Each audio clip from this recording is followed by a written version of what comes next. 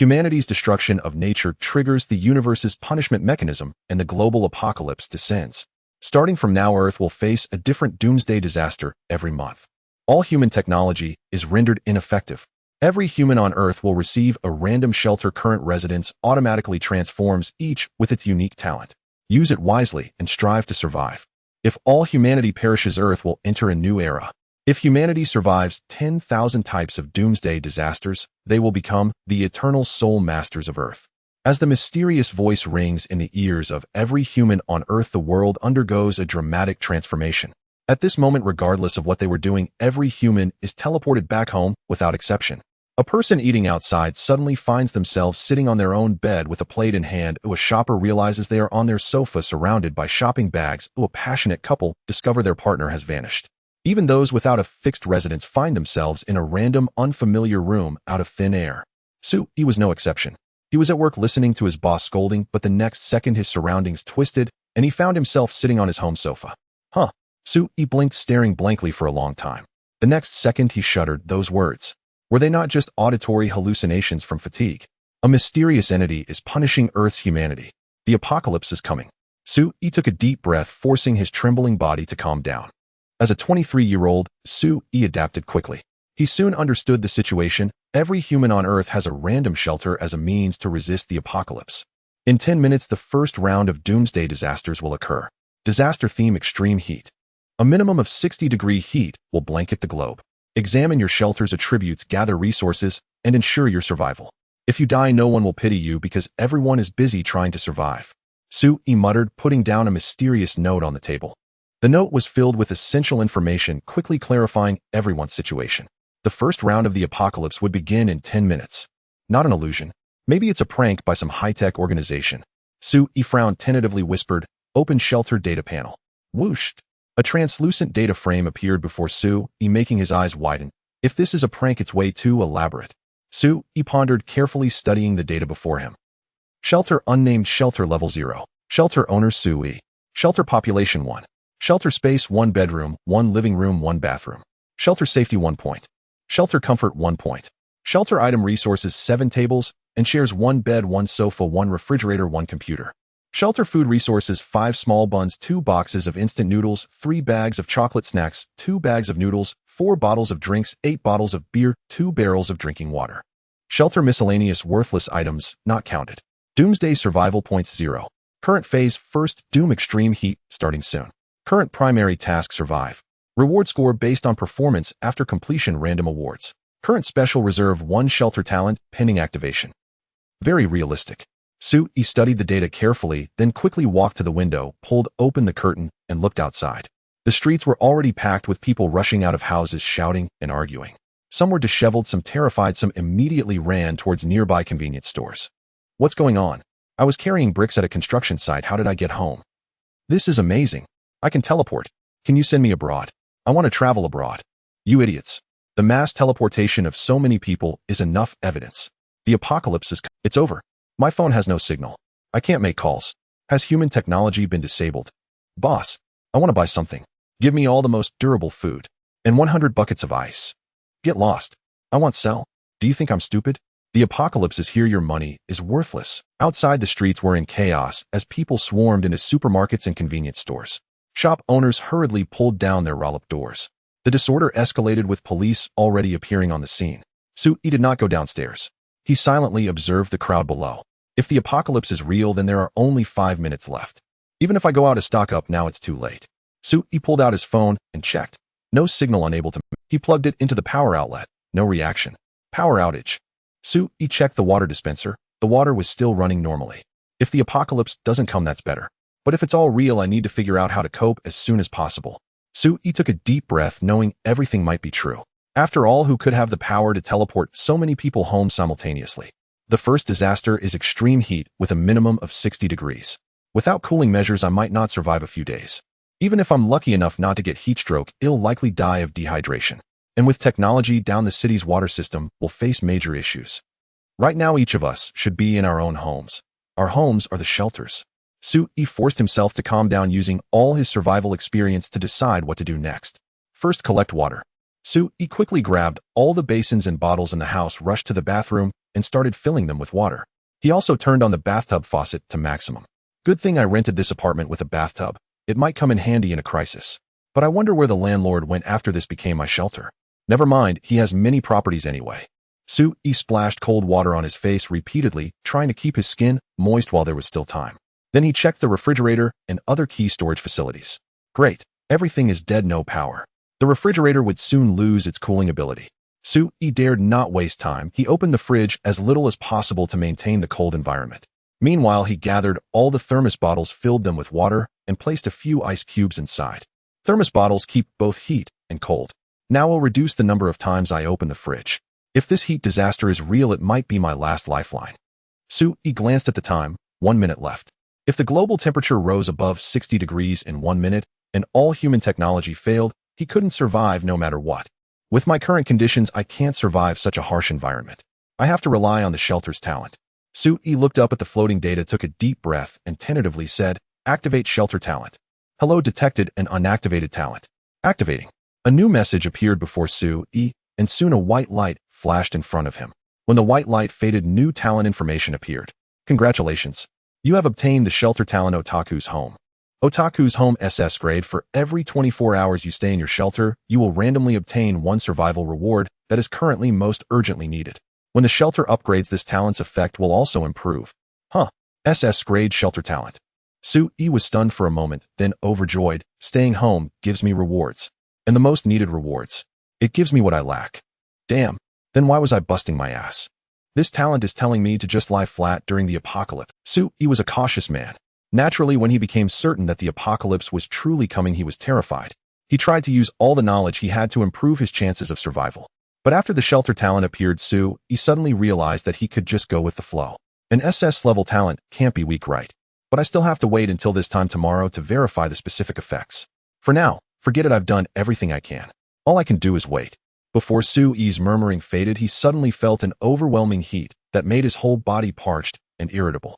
The scorching sensation came out of nowhere, instantly drying the surrounding air. The heat in the air kept rising, and Su-E felt as if the very air he breathed was burning. Su-E quickly turned his head and saw that the sky outside the window had turned a blazing red. The world was changing. Endless waves of hot air surged through the open window into the room. Instantly, the temperature inside the room became as scorching as an oven. Damn, I forgot to close the window. The first wave of the apocalypse has already started. Su-E's expression changed in alarm. He quickly rushed to the window, but as he reached out to pull the curtain, he accidentally touched the steel bars of the security window and burned himself. SSS. So hot. Is the Earth's temperature rising this fast? Su-E hesitated for a moment and happened to see the previously chaotic street erupt with piercing screams and pleas for help. So hot. I'm dying. What the hell is this weather? The apocalypse is real. The temperature is too high, honey, let's go home. Someone help me, my head is spinning, I think I have heat stroke, I thought. Many who hadn't made it back inside were sweating like rain in the heat, frantically searching for shelter. Above people's heads, the sun had swelled in size and was wantonly radiating endless heat. The crimson sky was as blinding as blood. Special reward? Su-E rubbed his chin, somewhat surprised. He hadn't expected to be the first in the entire, but by now no one could help these weaklings. Everyone was frantically running home or seeking shade in nearby. At this moment, humanity across the globe finally understood.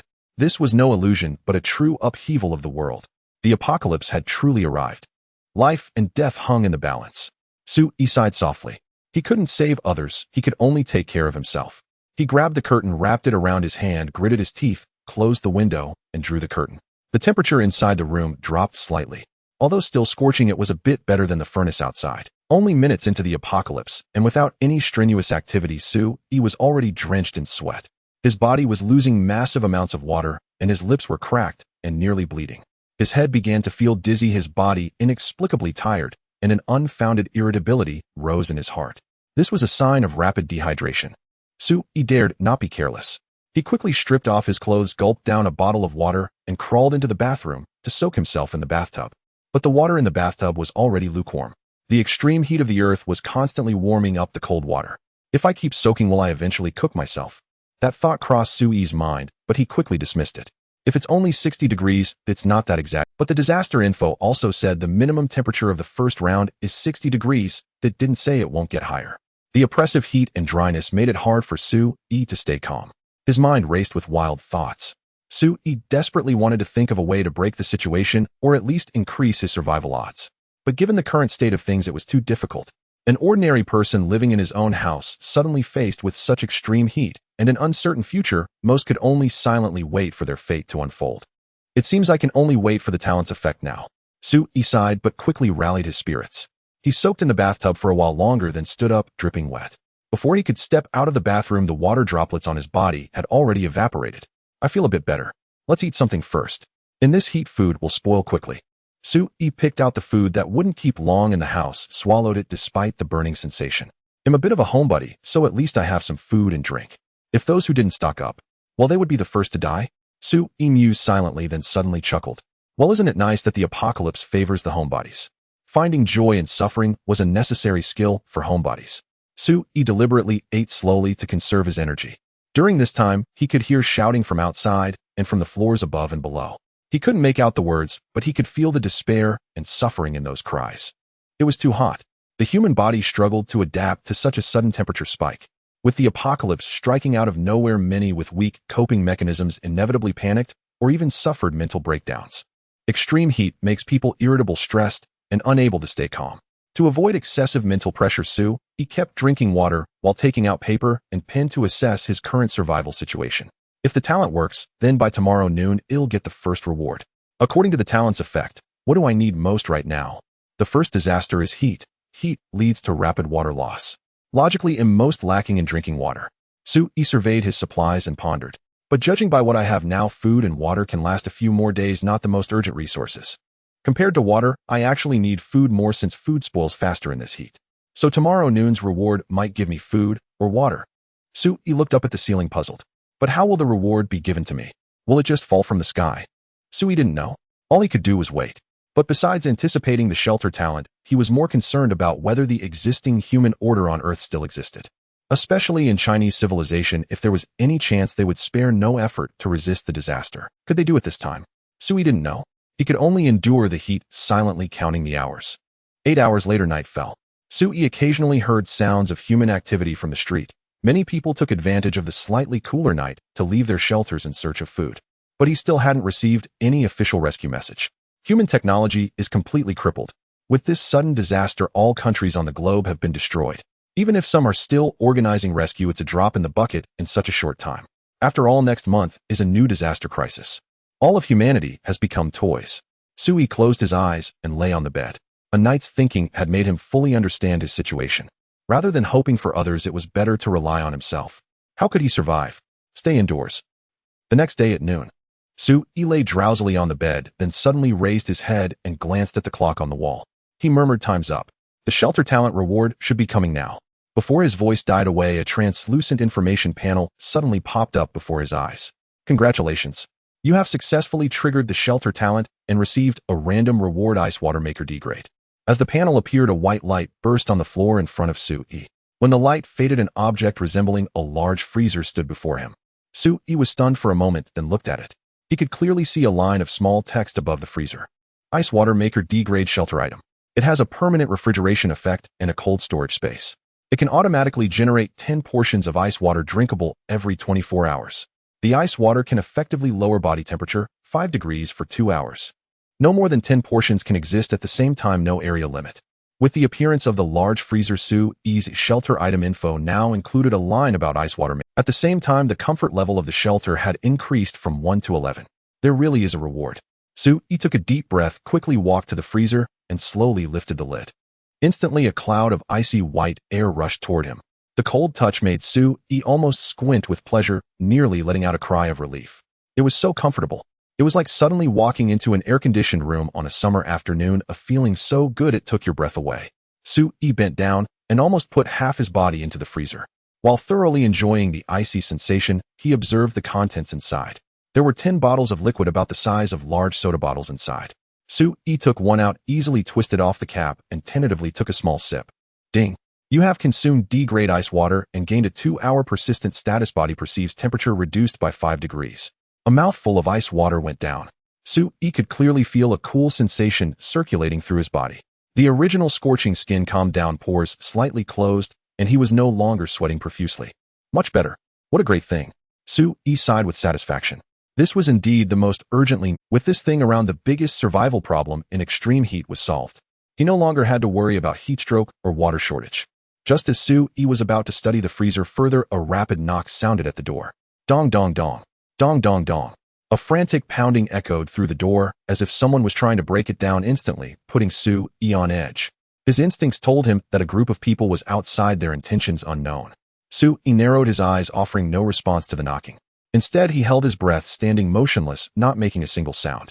Even though this was his first taste of the apocalypse, he understood the treacherous nature of the human heart in the face of a colossal disaster. Now, with the world in shambles and catastrophe rampant, how could he be sure those outside weren't villains? Opening the door was out of the question. Even asking a single question would be a foolish move. Is anyone there? Open up. We're your neighbors from upstairs. Open the door. A gruff male voice came from outside, sounding like a burly man, which only heightened Sue-yi's anxiety. He slowly crept towards the nearby cabinet where a set of kitchen knives lay, the most common self-defense weapons in an ordinary household. Damn, another empty place. Strange. According to that announcement, everyone should be home. There ought to be someone in this. Brotherly, don't wait. Maybe whoever's inside has already passed out from the heat. Not worth wasting time. What a pain. Probably another poor soul about to die. The group outside muttered inside. One of them gave the door a few vicious kicks to vent the frustration brought on by the scorching heat, then their voices gradually faded away. From start to finish, Sue-yi made not a single sound. Even after they had gone, Sue-yi remained still. He stood there in silence for a full half hour before carefully pulling out 2 knives, gripping them tightly, and continuing to stare at the door. 2 more hours later, Sue-yi took a small sip of ice water to replenish his strength. Then, tiptoeing to the door, he peered through the peephole. They were gone. They had truly left, with no one doubling back to check his residence. Who were they, oi? Were they going from door to door searching for survivors in this building? From their conversation, it sounded like they had already checked many rooms and had even seen some dead bodies. Sue-yi pondered, but with limited information, he couldn't analyze much. However, he was certain of one thing: his shelter talent was incredibly useful. With that assurance, Sue-yi felt no need to leave his home at all. By staying inside every day, he could easily survive the first month of the scorching apocalypse. Good thing I locked the door tight yesterday. If someone had broken in and found my freezer. He glanced back at his freezer, a sense of relief washing over him. One could never be too cautious. If this thing were discovered, who could say someone wouldn't be driven to evil? The world's order had collapsed. With no laws to protect people in the apocalypse, everyone had to rely on themselves and trust no one. To survive, I must be extremely careful. Sue-yi murmured to himself. He moved the tables and chairs from around the house to block the door, then dragged the refrigerator over as well. He took turns piling every conceivable household item against the entrance. His strategy was simple, a turtle's hell tactic. No matter the storm outside, he wasn't leaving. This way, even if someone tries to break in while I'm sleeping, they won't succeed.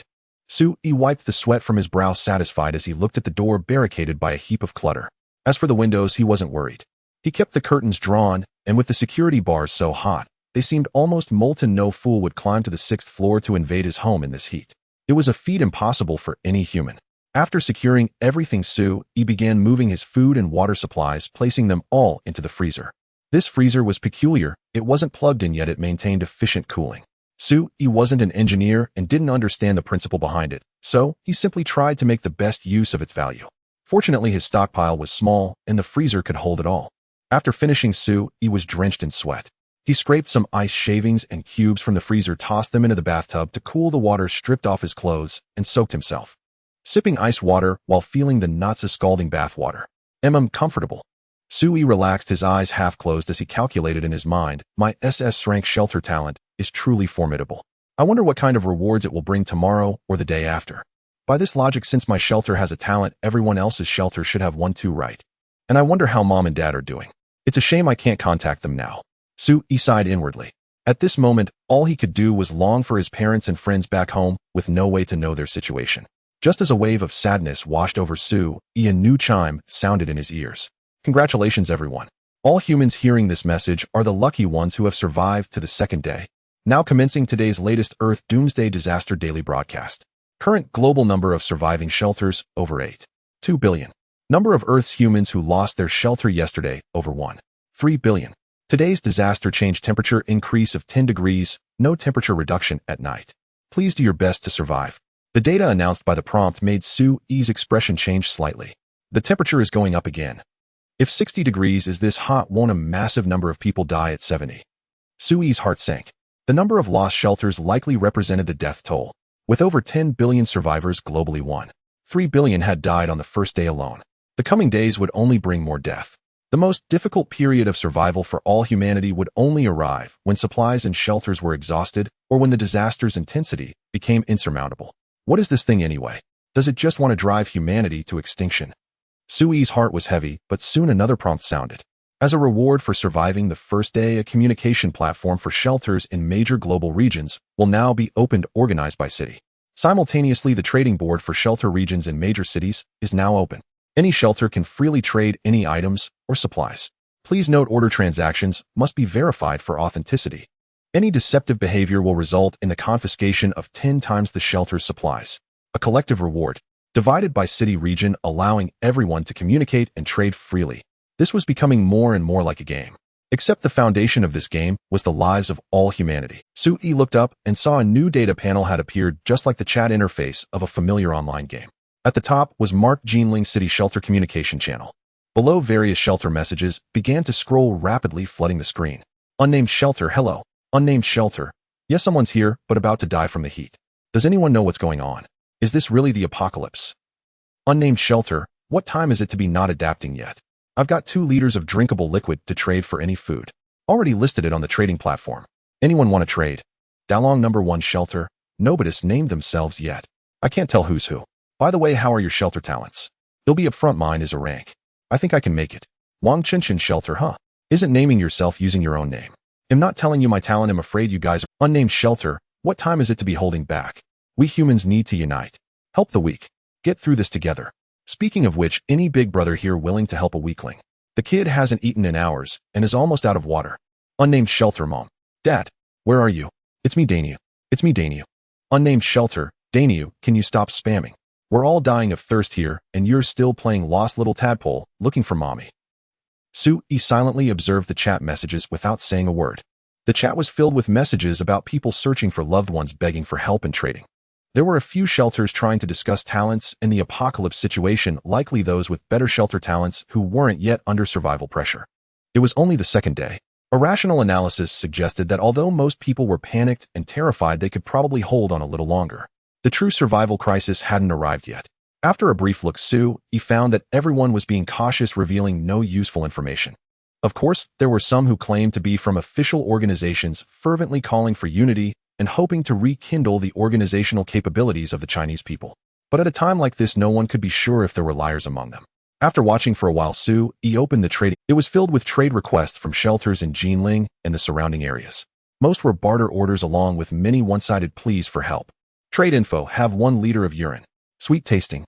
Trade for food. No poop. Trade info, 1 bottle of 2 yuan mineral water.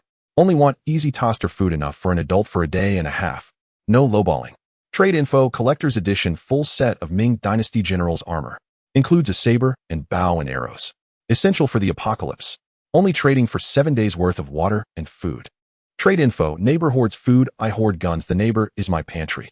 Have a crossbow set, comes with 20 iron bolts. Looking for 5 days worth of food and drink. The trading info was extensive and continuously growing.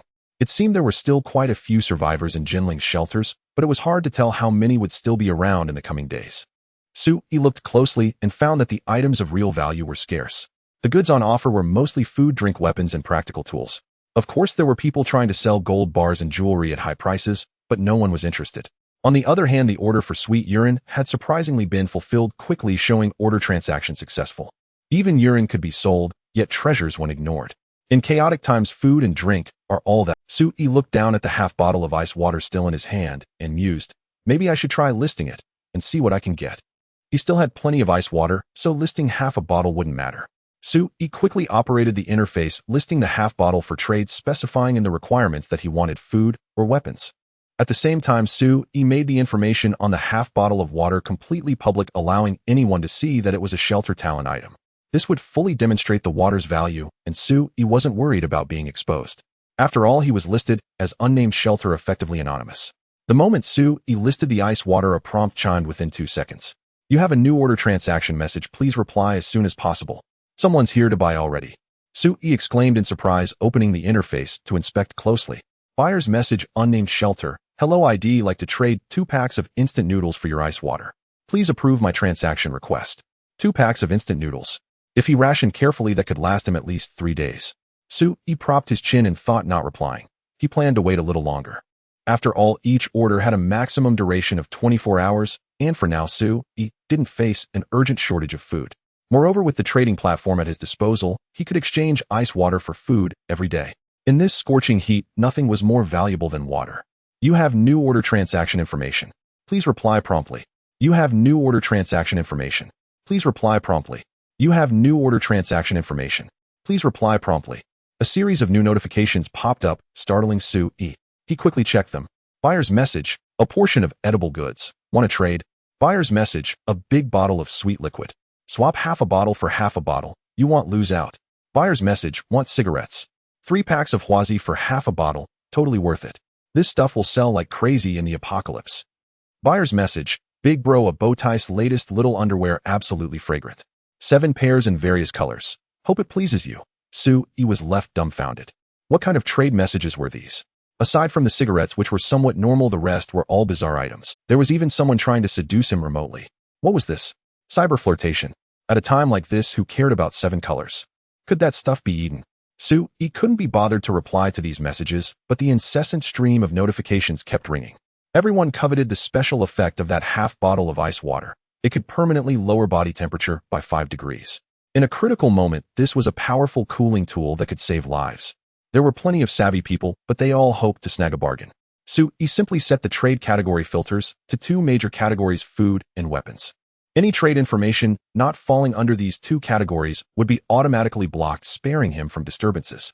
Once this was done, the harassing messages he received dropped sharply. About 2 hours later, amid a sea of normal trade offers, he spotted an item that caught his eye. Buyer's message, plant bread grade consumable. After consumption, it provides the basic nutrition needed for a day and replenishes a day's labor stamina, though hunger pangs remain. Buddy interested? 2 magical breads for your half bottle. You won't lose out. This message was intriguing. The buyer called his bread magical, and the message clearly indicated it was a special item, just like the ice water, a unique product of a shelter. Trading magical ice water for magical bread seemed like a fair deal. Each got what they needed. He quickly approved the transaction request and confirmed the trade details. Soon a notification chimed. Ding. Your order has been successfully traded. With the sound, the shelter interface added the plant bread item. He murmured to himself and opened his hand. 2 palm-sized loaves of bread appeared in his grasp. The bread was wheat-colored, exuding an enticing aroma that stirred his appetite. Above the bread, clear item information was displayed, matching exactly what the buyer had described. Without a second thought, he took a bite of one. Tastes good, sweet, and pleasant. He licked his lips with lingering satisfaction. This bread was truly fragrant, and its effects were superb. He wondered how much more this guy had. Wait.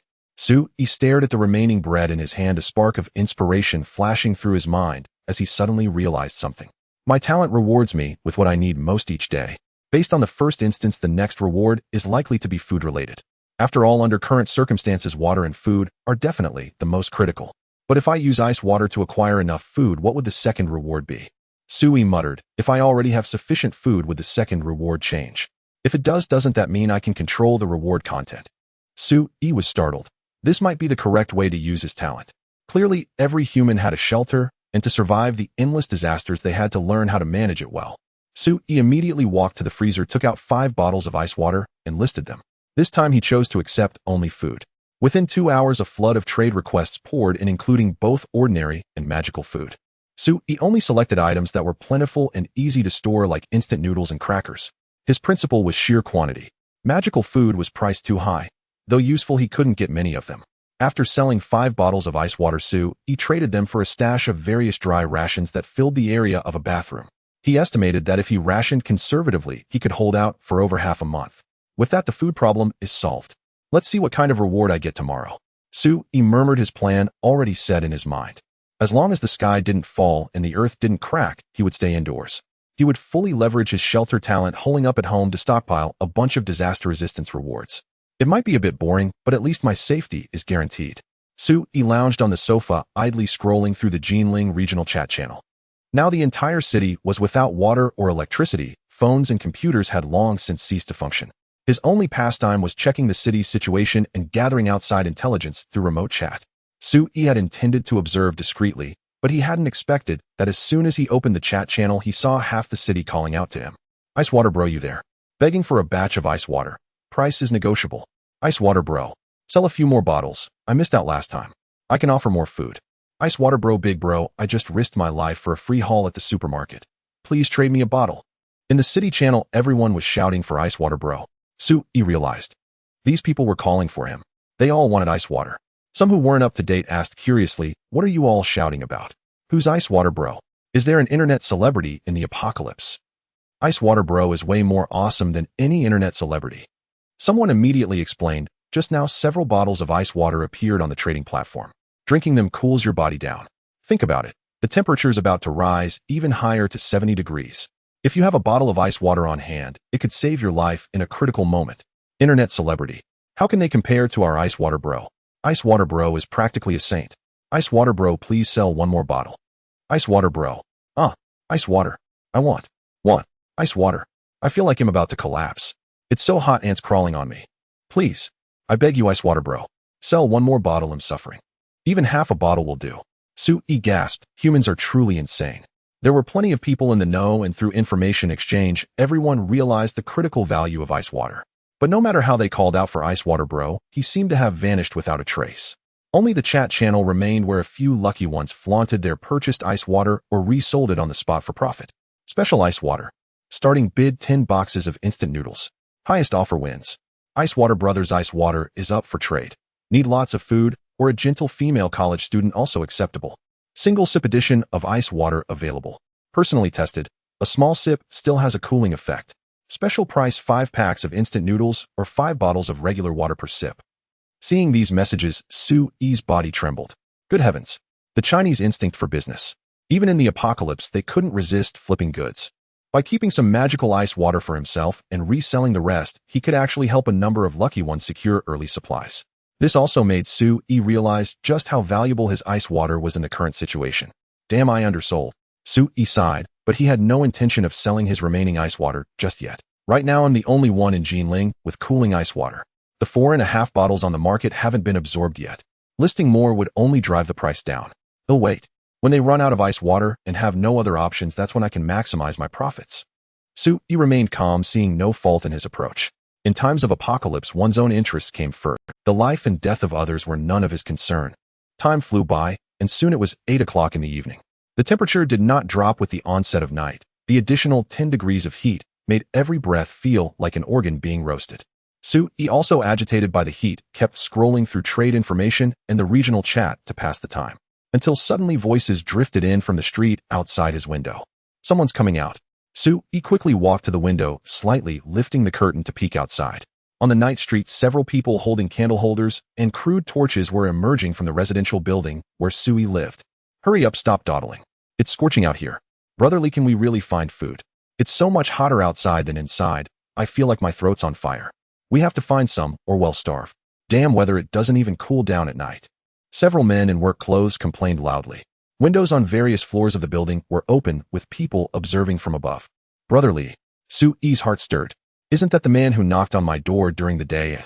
He recognized the group, but didn't know their origins or intentions. Sui was usually busy with work and had met few neighbors. I'm so thirsty. I remember there are several shops on this street. Let's go check them out. Did you bring the tools? I hope it's not another wasted trip like last night. Brotherly, we've got everything.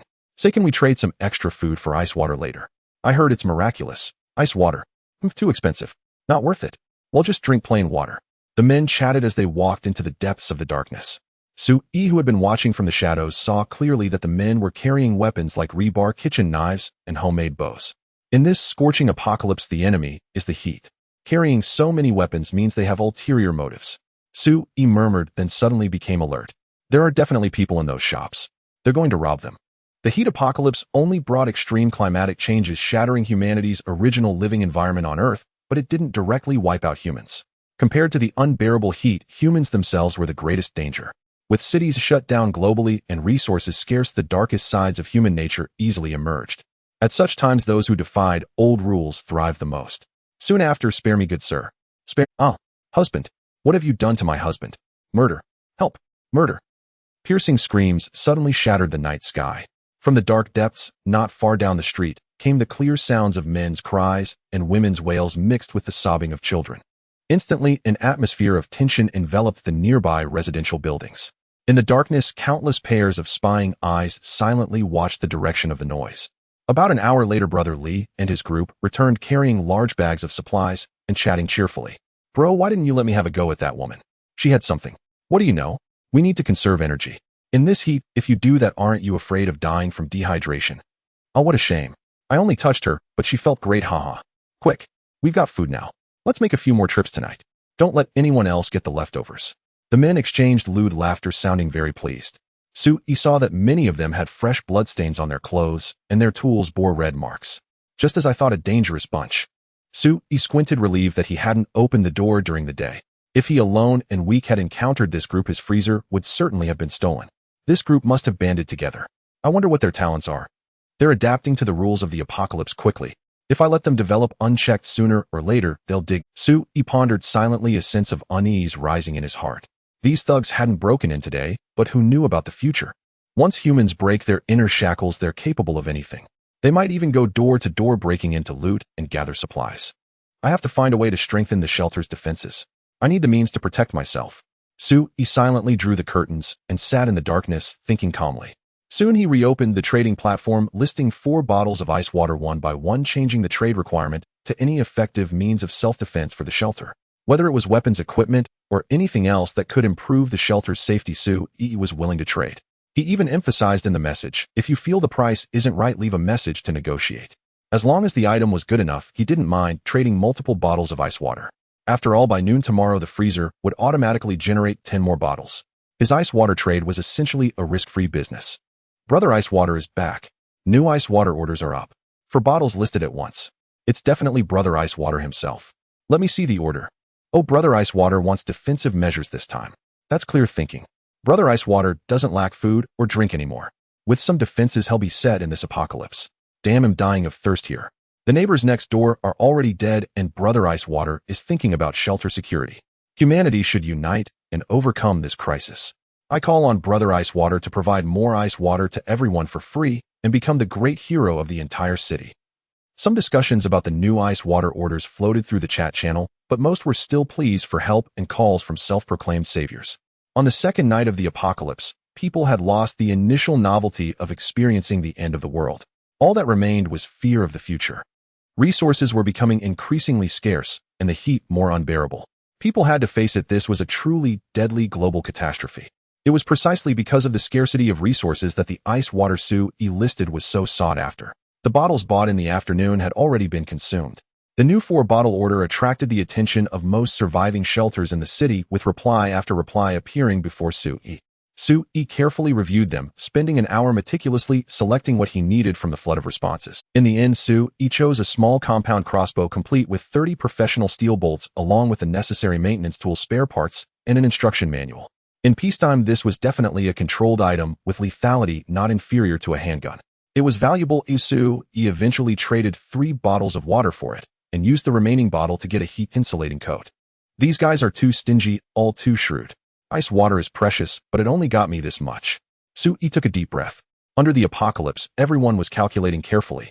Now that he had a weapon, Soo-ee felt a bit more secure.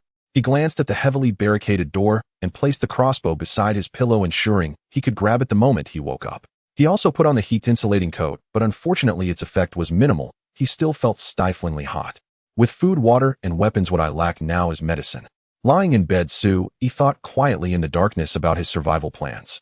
Tomorrow he'll try to trade the ice water for some medicine like Hwaseong Jingchi liquid. I wonder what tomorrow's reward will be. I've got the basics for survival covered now.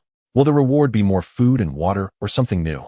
Lost in thought, Soo-ee gradually drifted off to sleep. Boom. Stay back. They'll call. Help. Someone help me. They're going to kill me. Suddenly, a woman's piercing screams from upstairs jolted Soo-ee awake. He quickly got out of bed, grabbed the crossbow, and looked warily at the door.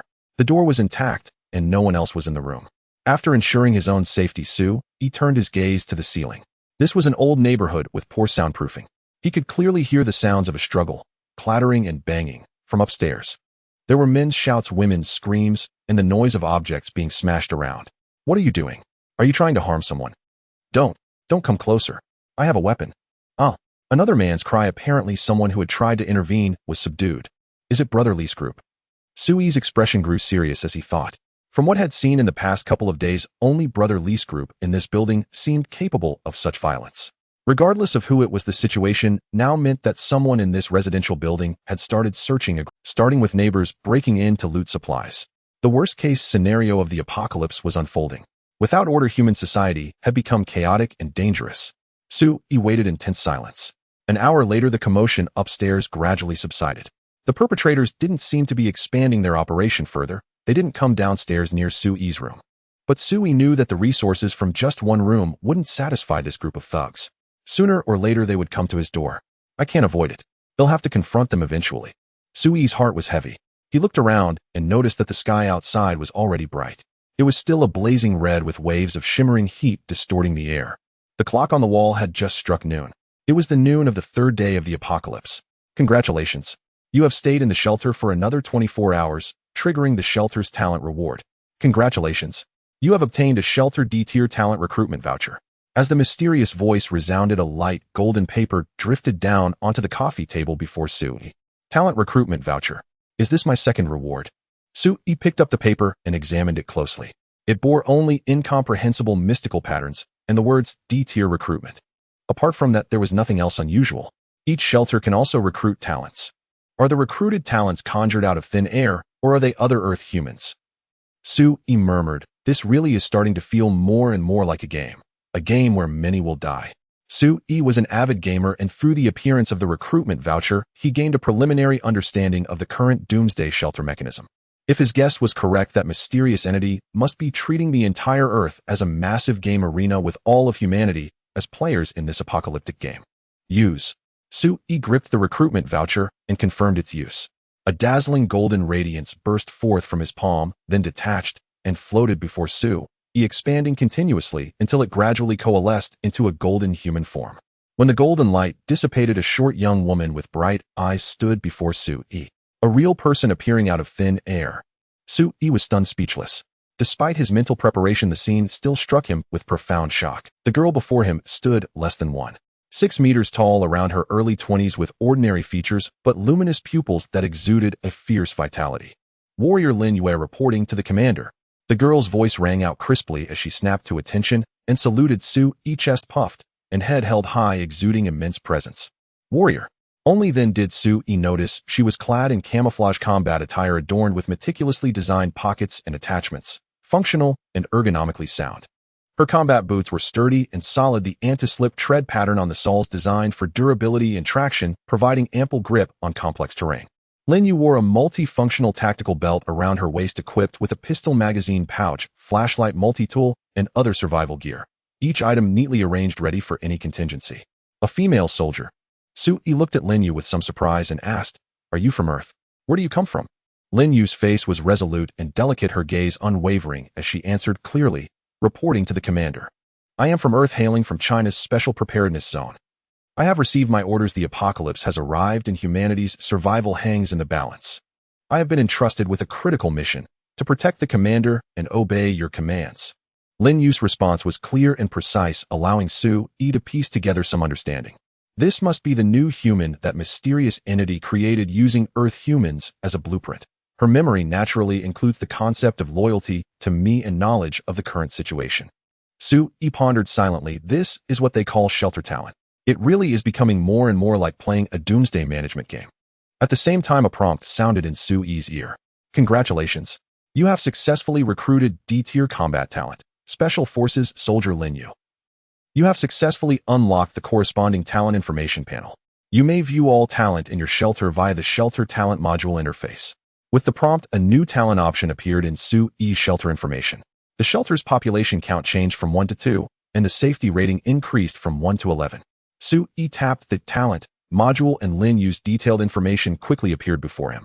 Talent data information: name Lin Yu. Age 22. Type soldier. Talent grade D tier. Physical strength 85. Neural reaction 83. Endurance 88. Mental fortitude 95. Self-healing and immunity 82. Talent trait loyalty. She is a loyal Chinese soldier who will never betray the shelter, no matter the difficulty. Talent Gift Soldier Fundamentals. She is proficient in all conventional combat skills of a modern soldier with a mastery level of proficiency in firearms and bladed weapons and excels in freeform combat, reconnaissance, wilderness survival, and other military capabilities.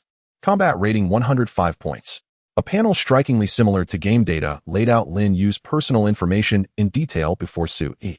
Lin Yu has a combat rating of 105. Is that high or low? Su-E pondered briefly but quickly concluded, either way she's definitely stronger than me. Su-E was just an ordinary office worker usually spending his free time playing games, reading novels, and given his physical condition, he stood no chance against a professional soldier, even a female one. Commander, what do you need me to do now? Lin Yu looked at Su-E with gleaming eyes and asked in a clear voice. Lin Yu's face was resolute and delicate. Her skin, tanned from long hours of outdoor training, was slightly dark. Her short hair was neatly tucked under her helmet, not a strand out of place. Her nose was high and straight, her lips tightly pressed together, as if no difficulty or challenge could shake her resolve. She was a female warrior who exuded a sense of security, and even though Su-E was a man, he couldn't deny it.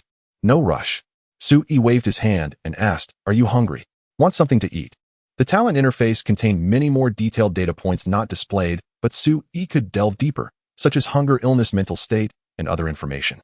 Clearly, shelter talents also needed to eat, could fall ill, and might even develop psychological issues under the immense pressure of the apocalypse. "I'm not hungry." Lin Yu shook her head, her voice calm. "Commander, our situation is dire. Our material reserves are severely insufficient, and I cannot waste food. In non-combat situations, I can manage with one meal every 3 days, each meal half the portion of an adult man. 1 meal in 3 days. Gasp. Truly a Chinese soldier. Such endurance and perseverance were almost superhuman. Su-E gave a thumbs up, but before he could speak, a new mysterious prompt sounded in his ear. Now issuing citywide area announcement. A shelter has acquired talent. The Shelter Exploration Mission module is now activated. All shelters may dispatch talents to undertake exploration missions and obtain more survival supplies. Additionally, the following rankings are now open in this area: Shelter Level Ranking, Shelter Talent Ranking, and Shelter Exploration Mission Ranking. When this round of the apocalypse ends, additional survival rewards will be distributed based on ranking positions. This announcement was broadcast citywide. Instantly, the entire city erupted. The once lifeless chat channel stirred into a massive uproar. Untitled Shelter, what the hell? Exploration missions. Rankings. Why does this apocalypse reek of a pay-to-win online game? Untitled Shelter, we're half dead here, and the mysterious entity is just watching us play games. Damn it, I'm dying of thirst. Imdenyoa, which big brother recruited a talent? Are they strong? Can they help me contact my parents? Wang Qinshan, I checked the rankings. The talent ranking only has one entry, from Untitled Shelter. Too bad we can't private message that big brother. Jinling, Human Self-Rescue Association, calling on this big brother to step forward. Join the Human Self-Rescue Association and contribute your strength to the disaster victims of the entire city. The chat channel was boiling over with everyone discussing this matter. Some speculated this person was Ice Water Bro, some stepped forward pretending to be the mysterious top-ranked player, while others were intensely discussing the exploration mission module. After observing silently for a while, Su-E closed the chat interface and opened the 3 rankings for a look. The shelter level ranking was a jumble, all showing level 0 shelters. Su-E saw his own rank displayed as 35164th. The shelter talent ranking was much cleaner, with only Su-E in the top position, meaning he was the first in the entire city to recruit a shelter talent.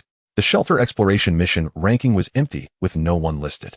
Su-E closed the rankings and opened the newly appeared exploration module in his shelter. Current exploration quest daily auto refresh. 1. Supply collection. A rank exploration quest takes 8 hours. Random supplies can be obtained. Our rewards depend on talent rating, talent level, and quest rank. Requires dispatching 1 shelter talent. 2. Material collection. Drank exploration quest takes 12 hours. Random materials for upgrading the shelter can be obtained. Our rewards depend on talent rating, talent level, and quest rank. Requires dispatching a shelter talent of at least rank. 3. Medicine collection. Drank exploration quest takes 12 hours. Random medicines can be obtained. Our rewards depend on talent rating, talent level, and quest rank. Requires dispatching 1 shelter talent. There were only 3 exploration quests, each with different contents, but all required sending out a shelter talent.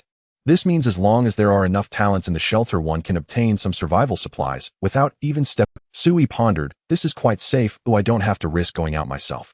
Even if I run low on food and drink, I can send someone out to scavenge. The appearance of exploration quests was a tremendous help to Su-E. Due to the peculiar nature of his shelter talent, he had to remain inside the shelter for extended periods, inherently unable to venture out and collect supplies like others. Although this was very safe, it also meant losing a channel for obtaining resources. But with talents, Sue-E could stay home while sending them out to explore, simultaneously reaping talent rewards and exploration gains. Double the harvest means more supplies. Sue-E made an immediate decision, determined to try out this exploration quest module. The question was, which of the 3 quests should he choose? All 3 offered rewards he needed, but unfortunately, he only had Linyu available. Let's try the 8th hour one first, a shorter time, quicker results. Sue-E quickly decided, reluctant to let Linyu explore for too long. After all, the perpetrators were still in this building, who knew when they might discover his room. Sue-E selected the quest, and Linyu instantly responded, "Commander, I have received the mission and guarantee its completion." Linyu snapped a salute and turned to leave, but Sue-E called her back. "Wait." Sue-E glanced at the crossbow in his hand, hesitated, then handed the kitchen knives to Linyu. "Take a look, see if there's any weapon you can use. Also this heat-insulating jacket, see if it's useful. Bring some food and 2 bottles of ice water. It's scorching outside, don't get heat stroke." Sue-E wanted to give Linyu the crossbow to enhance her safety outside, but he also feared a break-in by the thugs and had to prioritize his own security. "Thank you, Commander." Linyu took the jacket, picked 2 fruit knives as backups, and patted her holster, smiling brightly. "Commander, don't worry. I'm very capable." He almost forgot. This woman came armed with a gun. "Enough bullets?" Sue-E asked. Linyu nodded. "Plenty. A machine pistol, 20-round magazine, with 3 magazines. 60 bullets. That was indeed enough." Sue-E nodded in satisfaction. "Go on, be careful out there. Don't force the supplies." "Yes, Commander." Linyu turned, energetically walked to the door, then stopped. "Commander, this door." Linyu looked back, pointing at the pile of debris blocking the entrance. "Oh, I forgot. We used it to barricade the door earlier." Sue-E patted his head awkwardly. "You know I'm not good at fighting. I did this to ensure my safety." "Smart move, Commander. Very wise." Linyu smiled and helped him clear the doorway. Before leaving, she busied herself at the door for a while. "Commander, I've set up simple defensive traps and an early warning system. If you hear any noise outside, stay alert and wait for me to return and assist." With that, Linyu swiftly descended the stairs, stepping into the rolling heat outside. As soon as she left, Sue-E shut the door without a word and moved the debris back to block it. After all that back and forth, Sue-E was drenched in sweat, his head spinning from the heat, his body swaying. He couldn't care about anything else. Grabbing the crossbow, he rushed to the bathroom, used half a bottle of ice water to cool his head, gulped down the other half, then stripped and climbed into the bathtub. Only then did Sue-E feel his heatstroke symptoms slightly ease. This weather is indeed too hot. You can die from the heat, even indoors. I wonder what it's like outside. I hope Linyu is okay. She's my only shelter talent right now. I used up all the ice water yesterday. The freezer refreshed with 10 bottles. I gave 2 to Linyu, used 1 myself, so there are 7 left. Should I trade these 7 bottles for something good? Lying in the tub, Sue-E opened the shelter's city trading platform. Browsing through it, he noticed more peculiar items than yesterday. Mostly food and water, but priced exorbitantly. It seems my shelter talent isn't the only useful one. Others' talents are probably just as good. Sue-E thought to himself, finding nothing particularly worth buying. But considering the value of ice water might keep depreciating as more good items appeared, he still spent 3 bottles to buy some long-lasting food. With 4 bottles left, Sue-E decided to hold off for now and check again at night. The afternoon was tedious. To kill time, Sue-E dug out all the comic books at home and reread them over and over. Around 5 in the afternoon, the sounds of smashing and cursing suddenly came from upstairs again. This time, Sue-E was more accustomed to it and not as panicked. He just listened for a while, then checked every corner of the house to ensure all coverings were secure. Those thugs upstairs must have harmed so many people. I wonder when it'll be my turn. Sue-E murmured to himself, no matter what, this is a threat. For safety, I need to find a way to deal with them as soon as possible. Should he send Linyu with her gun to kill them? Not ideal. Though she was a soldier, she was outnumbered. If something went wrong, Sue-E's loss would be immense. The main issue is I don't know their shelter talents. I've seen people in the chat channel unlock combat type talent. If one of those thugs upstairs has a combat talent, even a soldier like Linyu might not be a match. He'll endure a bit longer. Sue-E took a deep breath, deciding to keep a low profile.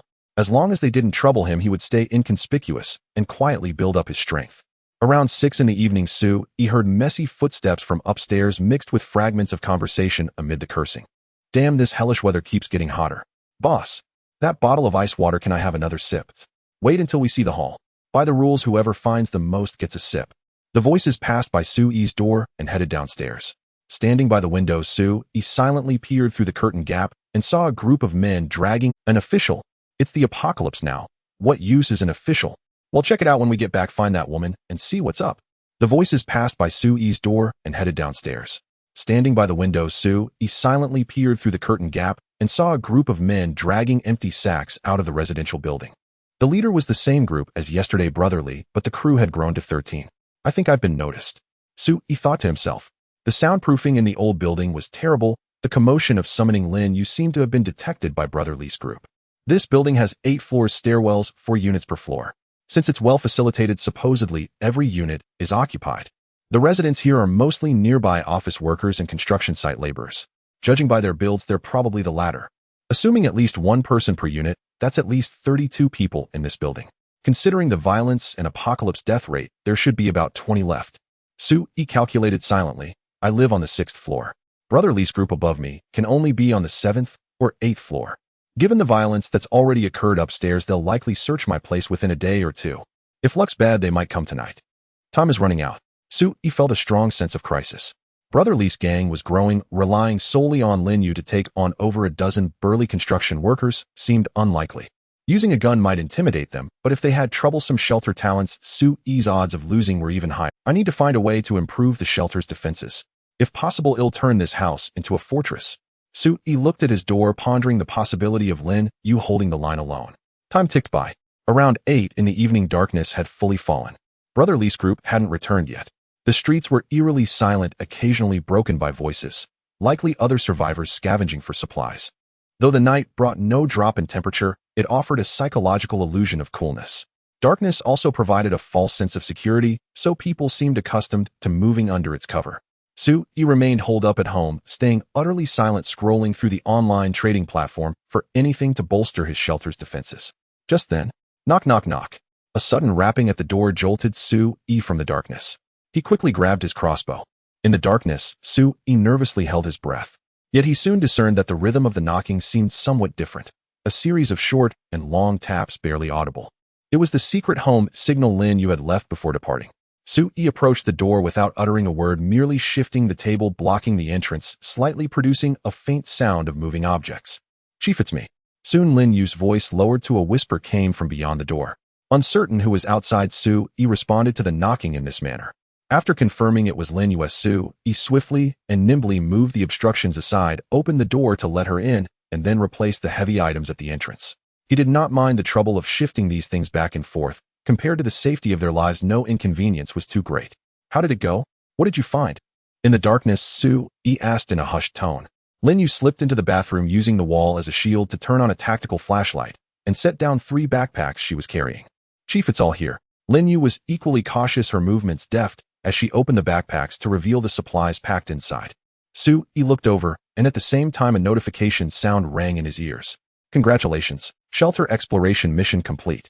The explorer has brought back the following supplies: 20 packs of biscuits, 35 boxes of chocolate, 6 large bags of candy, 3 small rolls of toilet paper, 3 boxes of painkillers, 2 boxes of cold medicine, 8 boxes of huoxiang, jingqi water, 20 cans of assorted fruits and vegetables, 20 bags of dried nuts. Rating for this exploration mission: excellent. Your shelter has earned 10 survival points. Your shelter has unlocked the survival points store. You can use survival points to purchase apocalypse items or enhance personnel attributes." Survival points. Su-Yi raised an eyebrow. He recalled that the shelter data indeed included such a feature, but he had not realized survival points were so useful. According to the description, the more survival points one had, the faster the shelter could grow stronger. Currently, the only stable way to earn survival points seemed to be through exploration missions. "Well done." Su-Yi patted Lin Yu on the shoulder and instructed, "Turn off the light. Pick some items to store in the freezer, then we'll have dinner." "All right, Chief, but I'm not hungry yet." "Eat, even if you're not. You need to replenish your energy."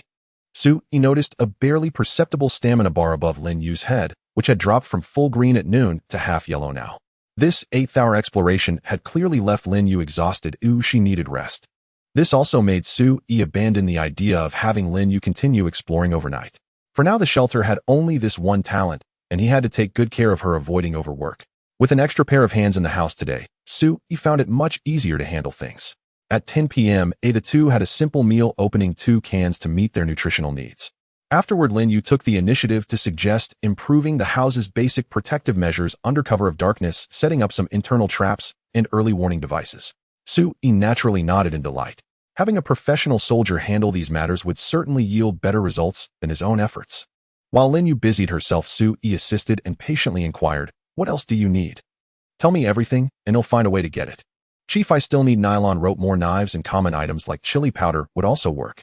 Aware of the shelter's current state, Lin Yu did not make excessive demands for supplies. "I understand. He'll procure these items." Su-Yi nodded, opened the trading platform, and directly searched for the corresponding items. Since the platform's inception, people across the city lacking supplies had put almost anything up for trade, even used sanitary pads. Almost all common items were available, and what Lin Yu needed was no exception. Su-Yi traded a small amount of non-perishable food and a bottle of ice water to purchase the items she requested. Just as Su-Yi was about to close the platform after completing his purchase, an order caught his eye. "Police equipment available for trade in exchange for food and water. Interested parties please reply." Police equipment. The seller must be inside a police station. Su-Yi quickly sent a trade request in the order, adding a note. "Am ice water, brother. I have 3 more bottles. Do you have pistols and bullets? Grenades, or the like would also work." The seller responded promptly with a rejection, but included a note. "Hello, ice water brother. We need large quantities of food and water. Your ice water is indeed valuable, but 3 bottles can only exchange for 1 Type 54 pistol. I can include 10 rounds of ammunition, enough for self-defense in the near future while you await rescue." Await rescue. It seemed the seller was from an official source, still determined to save the city. This was typical of the Chinese spirit. Heroes always step forward in times of disaster. Su-Yi pondered. He understood that the rejection was not a true refusal, but a means to facilitate private chat between shelters, ensuring thorough communication with the buyer. 1 pistol and 10 bullets don't seem like much help. Su-Yi calculated inwardly. Given his mindset, he probably doesn't want to part with too many weapons, likely concerned about post-disaster weapon recovery and social impact. "If that's the case, I could skip the pistol and go for more bullets instead." He turned and lowered his voice to ask Lin Yu, who was working nearby. "Lin Yu, what caliber are your bullets?" "CZ-75 submachine pistol. The magazine has been modified to hold 20 rounds. The ammunition is 9 by 19 mm pistol cartridges." Lin Yu replied without turning around. Su-Yi, unfamiliar with military knowledge, noted the details and responded to the seller, 3 bottles of ice water for 100 rounds of 9 by 19 mm pistol ammunition. "You have a submachine pistol." The seller quickly caught on and replied with surprise, "Ice water brother, who to possess a firearm in China, are you a colleague of mine? I cannot give you that many bullets without knowing your identity. At most I can offer 20 rounds. Add 10 packs of biscuits, 100 rounds." Su-Yi did not directly answer the question, but simply raised the offer, making the seller even more uncertain of his identity. "Are you one of us? Fine, 50 rounds. That's my final offer. Add 1 box of painkillers, 1 box of cold medicine, and 1 box of Huaxiang Jingqi water, 100 rounds. The terms Su-Yi offered nearly moved the seller. While food shortages might be temporarily bearable, medicine was truly precious. In the current heat, if there was no pharmacy nearby, or if the pharmacy was closed, obtaining such medications was extremely difficult. These drugs were invaluable in the present environment, especially painkillers and Huaxiang Jingqi water. They were lifesavers. "Congratulations. You have successfully completed a trade order."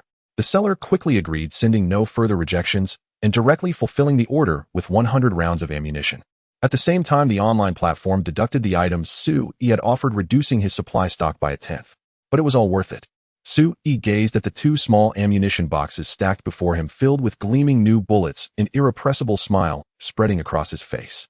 "Lin Yu, did you use any bullets today? How many do you have left?" "Chief, I've been conserving. I didn't use the gun today, so I still have 60 rounds. Here, take these 100. Don't hesitate to fire when it's critical." Su-Yi handed the ammunition box to Lin Yu, smiling. "Too bad I couldn't get extra magazines. They'll try to buy more next time." "Thank you, Chief." Lin Yu's eyes lit up as she eagerly took the bullets. She understood well that their lives now depended almost entirely on this pistol and its ammunition.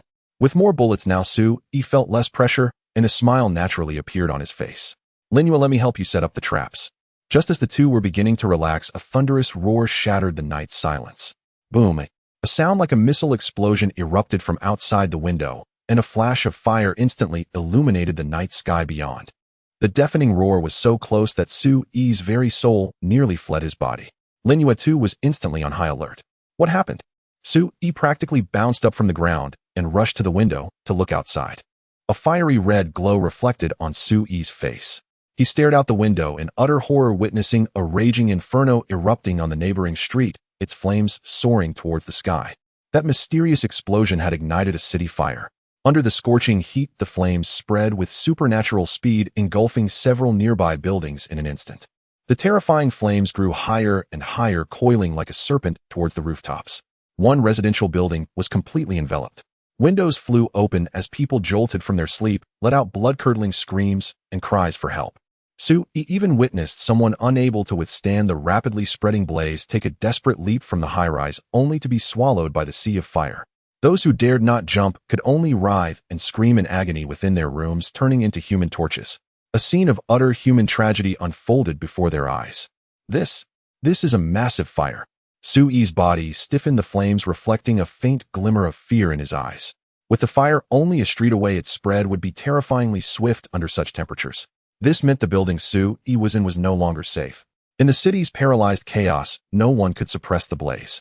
It would take only hours for the fire to reach Sui's building and days to engulf half the city. The entire city of Jinling might be destroyed in this sudden inferno.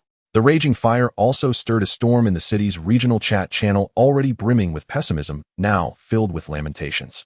It's over. I'm done for. The fire is right next to me. It's about to reach me. Save me. Someone please. I'm in the fire. I'm close. I think it was a gas pipeline leak that caused the explosion. I reckon we're all doomed. Who's left to put out a fire now? Brother Ice Water. Calling Brother Ice Water. Our city needs a hero to step up. Give it a rest. You expect Ice Water to put out this inferno with his little bottles of water. Are you still dreaming? The entire city chat channel was plunged into panic, every message dripping with despair. Sui's expression was grim. He knew this was a crisis nearly impossible to reverse. Chief, we need to get out of here and fast. Lin Yu came to stand beside Sui. Her gaze was heavy as she looked ahead, her voice low. This fire will destroy the city. It will reach us within 2 hours. We don't have much time. Our only option is to leave. Sui clenched his fists, his eyes complex. This was the apocalypse. Where could he run? If the shelter was destroyed, would his talent still work? Without his talent, how would he survive? Even if he took enough supplies, and the capable Lin Yu, how long could they last? Survive the first apocalypse, and there would be a second, a third. Sui had too many concerns, but he knew Lin Yu was right. If he didn't prepare now, he wouldn't be able to escape. Lin Yu stared at the fire before her, suddenly murmuring in confusion, it seems to have stopped spreading. What a... Sui's spirits lifted. He quickly looked up and focused, observing carefully. The fire had indeed stopped. 20 minutes later, Sui was completely certain. The fire had not spread any further, remaining confined to 2 residential buildings and their immediate surroundings. The affected area was about 800 meters in diameter. Buildings outside the fire's edge were completely The air was thick with rolling heat waves. The temperature within the blaze ranged from 600 to 2,000 degrees Celsius, yet this extreme heat did not affect its surroundings in the slightest. Even the nearby greenery remained unignited. Strange. Why is that? Sui murmured, his brow furrowed. He wasn't the only one baffled. People in the city's chat channel had also noticed and were discussing it animatedly. Some lucky ones close to the fire, finding themselves safe, decided not to flee. Instead, they began to narrate the disaster live for the city survivors. Some watched with morbid curiosity, while others were still shaken. But none could tear their eyes away from the survivors perishing in the flames. Half an hour later, no more screams came from the fire-engulfed buildings. The last survivor had perished At midnight, the roaring flames abruptly died down, completely extinguishing in less than 10 minutes, leaving behind only a few ruined buildings spewing thick black smoke. This fire started strangely and ended strangely. Sui had been watching the whole time, but even as the flames died, he couldn't understand it.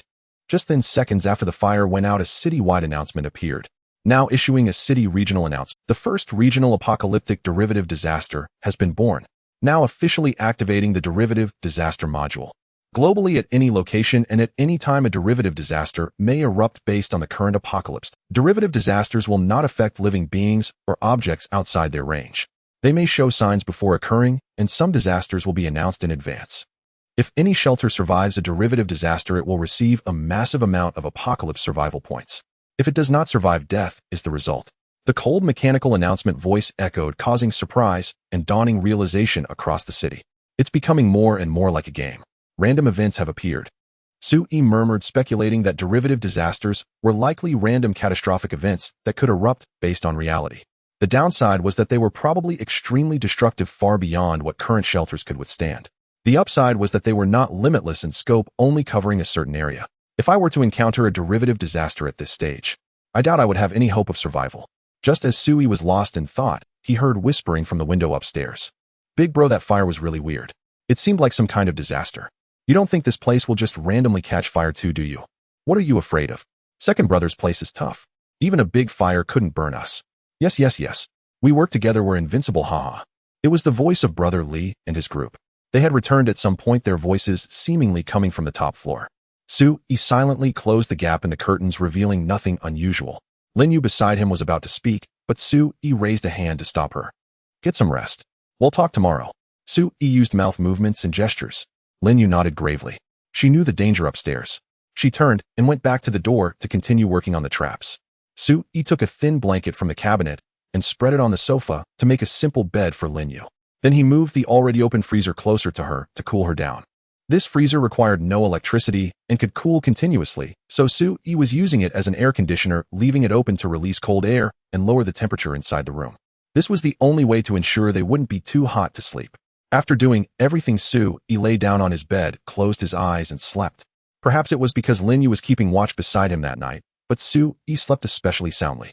It wasn't until 11 o'clock the next morning that Lin Yu gently shook Sue-yi awake. Chief, I heard movement outside. That group upstairs seems to have gone down to scavenge for supplies. This morning it sounded like they killed someone up there. From the voice it seemed to be an old man. Lin Yu looked at Sue-yi with a serious expression, a glint of righteous indignation in her eyes. Sue-yi rubbed his drowsy head after waking up and waved his hand. Leave them be. Let's focus on protecting ourselves first. Yes, Chief. Should I go out to explore today? Lin Yu inquired. Our supplies aren't enough yet. Since that group is also out, I could explore now without worrying about your safety. Wait a little longer. Sue-yi refused. He was waiting for the third day's talent reward. After they ate a simple meal, Sue-yi sat by the freezer to cool down. Time passed, and soon it was just past noon. The crisp, pleasant notification sound rang in Sue-yi's ears as expected. Congratulations. You have stayed within the shelter for 24 hours, triggering a talent reward. The stay time has been reset. Congratulations. You have successfully recruited the Drank auxiliary talent engineer Leah. As the mysterious chime echoed, a humanoid golden light materialized before Sue-yi, and in the blink of an eye a woman stepped forth from within the radiance. She was tall and slender with a unique aura. Her silky black hair was tied into a simple low ponytail, and behind her gold-rimmed glasses lay eyes brimming with intelligence. She wore a minimalist dark work uniform, and a multifunctional tool belt hung at her waist, equipped with various compact and precision instruments from screwdrivers to micro-welders. Even her gloves were specially made anti-static, and she carried a backpack filled with electronic components and measuring devices. Another talent reward. Sue-yi's eyes lit up. He realized that as long as food and water were sufficient, the reward of talent units had appeared twice in a row. Does this mean that in the eyes of the talent system, the resource I currently lack most is talent? The shelter has population data, which indicates that population is also a critical resource in short supply. Talent units are essentially a higher-grade form of population resource. As Sue-yi pondered the new talent, Leah politely greeted him. Hello, boss. I am delighted to serve you. Boss. Another new title. However, since these talents were all loyal to the shelter, the form of address didn't matter much. While appraising Leah, Sue-yi opened her data panel to examine it. Name Leah. Age 28. Type engineer. Talent grade D. Physical strength 75. Neural reaction 90. Endurance 80. Mental fortitude 78. Self-healing immunity 78. Talent trait wisdom. She possesses exceptional intelligence and problem-solving abilities with strong logical thinking, making her an intellectual research talent. Talent gift engineering specialization. She has a supreme gift in the scientific field of engineering, proficient in multiple engineering techniques, and excels at researching, improving, and creating technological items for the shelter. Research ability score 85 points. A brand new talent type. Engineer research ability. Excels at creating technological items for the shelter. Sue-yi keenly sensed the uniqueness of these keywords. If Lin Yu was a typical combat talent, then Li Ya's data panel was far more intriguing. In the apocalypse, human technology had completely failed. How could Li Ya, a scientific research talent, recreate technological items under these circumstances? Sue-yi noticed that the technological items mentioned in Li Ya's data had a prefix shelter. Are shelter technology and human technology different systems? Sue-yi pondered briefly. He looked at Li Ya and asked for confirmation. Li Ya, what kind of things can you create? I excel at anything that improves the current shelter environment. Li Ya's voice was brisk, her tone firm, including the shelter's defense systems, living facilities expansions, and so on. Of course, I cannot yet develop overly advanced items. Li Ya's grade was only Drank, so the items she could develop would correspondingly not be of a high level. Wait, expansion. Sue-yi caught the word, feeling a surge of delight. Li Ya could actually expand the shelter. Didn't that mean the shelter's space could become much larger? This was good news. A larger space meant not only the capacity to house more people, but also the ability to improve the shelter's defense and disaster resistance through spatial design and arrangement. Leah, how do you plan to expand the shelter? Sui asked. Leah replied respectfully, that depends on what type of shelter you want, boss. Besides that, I will need the corresponding type of shelter expansion materials. As Leah finished speaking as if a keyword had been triggered, a new prompt appeared before Sui. Essential prerequisites for expanding the shelter: possess the corresponding type of talent or technical blueprint, have sufficient construction materials for the expansion, and have enough available space for renovation. Your current shelter is level 0. Conditions required to upgrade to level 1 are as follows. 1. Choose a shelter type for the upgrade not completed. 2. Possess the corresponding talent or technical blueprint engineer acquired. 3. Possess 100 apocalypse survival points, currently have 10. 4. Adjacent space equal to the current shelter's size not surveyed. 5. 100 units of corresponding construction materials not owned. Materials can be obtained through dispatching talents on exploration missions. Whoa! Sui's eyes widened. He murmured, these 5 requirements don't look easy at all, and this is just for upgrading to a level 1 shelter. But what changes will the shelter undergo after upgrading to level 1? Does the shelter type have any special? Sui's gaze focused on the shelter type, and the prompt box changed promptly. Currently available types for upgrading to level 1 are 1. Refugee camp offers more living space. Shelter residents gain a 20 resistance to various extreme natural environments. Corresponding construction material: refugees timber. 2. Experiment hut provides a more detailed tech tree, allowing the creation of more shelter items. Corresponding construction material: electronic components. 3. Workshop reduces the time consumption for dispatching exploration missions by 20 and increases dispatch supplies by 10. Corresponding construction material: big bills. Please choose your shelter type carefully. Each shelter type has its own fixed upgrade path. Once the shelter type is confirmed, it cannot be changed in the future without specific means. Sui glanced at the information before him and had a rough idea. The 3 shelter types corresponded to different shelter styles, broadly categorized as disaster resistance, scientific research, and proactive work. These 3 also represented different attitudes towards disasters, each with its own advantages. Which one should I choose? Wait, I haven't even met the upgrade conditions yet. Why am I getting picky? The corresponding construction materials for these 3 don't sound like anything found on Earth. Let's focus on gathering them first. Sui smiled wryly. Given his current situation, he would just have to upgrade whichever type of shelter had its materials collected first. Linyu, get ready for an exploration mission. Sui turned around and opened today's dispatch tasks, finding the material collection exploration task, which took 12 hours. Yes. Linyu nodded, took 2 bottles of ice water and some dry rations, then moved the debris blocking the door and left. It was just past noon. Linyu wouldn't return until after midnight. After arranging for Linyu, Sui looked at Leah. He initially considered assigning a dispatch task to her as well, but considering her identity as an engineer, she didn't seem particularly combat capable. Leah, can you tell me specifically what you can make? Sui looked at Leah, wanting to place the talent in the right position to fully utilize her abilities. Boss, I don't know how to introduce it. Leah shook her head and suggested, but you can tell me what you need. If I can make it, I can start working right now. Don't you need specific materials to make things? For low-level items, I can use local materials, boss. Leah seemed very confident. Sui couldn't help but ask expectantly, can you generate electricity? Build something like a generator. Electrical power was a crucial resource for humanity. Having electricity would enable countless things. Leah shook her head. I can't do it without specific materials and blueprints. Then, can you modify our shelter to improve its defense? Sui asked. Leah nodded. I can do simple repairs and reinforcements, but I can't increase it by improve it as much as you can. Sui was already satisfied. As long as the shelter was sturdy enough to withstand risks, that was enough. Let's start working now. They'll help you. Oh, and keep the noise down. Don't let the neighbors hear us. Okay, boss. Leah nodded, picked up her toolkit, and got to work. She didn't ask Sui for help and began measuring and planning in the room on her own. Sui wandered around wanting to help, but finding no way to contribute. So he simply lay back down on the bed, thinking about the path forward. Many thoughts collided in his mind about upgrading the shelter, arranging talents, and the potential threat from Brother Lee and his group. The room was still sweltering, but fortunately the ice chest nearby constantly emitted waves of cool air.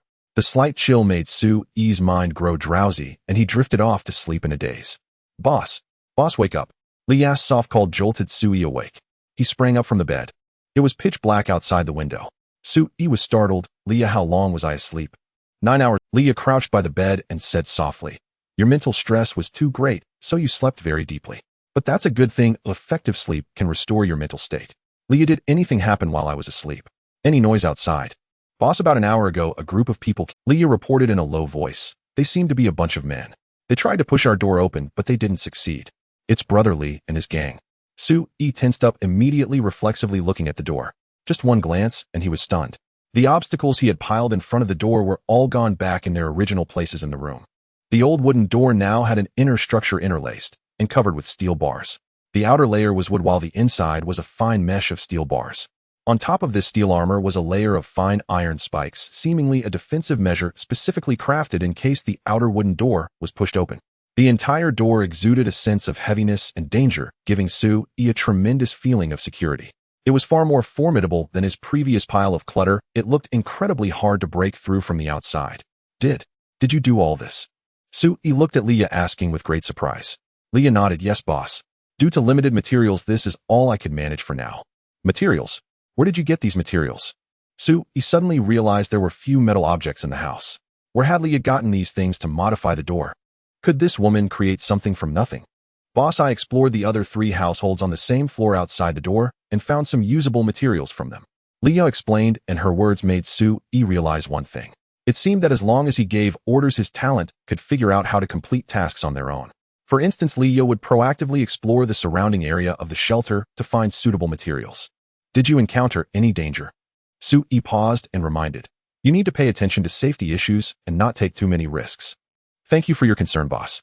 I ensured safety before exploring the surroundings and didn't cause much commotion. Leah paused and said, I originally planned to make some lockpicks to open the neighbors' doors, but I found that their houses had already been forcibly broken into by someone.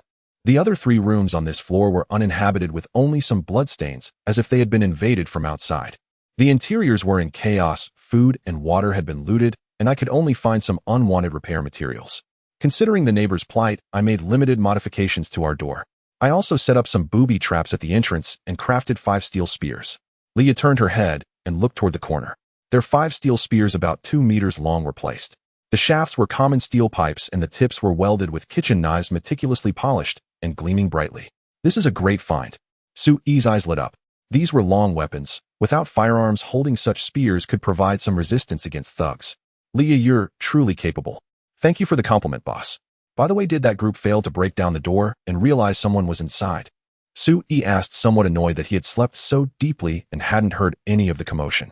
In truth, it wasn't Sue-E's fault. Over the 3 days of the apocalypse, his mental stress had been immense, especially during the time alone, facing external threats of thugs and natural disasters, while also worrying about material shortages. Under such prolonged high pressure, once he fell into deep sleep, it was hard to wake him. Probably not. Leah shook her head. I remembered your instructions, boss. I didn't make any noise or commotion, and the welder I used had a silencing effect. However, a normal wooden door won't withstand their hammering and ramming. They'll eventually realize we're hiding here. Leah's analysis was spot on. Exposure was only a matter of time. Before that, Sue-E needed to prepare more thoroughly. I understand. Sue-E took a deep breath. He glanced around the room and noticed that many parts of it had been deliberately modified in various details. For example, the windows had been reinforced with wooden insulation layers, the curtains thickened, and a crude cold air diffusion device added outside the freezer. Leah's modifications considered not only the shelter's safety, but also its comfort. No wonder I felt the temperature drop tonight. Leah, you've worked hard. Sue-E was very satisfied. It's about time. Let's eat first. Lin, you should be back soon. Boss, I've already had dinner. Please go ahead and eat. I still have new modifications to complete. Leah stood up, her figure melting into the room's darkness as she busied herself with something else. Sue-E picked up bread and ice water, eating while preparing to open the trading platform to check for new items. He had developed a habit of trading away any leftover ice water each day to maximize the shelter's resources. While browsing the interface, Sue-E noticed that one of the 5 requirements for upgrading the shelter had been fulfilled. Successfully surveyed the adjacent usable space required for shelter upgrade. Successfully surveyed. Was this the reason Leah had searched the nearby rooms? Sue-E pondered. Does that mean if there are other shelters next to mine, I'd have to eliminate them to complete the experience? After all, most modern residences are connected. If both places are shelters, there would inevitably be a natural conflict over expanding the shelter. It seems that even if someone doesn't want to upgrade their shelter or cause trouble, others will come looking for them. In the apocalypse, everyone wants to become stronger and upgrade their shelter. This process might lead to many humans dying at the hands of their own kind.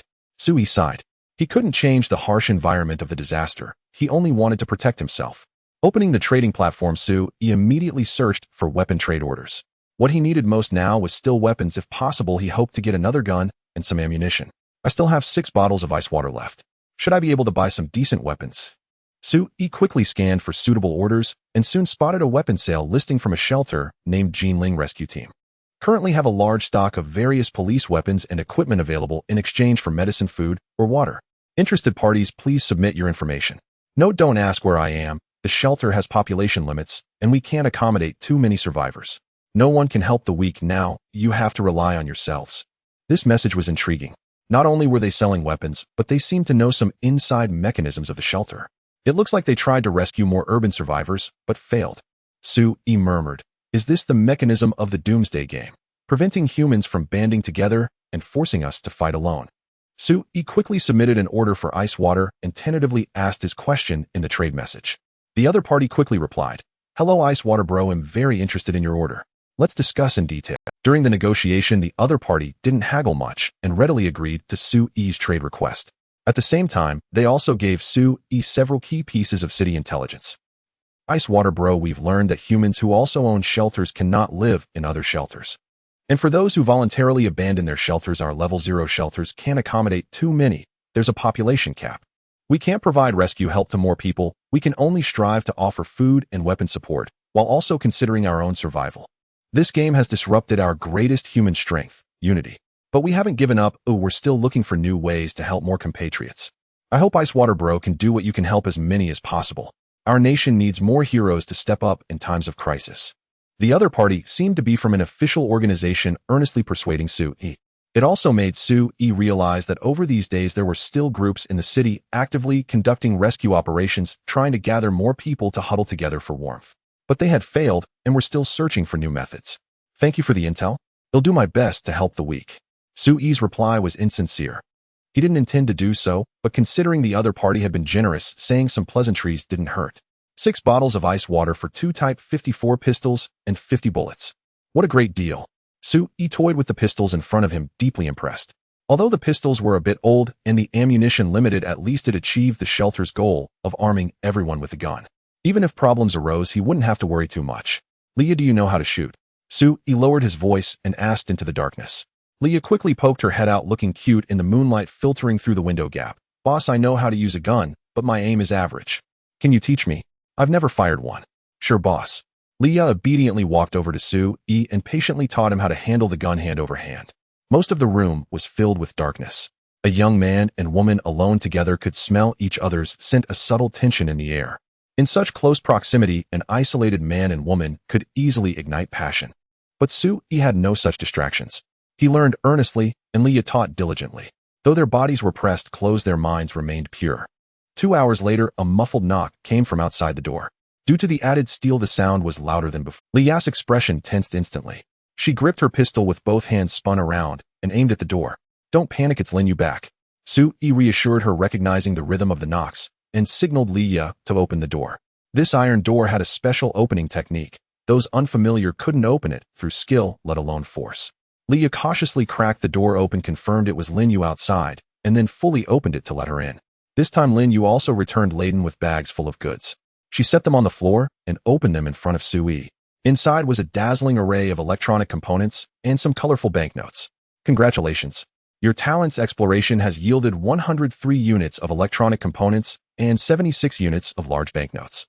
Exploration mission rating perfect. You have earned 20 survival points. Lin Yu, well done." Su-E couldn't suppress the smile on his lips. This material collection mission was flawless, immediately gathering the necessary materials for one category of shelter upgrade. It also gave 20 survival points, bringing Su-E's total to 30. But the material collection mission only provided upgrade materials, no other supplies. Of the 5 prerequisites for upgrading the shelter, Su-E had now met 4, only needing to accumulate 100 survival points to upgrade to a level 1 shelter. According to Lia's conversation with Su-E that evening, she told him that upgrading to a level 1 laboratory-type shelter could restore the power system, barely achieving pre-disaster living conditions. Having been tormented by darkness for days, Su-E now desperately longed to see light, so he leaned more toward upgrading the shelter to the laboratory type. Lin Yu, hearing Su-E's praise, still wore a grave expression. She looked at Su-E and warned in a low voice, "Chief, while coming upstairs, I heard the people above preparing for a search. It seems they plan to search this entire building thoroughly tonight. Lin Yu's words made Su-Yi's expression before Su-Yi could speak. A sudden clamor erupted from the hallway outside. Hurry up, grab your gear. We're flushing out all the survivors tonight. Damn, I didn't know killing people also gives survival points. Brotherly said, "We'll clear this floor tonight and take care of the next few buildings tomorrow or the day after. Soon the whole city will be ours. We'll be the emperors of Jinling." Haha, sticking with brother Li means well. The voices grew closer and soon gathered outside Su-Yi's door. This is the place. I thought it was suspicious earlier. I couldn't even break this damn door open. Brothers, break it down. If there are people, kill them. If not, take the supplies. Su-Yi's face darkened with fury. These thugs were faster than he had anticipated. Without any warning, they launched a night raid directly. No sooner had Lin Yu informed Su-Yi than the thugs outside had already assembled in the hallway. Su-Yi had almost no time to react. He could hear the men outside beginning a thorough search of the floor and faint voices of the thugs drifting from the neighbor's room. The marks I left here yesterday are gone. Someone's been here. Seems like something's missing. It must be the closed door. I knew someone was in there. Damn it, find them. How dare they hide?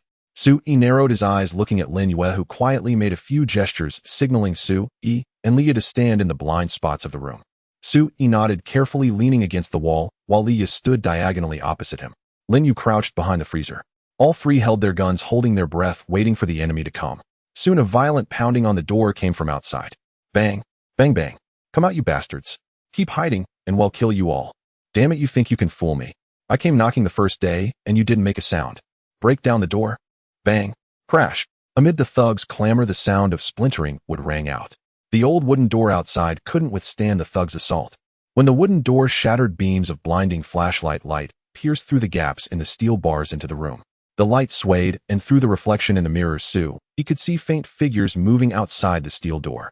Roughly estimated there were at least 20 people. The thugs group had grown again. Outnumbered, Su-Yi dared not fire recklessly and reveal his position. Lin Yu, however, was bold. The moment the light shone and she fired decisively. Rat-a-tat-tat. A short burst of bullets erupted from the muzzle, and almost instantly the sound of flesh being pierced came from outside. Oh, they've got guns. People inside have guns. Damn it, I'm hit. Brother Liam hit, I'm dying. Hide. Where are our guns? Fire back. Screams and chaos erupted outside. Lin Yu's ambush had instantly crushed their arrogance. Impressive. Su-Yi's eyes lit up as he looked at Lin Yu crouching behind the freezer. He knew how complex Leah had made the iron door. Though there were gaps between the steel bars, they were narrow. If Su-Yi had fired, most of his bullets would likely have failed to pass through the gaps, possibly ricocheting inside and hitting his own people. Lin Yu's marksmanship was extraordinary. She could even do this with a fully automatic pistol. But the thugs outside were no pushovers either. Soon dark muzzles were pressed against the gaps in the iron door. Bang, bang bang. Sharp gunshots exploded in the darkness. Bullet flashes ricocheted off the walls, shattering some objects. The thugs also had guns presumably bought from online trading platforms. Kill them. Fire. Out of ammo, damn it. Do we get them? No sound inside. Smash down this damn strike while the iron is hot. The thugs outside were clamoring, having emptied a magazine. Just as they started breaking the door again, Su-Yi saw Lin Yu signal Leah. Leah nodded, leaned out from behind the corner, and fired 3 shots at the doorway illuminated by flashlights. Bang, bang. One bullet missed, ricocheting off the iron door somewhere unknown, while the other 2 clearly flew outside. Oh, damn. There are still survivors inside. My brother's been hit. My brother's been shot. Brotherly, what now? Fire. Keep firing. The thugs panicked outside, reloaded, and continued shooting into the room. But Leah had already retreated to her corner. The thugs' bullets flew wildly around the room, but failed to harm Su-Yi's group. Lin Yu's positioning had accounted for stray bullets. Their positions in the confined space were relatively safe, immune to ricochets and direct hits. The moment the thug's magazine ran dry and the gunfire ceased, Lin Yu instantly exposed herself and fired 2 bursts toward the doorway. Rat-a-tat-tat, rat-a-tat-tat, thud, thud.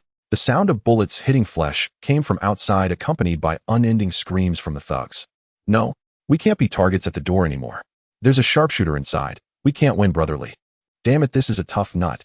Fall back to the upper floor. The thugs lacked the fighting spirit of trained soldiers. After several counterattacks, many were wounded, terrified of being the next to get hit. Amid the noise and screams, the chaotic sounds outside gradually faded. Did they leave? Su-Yi whispered, but Lin Yu held her breath, crouching still, unmoving. Suddenly, Lin Yu extended her arm and fired to the right, rat-a-tat-tat. With the muzzle flash, screams came from the doorway again. Damn, they spotted us. Go, get out of here. Fresh chaos erupted outside, followed by another burst of footsteps fading away. Cold sweat broke out on Su-Yi's forehead. Those thugs were too cunning. Even in this situation, they had tried to ambush the people inside, waiting for them to let their guard down under pressure before launching a surprise attack. Thankfully, Lin Yu was there. Her combat instincts were exceptional. She had seen through the thug's trap. "Chief, they're gone." Lin Yu crouched and hurried to Su Yi's side, asking with concern, "Are you hurt?" "I'm fine." Su Yi shook his head. He hadn't fired a single shot and had stayed well hidden, so naturally he was unharmed. Su Yi wasn't timid, but with limited visibility at night and handling a gun for the first time, he dared not fire recklessly, afraid of hindering his teammates. As it turned out, Su Yi's decision was correct. Even with the terrain advantage, all those thugs combined were no match for Lin Yu alone. "Chief, I'm afraid we won't be able to sleep tonight." Lin Yu lowered her voice, analyzing the subsequent battle situation for Su Yi. "Those people outside have been bloodied. At least 5 were hit just now. They'll likely try to ambush us again in the dead of night. This iron door should hold them off, but if they have a breaching tool, it might be dicey." Lin Yu's expression was grim, and the thick smell of blood seeping in from outside corroborated her analysis. The thugs had suffered such heavy losses that they naturally couldn't swallow their pride. "Then let's counterattack." Leah lowered her voice, making a suggestion. "Lin Yu, you're so strong. Let's take the initiative, disrupt their formation, and advance as a way to retreat." "Your analysis makes sense." Lin Yu glanced at Leah and smiled bitterly. "But I can't do it. They're probably crouching in the stairwell right now, waiting for us to come out. We don't know how many guns they have.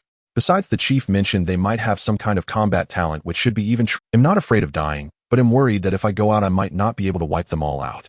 If I die and a few enemies slip away, the chief would be in danger." Lin Yu frowned deeply. Right now, she was the only combat unit in the shelter. Leah could shoot, but her combat skills were far inferior to Lin Yu's. As for Su Yi, he had been an ordinary person just a few days ago. He could fight desperately, but at best he counted as one more combatant. "Then it seems we have to adopt a strategy of attrition." Leah glanced at Su Yi and whispered, "Boss, we shouldn't let Lin Yu go out these days. We'll wait and strike hard when the enemy comes to break the deadlock. I'm afraid we don't have that much time to waste." Su Yi's expression darkened as he opened the city chat channel and saw a shocking message. "High price purchase grenades, flamethrowers, incendiary oil, and other weapons. Goods negotiable. Sellers, list your orders quickly." This was a newly posted purchase request on the city channel. The poster was someone named Li Daqiang's shelter. Su Yi quickly deduced it was the group of thugs outside. They wanted to buy equipment to force their way in. Those thugs indeed couldn't swallow their pride. And according to Su Yi's knowledge, such equipment was available for sale on the city's trading platform. At least Su Yi had seen orders for grenades. This meant the thugs' next attack would come soon, and it would be even more brutal and far more dangerous. If these thugs could actually get their hands on suitable equipment. No, it was almost certain they would. These thugs spent every day scouring for supplies and looting their neighbors' homes, so their stockpile must be plentiful. As long as they were willing to pay a high price, they would definitely succeed. If they get their hands on such a devastating weapon, I probably won't make it through tonight. I wouldn't last the night. Su Yi's expression turned grim, his eyes filled with deep helplessness. He had never offended anyone, merely stayed home plotting how to survive the apocalypse, yet he had to face such a mess. "Chief Yu." Lin Yu noticed Su Yi's change in expression and asked softly, "Is the situation really that bad?" "Yes." Su Yi nodded, sharing his concerns and findings with Lin Yu and Leah. "Do you have any solutions?" "If we can just hold out until noon tomorrow, until then." Su Yi pleaded earnestly, hoping the two talented individuals could offer sound advice. If he could hold out until noon tomorrow, Su Yi would receive a new talent reward. According to the talent's description, it would grant him what he most urgently needed, and he was sure to obtain something to turn the tide. Lin Yu remained silent, head bowed, while Leah glanced at Su Yi, then at Lin Yu, hesitating. "Boss, I have an idea, but it's a bit risky. Tell me quickly." Su Yi's eyes lit up as he pressed urgently. Having a solution now would be best. If they waited until those thugs bought their equipment and blockaded the door again, everything would be lost. At this stage, the shelter was just an ordinary dwelling, utterly incapable of withstanding devastating weapons like flamethrowers and grenades. It might require Lin Yu to take a risk. Leah looked at Lin Yu and said in a low voice, "Among the three of us, Lin Yu is the strongest in combat. It's nighttime now, and the external conditions are perfect for defense and solo stealth operations. If we cover her exit and she operates outside, she can definitely distract these thugs. If the thugs dare to blockade the door again, Lin Yu can attack from the outside, coordinating with us from within. It should be possible to thwart their assault once more. But there are many difficulties. First, the thugs outside might set up sniper positions. Opening the door might not allow us to send Lin Yu out, and could instead compromise our protective barrier. Second, Lin Yu can rely on the darkness to ensure her safety, but if dawn comes, and it's morning, if she fires recklessly, she might expose herself. In such a small building, escaping their search would be extremely difficult. If Lin Yu dies out there, the two of us won't last long inside. Li Ya's analysis was thorough. Su Yi opened his mouth, but ultimately let out a sigh. Was he really going to send a woman to her death? She was a comrade in the shelter. Li Ya's analysis was the most logical way out, and Su Yi couldn't think of a better plan. After all, the numerical disparity between them and the thugs was too vast for any feasible strategy. Lin Yu suddenly spoke, agreeing to Li Ya's plan. Chief Li Yu is right. If I go out, I can seize more initiative and delay those bandits as much as possible. You'll die? Su Yi looked at Lin Yu with a complicated expression. There's a high chance you'll die out there. I'm not afraid of death as long as the chief survives. Lin Yu replied without hesitation, her eyes blazing with determination. The chief is the most important. He'll do everything I can to hold the enemy off until noon. Su Yi fell silent. His human conscience told him it was wrong to send a woman to her death, but his will to survive told him it was the only way. Even if Lin Yu's risky move was likely futile, it was better than the three of them being trapped in this room. Then there's another problem. How do we get out? Li Yu looked at Lin Yu, who gazed out the window and raised her brows. Through the window. Can you manage? Yes, it's standard military training. Lin Yu was confident, even playfully winking at Li Yu. For a Chinese soldier, scaling walls and roofs is basic. Lin Yu, you're not training now. You have no safety rope, and under these conditions I can't make you any climbing gear. Li Ya's expression was stern. You'll have to climb barehanded. I don't want you to follow. Dying like that would be meaningless. It's better to stay by the boss side. Don't worry, you protect the chief. Lin Yu didn't hesitate any longer. She bent down and moved quickly to the window, slightly pulling the curtain aside, swiftly removing the cover on the window frame and opening the window. A wave of hot air rushed into the room. Lin Yu hung a bottle of ice water at her waist, then agilely slipped out the window, her figure vanishing into the night. Lin Yu. Su Yi rushed to the window and leaned out. Under the moonlight, a nimble figure was stepping on air conditioner units, using the scorching hot water pipes to move along the outer ledge of the wall. Everything she touched was scalding. The scene was perilous. One misstep, and she would fall to her death. The heat waves rolled in from all sides, enveloping her, draining her strength and moisture. Boss, get back. Li Yu pulled Su Yi back from behind. Watch the door. If the enemy shoots, you'll be hit from that position. Trust Lin Yu. This is our only chance to survive. Li Yu dragged Su Yi back to a corner, her expression grave. Boss, you can't afford to be too soft. In extraordinary times, we must take extraordinary measures. Is it that I'm too soft? Su Yi lowered his head, a bitter smile on his lips. If he were truly soft-hearted, he wouldn't have silently allowed the two women to decide, allowing Lin Yu to embark on such a suicidal mission. Su Yi knew it was the right thing to do, but humans have a conscience. He also understood that in the apocalypse he needed to harden his heart and learn to suppress his conscience. But he wasn't a reincarnator from a novel, incapable of innate cold-bloodedness. Yet to survive he had to. Yes, I've already done it. Su Yi lowered his head, murmuring to himself, his expression complicated. If Lin Yu dies, I won't last until noon tomorrow either. Su Yi's mind was conflicted. He could only keep soothing himself. Lin Yu might not be human. She could be just a game character created by that mysterious entity, perhaps a duplicate of a human soldier. But was she really not human? Su Yi didn't know. The more he tried to convince himself, the more he recalled the sense of security Lin Yu had brought him over the past few days. Regardless of whether this woman was human or not, Su Yi knew he owed her something. Boss, this is the apocalypse. You need to learn to be ruthless. Li Yu pressed close to Su Yi, keeping a vigilant eye on the door as she whispered, if you don't, you won't be a I'm already learning. Su Yi muttered, holding his head and sighing deeply. Li Yu, I'm already ruthless. I just might need a little more time to adapt. Despite all the guilt, he had still let Lin Yu take the risk. He was already being ruthless. It was just his conscience that ached. The atmosphere in the room fell into a momentary silence. Su Yi's expression gradually softened as he adjusted his state. At least, it's proven that the talents I've recruited have a high degree of loyalty to me. Su Yi took a deep breath, murmuring to himself, I hope I can hold out until noon tomorrow. In the high-pressure environment of the apocalypse, even having time to lament one's conscience was a luxury. No one knew how much time had passed. There was still no sound from outside the door. It seemed the thugs hadn't managed to purchase equipment capable of breaching the door. Upstairs, only some cursing and the groans of the wounded could be heard. Lin Yu was nowhere to be seen. There was no body of her having fallen below the window, and Su Yi didn't know where she was hiding. Time ticked by. Soon dawn broke. Su Yi forced his drowsy mind awake when he noticed the sky outside turning a bloody red suddenly. Rat-a-tat-a-tat. A burst of rapid gunfire came from upstairs. Lin Yu had made her move. Su Yi jolted, quickly lifting his head to look at the ceiling. Beside him, Li Yu tightened her grip on the pistol, her gaze darting nervously toward the door. Soon from upstairs came the rapid crack of gunfire mingled with screams and curses. It's the window. Damn, it's a woman. Is she from downstairs? No idea. Brother Li, my little brother's not breathing. He's dead. Damn it. I can't wait any longer. What kind of lousy strategist are you? Brotherly, don't listen to him. Let's get revenge now. One grenade is enough. Let's blow that bitch to bits. That slut dares to fight back against me. Brotherly, she's shown up now. There's probably no one downstairs. It's just a single room occupant. We can't waste a grenade on an empty apartment. I thought a man lived downstairs. When did it become a woman? Chaotic voices drifted down from above. Soo-e listened intently, his expression growing grim. So they really got their hands on a grenade. No wonder Lin Yu suddenly opened fire.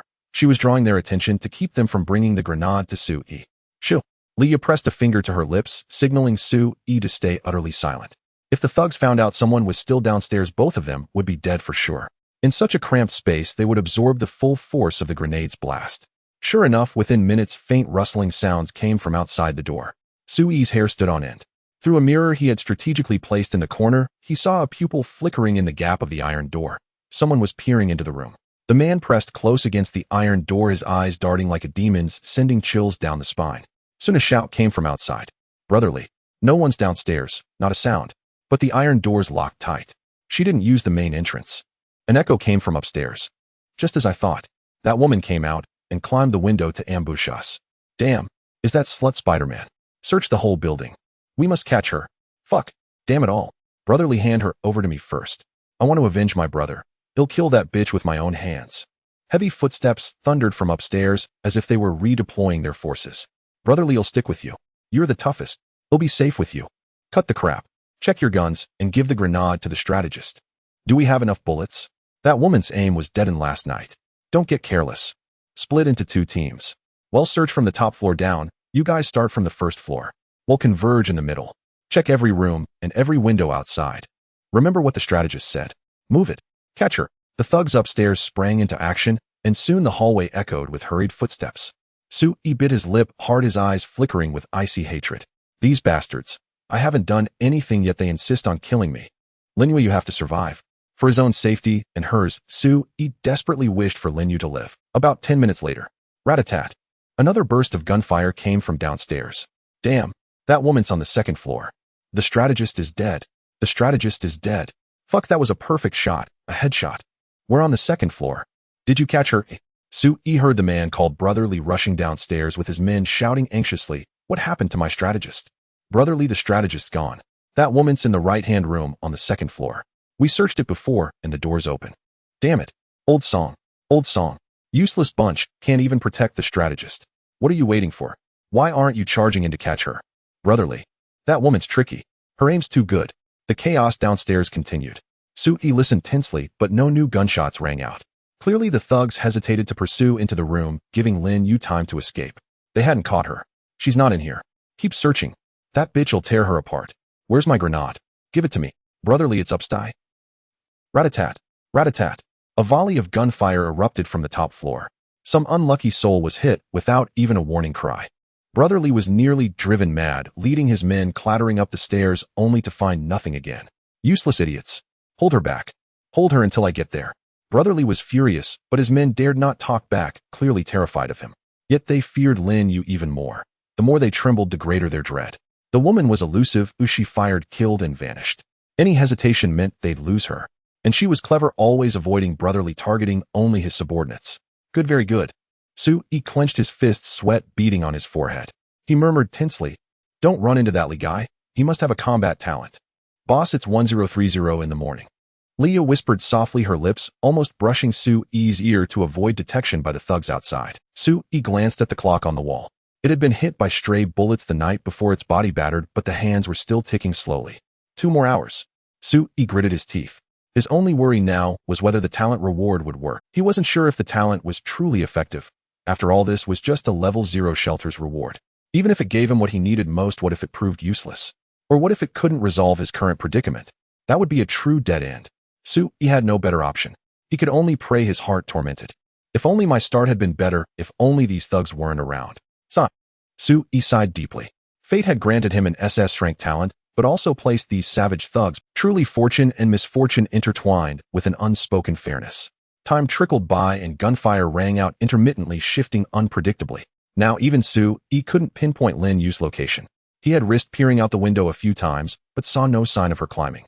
Heaven knew how she did it, lurking like a ghost, turning the modest residential building into her personal battlefield. But Lin Yu wasn't invincible. She waged a guerrilla war, avoiding direct confrontation, striking and fleeing. During the skirmish, he heard the thugs pass by his door many times. Brother Li even suspected Lin Yu had slipped back inside and tried to force the door open. But Li Ya's reinforcement skills held strong, and he left empty-handed, kicking the iron door in frustration.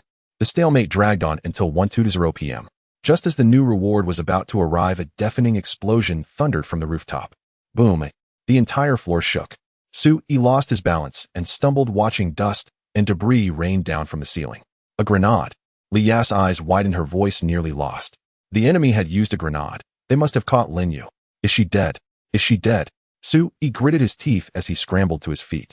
He looked at Li Ya, who shook her head silently. She didn't know. No one knew Lin Yu's fate now. After the grenade, triumphant laughter echoed from upstairs. Huh, you bitch'll blow you to hell. Brother Li, you're awesome. I thought the whole building would collapse. This old structure's tough. It didn't fall. Where's that woman's body? No idea, looks like she fell. Find her. Dead or alive, I want to see the corpse. They'll desecrate it. Haha, Brother Li, is that the kind of desecration I'm thinking? Line up. I'm next. Me too, I'm second. The thugs' wild laughter upstairs signaled their victory. After a morning of fierce fighting, that woman was finally dead. He heard it all, his body trembling uncontrollably, not from fear. He was burning with rage. Lin Yu had fought desperately to buy time, and she still died. Those bastards. Give me what I need most. You can't lie to me. You made it clear. He closed his eyes, muttering to himself, his fingers whitening from the grip. Give me the reward I need most. I need to kill. I need to kill right now. He'll slaughter these scumbags. Congratulations. You have stayed in the shelter for 24 hours, triggering the talent reward. The stay time has been reset. Congratulations. You have received a talent reward level combat squad card consumable. As a clear information box flickered before Su's eyes, a golden card landed in his palm. The card, roughly the size of a bank card, was entirely golden, engraved with faint silhouettes of soldiers. At the top, detailed item information was displayed. Level combat squad consumable. Upon use, randomly summons a technology-oriented combat squad of 36 members. Each member's strength is fixed at level, with equipment adapting to squad size. The effect lasts only 2 hours, after which the squad is recalled. A temporary summon. At least 3 level soldiers. Su's eyes lit up. The true prowess of a level soldier had been thoroughly demonstrated by Lin Yu. A combat capability nearly rivaling that of a special forces operative. A minimum of a 3-man squad would surely annihilate these thugs. Summon. Without hesitation, He chose to use the card, and a hazy golden light enveloped him. As the golden light dissipated, 6 fully armed Special Forces soldiers stood beside Su. All were male-clad in special camouflage uniforms, combat boots, and night vision goggles, with grenades and navigation devices at their waists, wielding black firearms of varying lengths.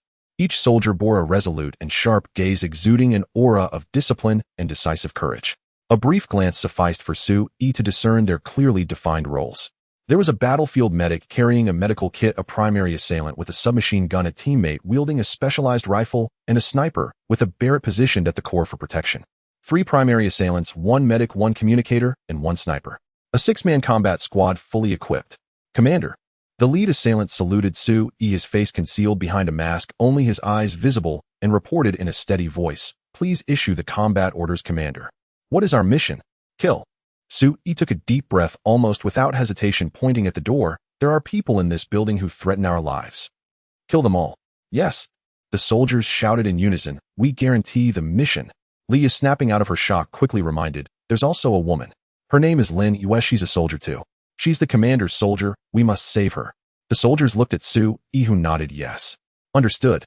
The lead soldier gestured, and the 6 divided into 2 groups, deploying in different formations. The communicator and sniper left the supplies through the window, attached hook lines to their waists, and swiftly moved to the rooftop opposite to set up a sniper position. After Leah opened the iron door, the primary assailants and medic directly threw out smoke grenades. Pop! The smoke exploded, and panic shouts from the thugs on guard outside immediately followed. "Brotherly, the iron door's open." "Damn, where's this smoke coming from?" Rat-a-tat-tat. A burst of gunfire swept through, cutting short the thugs' panicked notification. The soldiers exchanged hand signals, moving with tactical steps, silently merging into the smoke. Before long, rat-a-tat-tat, rat-a-tat-tat, rat-a-tat-tat, rat-a-tat-tat. Dense rhythmic gunfire erupted from beyond the door. Each burst was followed by the dull thud of a body hitting the ground with few screams. This meant every enemy they spotted barely had time to issue a new warning, dying swiftly and cleanly. As the soldiers began their sweep, shouts from the thugs quickly arose. Enemy! They're here again. Damn, they really are soldiers. Is this a rescue team? They're killing our people. I surrender. I surrender, don't kill me. Damn. This can't be a regular army. They dare attack civilians. Fight back. Outside the door, the thugs' panicked voices continued, punctuated by the blasts of flashbangs and smoke grenades. Throughout, the gunfire never ceased. He also heard the occasional sniper shots from the distant rooftop. Boom. The sniper fired infrequently, but with immense power. The Barrett's bullets could pierce nearly any obstacle. Even enemies hiding behind cover were killed in one shot, exposed without fail by thermal imaging. Once spotted by the sniper, thugs died on the spot. There's a sniper outside. Take cover. Brotherly. Damn it, Brotherly got his head blown off by the sniper. Brothers, run. The chaos outside persisted, clearly showing that under the 6 soldiers' coordinated efforts, the rabble outside was no match. Only the thugs' screams and frantic shouts echoed with no sound of the soldiers faltering. Sui walked to the window, looking down to see many blood-soaked thugs fleeing the building in terror. The sniper above picked them off one by one, headshots killing them all. In moments, 7 or 8 bodies lay below, forcing the survivors back into the building to face the relentless submachine gun and rifle fire. Sui stood by the window, watching coldly. His heart felt uneasy. Seeing death firsthand for the first time was unsettling, but that unease quickly gave way to the thrill of revenge. In just a few breaths, Sui's discomfort vanished, leaving no trace of emotion. Have I already adapted? He murmured inwardly, his face expressionless, devoid of any pleasure. Lin Yu had yet to appear. He had still suffered a loss. In 2 hours, the combat squad would be recalled. Overall, it seemed he had gained nothing, merely venting his anger. The sweep was swift. Soon the communicator's earpiece relayed, "Commander, threats neutralized. 5 captives surrendered. Some individuals' identities are unclear. Awaiting your orders. I'll come see for myself." Sui took a deep breath and led Liu out of the room. This was his first time leaving the shelter. If possible, he would have preferred not to step out at all. But circumstances defied his wishes. The thugs had forced him out, compelling him to retaliate. Guided by the communicator, Sui and Leah headed to the top floor. Along the corridor, bodies and blood were everywhere. The pungent odor made Leah cover her nose while Sui walked expressionlessly through the pools of blood. "Boss, aren't you going to cover up? The smell is unbearable." "No need. Didn't you tell me to learn to be rude?" Sui glanced at Leah with a forced smile. "I think I need to adapt early. In the future, scenes like this will probably be common." Sui continued upward, reaching the top floor where the entire level had been opened up. The chaotic room reeked of blood and filth, trash scattered everywhere, with several headless bodies on the ground. In the inner room, about a dozen women crouched against the wall, their faces full of terror. "Commander." The rifleman guarding the female prisoners saluted Sui and reported in a low voice, "All resistors have been eliminated. These women are unarmed, likely captured by the thugs. Should they be killed too?" "No." Sui glanced at them. A group of women without weapons, their faces etched with hopelessness. He even recognized some familiar faces: a girl he used to see jogging on his way to work, a young mother had seen walking her daughter to school, and an elderly cleaner from a nearby office. All of them had fallen victim without exception. Where are the rest? Sui averted his gaze and looked at the rifleman, who pointed to the room opposite. "The ones who surrendered are being held there." "No, I'm asking about Lin Yu, the female soldier." Sui stared at the rifleman. "Has she been found?" "We've sent people to continue searching, but no results yet." The rifleman shook his head, his answer disappointing Sui. If she hadn't been found by now, it was likely a bad sign. If she had been hit directly by a grenade, Lin Yu's body might not even be intact. Sui's mood grew heavy. Ignoring the female prisoners, he walked straight to the room opposite, where he saw the assailant guarding 3 men. They crouched on the ground in terror. When the assailant called out, "Commander," they all looked up at Sui. One man suddenly spoke, his face full of surprise. "You're Sui. You're the downstairs tenant. I know you. I remember a man living downstairs." Sui silently studied the man, frowning. You're the one with the daughter. I recall you're surnamed Zheng." Yes, that's me. I'm old Zheng." The man nodded eagerly, putting on a fawning smile, trying to approach Sui, but was stopped by the gun barrel. The assailant's gaze was icy. "Watch your distance. Don't approach the commander." Yes. Old Zheng shrank back in fear, then looked at Sui with pleading eyes. "Sui, we're neighbors. This is all a misunderstanding. Can you tell him to let me go? Where are your wife and daughter?" Sui evaded the question, staring coldly at old Zheng, who paused and lowered his head. "I don't know." "You don't know? They're right next door. I saw them." A mocking smile curled on Sui's lips. "You sold out your own wife and child. I don't have a neighbor like you." "It's not like that." Sui, I couldn't beat that Li guy." Old Zheng's face flushed red as he tried to defend himself. "To save your own skin, you sold your wife and daughter. Su-yi looked at him flatly. I don't care about that. It's your family affair. But you tried to kill me. You were among those attacking the door last night, weren't you? Old Jing opened his mouth to argue, then slumped his head in defeat. Su-yi, I beg you, I really don't want to die. The blazing sun outside beat down on Old Jung's back, nearly making him faint from heat, but the heat couldn't dispel the terror gripping his heart. Who would have thought that the inconspicuous young man downstairs could suddenly command such an armed force? If he had known Su-yi was this powerful, he would never have thrown in his lot with that Li guy. He'd have followed Su-yi from the start. Where's that Li guy? Su-yi asked. Another man quickly chimed in, Boss, he's dead. That Li got his head blown off. I saw it with my own eyes. Where's the body? He's not dead. Before Su-yi could finish, Old Jung suddenly spoke, drawing his attention. What did you say? Su-yi turned to Old Jung, frowning. How do you know he's not dead? He has an immortal body. Old Jung looked up at Su-yi, gritting his teeth to reveal the secret. That guy is strong. There's no way to kill him. Someone tried, but he came back to life. He was stabbed through the heart, his head cut off, but he still came back. That guy. He's simply unkillable. There have long been those who defied him, but no one could kill him. Old Jung's betrayal twisted the faces of the two men nearby into strange expressions. They never expected Old Jung to possess such audacity, betraying the boss so completely, without a shred of fear for his eventual reckoning and vengeance. Really? Su-yi frowned, eyeing Old Jung with disbelief that someone could have acquired such a terrifying talent. Resurrection from death. This must be an SS-Rank talent. In the apocalypse, it rendered one nearly invincible, fearless against any threat. It's true. Old Jung gritted his teeth and nodded, his face ashen with despair. I don't want to live anymore anyway, and am sick of this humiliation. If you can kill him, good. If not, just give me a swift end. It didn't seem like a lie. Su-yi remained silent for a moment before issuing the order. Take Old Jung to identify the corpse. Find Li's body. If there's no body, find the man. Yes. The vanguard nodded and escorted Old Jung out. The remaining medics swapped positions with the riflemen, who took charge of guarding the captives and ensuring Su-yi's safety. Su-yi kept these two captives to extract more information. Tell me about your deeds with that Li fellow. Su-yi glanced at the two captives and spoke coolly. Tell me everything you know. Don't think of deceiving me. Old Jung has given up on life, and I'll verify your words with him. If I find you've lied to me, you'll accompany Old Jung on his final journey. Su-yi's words clearly offered the two men a glimmer of hope to survive. The two captives exchanged glances, and one gritted his teeth. Boss, what do you want to know? Everything. From the start of the apocalypse, what have you all done? Su-yi swept his gaze over the captives and emphasized, especially that Li fellow. What's so strange about him? Boss, if we tell you, please don't kill us. The other man stammered, nervously, swallowing hard. That day after we were sent back, the sky turned red. We two lived together on the third floor, starving with no food at home. Then that Li guy came to us, saying he'd take us out to find food and water. We followed him, going out for supplies every night and sleeping with women during the day. After that Li gathered many people and looted most of the floor. The man's voice dropped as he spoke, aware of his own despicable acts. At first, Li just threatened everyone. Then one day, he drew a knife and killed. Then he said he'd kill all who defied him. The elderly were the first to suffer. He made the men go hunting with him in shifts, then returned to sleep with the women. Many thought since it was the end of the world, they might as well obey him. As the man rambled, Su-yi frowned and interrupted. What about Li's immortality? I don't know. Fear crept across the man's face as he shook his head. I saw it with my own eyes. His head was chopped off. There was a girl on the rooftop. Her boyfriend was there when the apocalypse hit. A tough guy who practiced Sanda.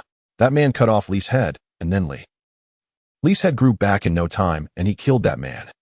That guy's woman. Li tortured her to death later. After that, no one dared to resist him. Su-yi raised an eyebrow and said coldly, more like they didn't dare, nor did they want to write. The man trembled and fell silent. This Li was quite the character, using both carrot and stick, making an example of some while doling out benefits to the men. In the chaos of the apocalypse, most men were willing to follow him. Without intervention, Li's shelter would likely have grown strong. Since Li's talent is immortality, what's yours? Su-yi asked coldly. The man was taken aback. Talent? What's that? Moi. Su-yi raised an eyebrow, scrutinizing the man silently. He didn't seem to be lying. Or was his talent something he needed to hide? Su-yi couldn't tell, but the man grew uneasy under his stare. Boss, you don't think we're immortal likely, do you? We're just ordinary people. One cut, and we're dead. Please don't joke or try anything.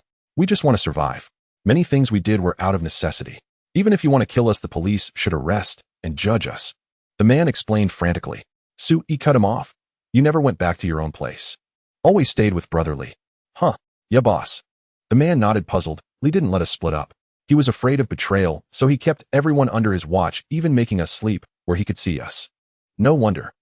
Sui murmured. That Lee must have known about talents and feared formidable opponents, so he forbade anyone from returning to their shelters. Many people were taken under Lee's wing before they could awaken their talents at the dawn of the apocalypse. Without talents, they were nothing but ordinary humans. Sui silently called upon his shelter's data panel, but got no response. So conservatively, only Lee has a talent. The 3 survivors probably haven't awakened theirs. Sui pondered. The only headache now was Lee's immortality. Just then the worst news arrived. The Vanguard and Old Zheng reported back after a thorough search upstairs and downstairs. Lee's body was nowhere to be found. Sui's brow furrowed. No body meant Lee had already revived. A living hidden enemy was an immense threat. After all, Sui's 5 warriors had less than an hour left. Once they were recalled with Lin Yu's fate unknown, his shelter's combat power would plummet to near zero. At that thought, a new sense of urgency gripped Sui. Guard these captives. Recall the radio man. Have the sniper continue searching for Lee. Sui frowned and gave rapid orders. Move all the supplies downstairs. Take anything edible or usable. Leave nothing behind. Notify Leah to reinforce the shelter. She can use the entire building's supplies. But she only has 1 hour. With Sui's command, everyone except the sniper sprang into action. The 3 captives were put to work under guard, hauling supplies up and down the stairs, carrying everything Lee and his crew had gathered over the past few days down to the ground floor. 7 men moving supplies back and forth wasn't slow, but Sui still found it too slow. He kept counting the minutes in his head, pacing restlessly in front of the room where the women were confined. Sui had no ulterior motives. He was simply calculating whether he could use these women to bolster the shelter's security. They must have suffered terribly under Lee. They should hate him, right? Sui stroked his chin, muttering, if I can rekindle their hatred, they could become my allies. After all, the enemy of my enemy is my friend. As for how to approach these women, Sui hadn't figured it out yet. For now, he just wanted to gather as much strength as possible, uniting everyone to resist the resurrected Lee. Just as Sui was pondering how to speak with these numb women, a new notification flashed before his eyes, leaving him stunned. Detected, you have stayed in another shelter for over 30 minutes. The current shelter's owner is not present and is in a state of cannot resist. Do you choose to occupy the shelter or destroy it? Occupy or destroy? Sui was taken aback. He had unknowingly accumulated half an hour in this house, triggering the latent Doomsday game mechanism. He recalled carefully, remembering that the thugs had mentioned killing people could earn survival points. From this, it appeared that the Doomsday game not only brought terrible calamities, but also encouraged mutual slaughter among humans. Since even killing was encouraged, it was no surprise that mechanisms to destroy or occupy other shelters. According to the captives, this house originally belonged to Brother Lee, who later knocked down walls to create a larger. Sui squinted. If I activate this option now and Brother Lee's shelter is gone, will his talent still exist? The answer seemed self-evident. Sui hesitated not a moment and swiftly confirmed. Destroy the current shelter. As he confirmed, a red light instantly materialized before him. The women watched in panic, curling themselves deeper into the corners. They feared new torment and up. Sui had no time to tend to these pitiful women's emotions. He fixed his gaze on the red light, watching it spread and expand, covering most of the room in a few breaths. When the red light dissipated, Sui received a new prompt. Congratulations. You have destroyed a level 0 shelter, earning 100 survival points. The current shelter's owner will lose their shelter talent and all Doomsday game mechanism rights. You now have a 30 chance to inherit the current shelter's items with an inheritance ratio of 20. As this is your first shelter destruction, the inheritance chance is increased to 100 and the ratio to 100. Do you confirm inheritance? If you do not respond within 24 hours, that will be considered abandonment. A series of prompts filled Sui with unexpected joy. So destroying the shelter means he loses his resurrection talent.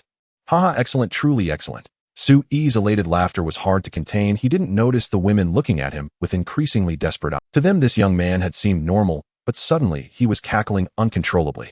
Well, at least he wasn't ugly. A being with him wouldn't be a complete disgrace. As the women struggled to console themselves in despair, Sui confirmed the new information. Confirm inheritance. He raised an eyebrow. He wouldn't miss any chance to grow stronger. Though Brother Lee's shelter might not hold much of value, every little bit helped, and Sui wasn't picky. Inheritance complete. The destroyed shelter contained 2,876 survival points, 1 grade bun maker, and 3 grade cooling liquids.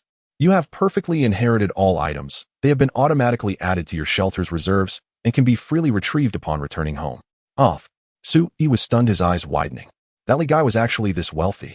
How did he have over 2,000 points? Sui muttered, suddenly realizing he had miscalculated. If killing and destroying shelters both yielded points, thugs like Brother Lee couldn't be unaware. This building had 32 households, meaning at least 32 shelters. Apart from Brother Lee's and Sue-E's shelters, Brother Lee could theoretically have gained at least 3,000 points in the past few days by destroying other shelters. Adding points from killing outside. At a rough estimate, Brother Lee's total points couldn't be less than 3,000. Sue-E had seen the grade bun maker and grade cooling liquid in the shelter's survival point shop. They weren't expensive, but their presence meant Brother Lee knew the function of points and had started using them. Then why did he leave so many points unused? Sue-E blinked, surmising that Brother Lee might have known shelters could be upgraded. He had been saving up to upgrade or buy more expensive items. Before he could gather enough points, Sue-E snatched them away, turning his hard-earned survival points into Sue-E's gain. These points make me instantly rich. Sue-E marveled. The final condition for upgrading his shelter was met. He could upgrade it now. With Brother Lee's immortality talent gone, even if he were still alive, he posed little threat. At least on the surface, without Lin Yu as Sue-E still had Liya by his side. 2 against 1. Could they lose? Moreover, Sue-E had no intention of wandering out. He would have Liya continuously enhance the shelter's defenses while he stayed home, growing stronger every day. This way, Sue-E doubted a shelterless Brother Lee could do anything to him. Speed it up. Sue-E picked up the communicator given by the signalman and ordered the male soldiers moving supplies. We have less than half an hour left. Move faster. Also leave 2 people to set up some traps at the entrance. Remember, the more the better. Don't waste materials. Use your military expertise to maximize the shelter's security. Sue-E planned to make full use of the soldiers in their final moments, having them set up sufficient countermeasures around the shelter before they vanished. Yes, Commander. A clear response came through the communicator. Strangely, the city police's communication system had failed, yet these summoned soldiers possessed an intact combat communication system. It seemed the Doomsday game's technological restrictions only applied to Earth's original human technology. Modules born from the shelter mechanism remained unaffected. By the way, Commander, how should we handle these captives? The signalman asked for instructions. They seemed aware of their imminent departure and shouldn't leave such threats near the commander. Commander, I request permission to execute these dangerous individuals to ensure your safety. The signalman held the communicator, seeing fear on the faces of the 3 captives carrying supplies, but his gaze remained cold. He awaited Sue-E's command. After a brief silence, Sue-E's somber reply crackled through the communicator. All right, kill them. Yes, Commander. The signalman raised his pistol, aimed at the captives' heads. Bang, bang, bang. 3 gunshots soon echoed from downstairs, signaling the end of 3 lives. Sue-E felt little turmoil, even after the bloody battles of last night, and today his mindset had undergone a dramatic transformation. Oljing, don't blame me, Sue-E murmured inwardly. I want to survive, or I have to be ruthless. He took a deep breath, steadied himself, and glanced at the women before him. This posed a new troubling issue. Kill them. But these women seemed to be pitiable souls tortured by Brother Lee. They hadn't harmed Sue-E, so he couldn't bring himself to do it. He could be merciless to enemies, but for the weak, a faint trace of conscience remained. Better to drive them away. Sue-E took another deep breath, pinched his brow, and made a decision. I want to kill them, but they can't stay in this. They'll clear out this entire building to ensure my own safety. In the apocalypse, Sue-E trusted no one. He could be soft-hearted enough not to kill, but he wouldn't let anyone get too close. Click.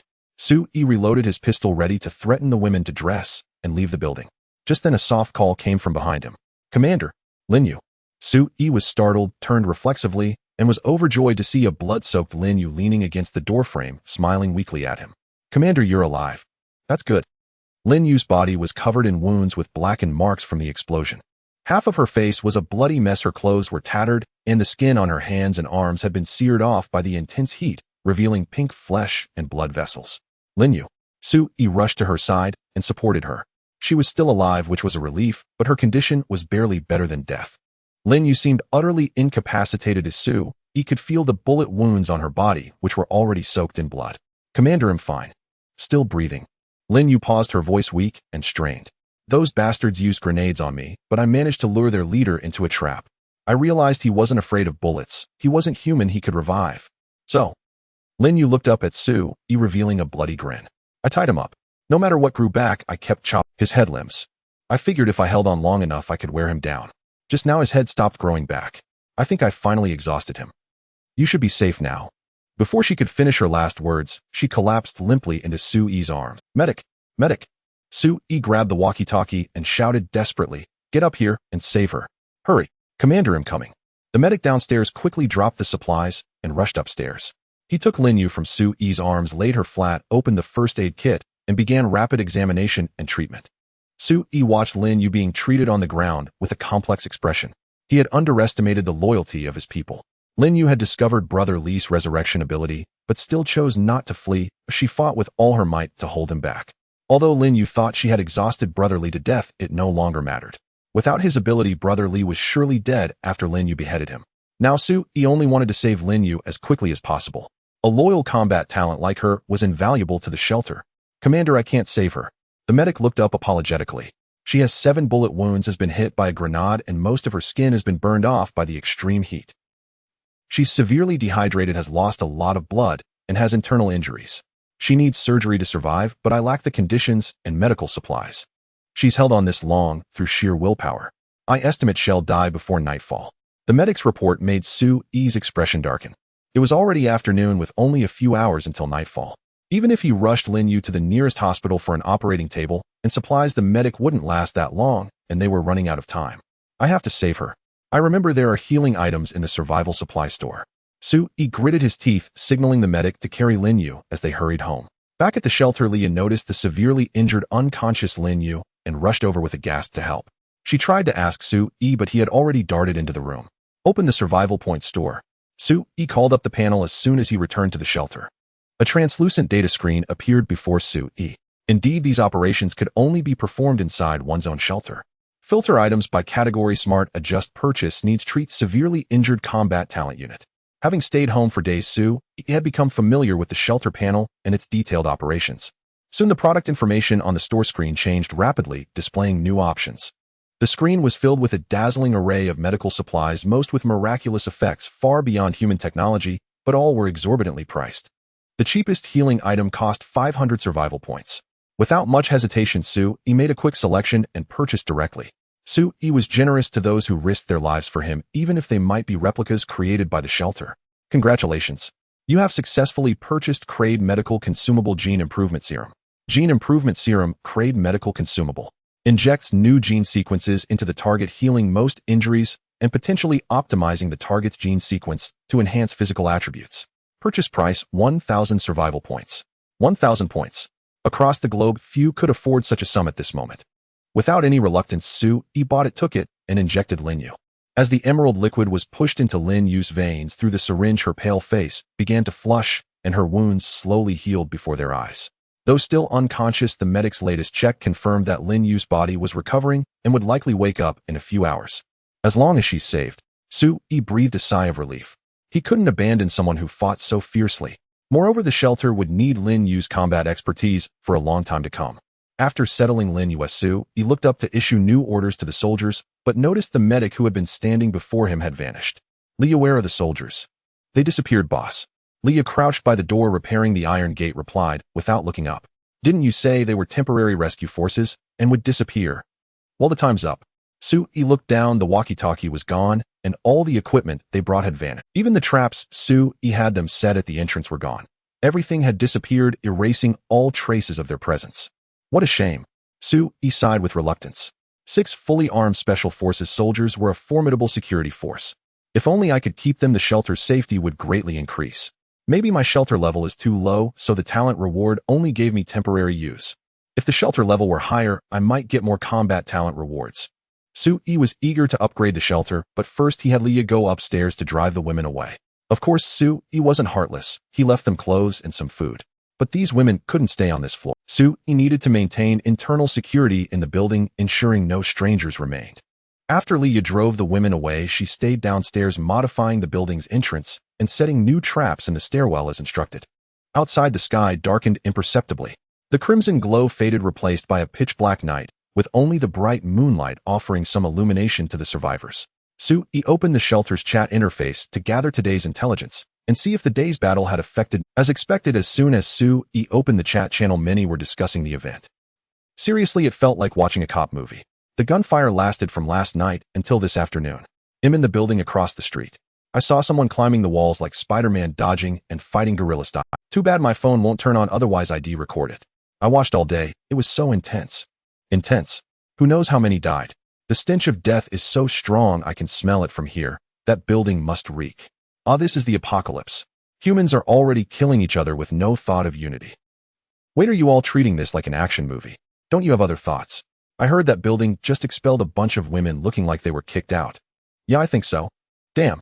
Let's go out and take one in. Buddy, wait for me. Leave the one with the biggest, but for me. I'm into that. The battle at Su-Yi's building had clearly caught the attention of some city survivors. However, the mainstream chat wasn't entirely focused on this, with the apocalypse raging for days. Chaos and killings were rampant across the city. The slaughter at Su-Yi's building was just a drop in the ocean, only drawing the attention and discussion of nearby survivors. I don't see any new dangers, but at least someone has their eyes on this building. Su-Yi closed the chat box and murmured in analysis, but given the firepower I displayed today, no one should be foolish enough to cause trouble, right? If I can just buy a few more days of reward time, I'll get through the toughest early stages of the apocalypse.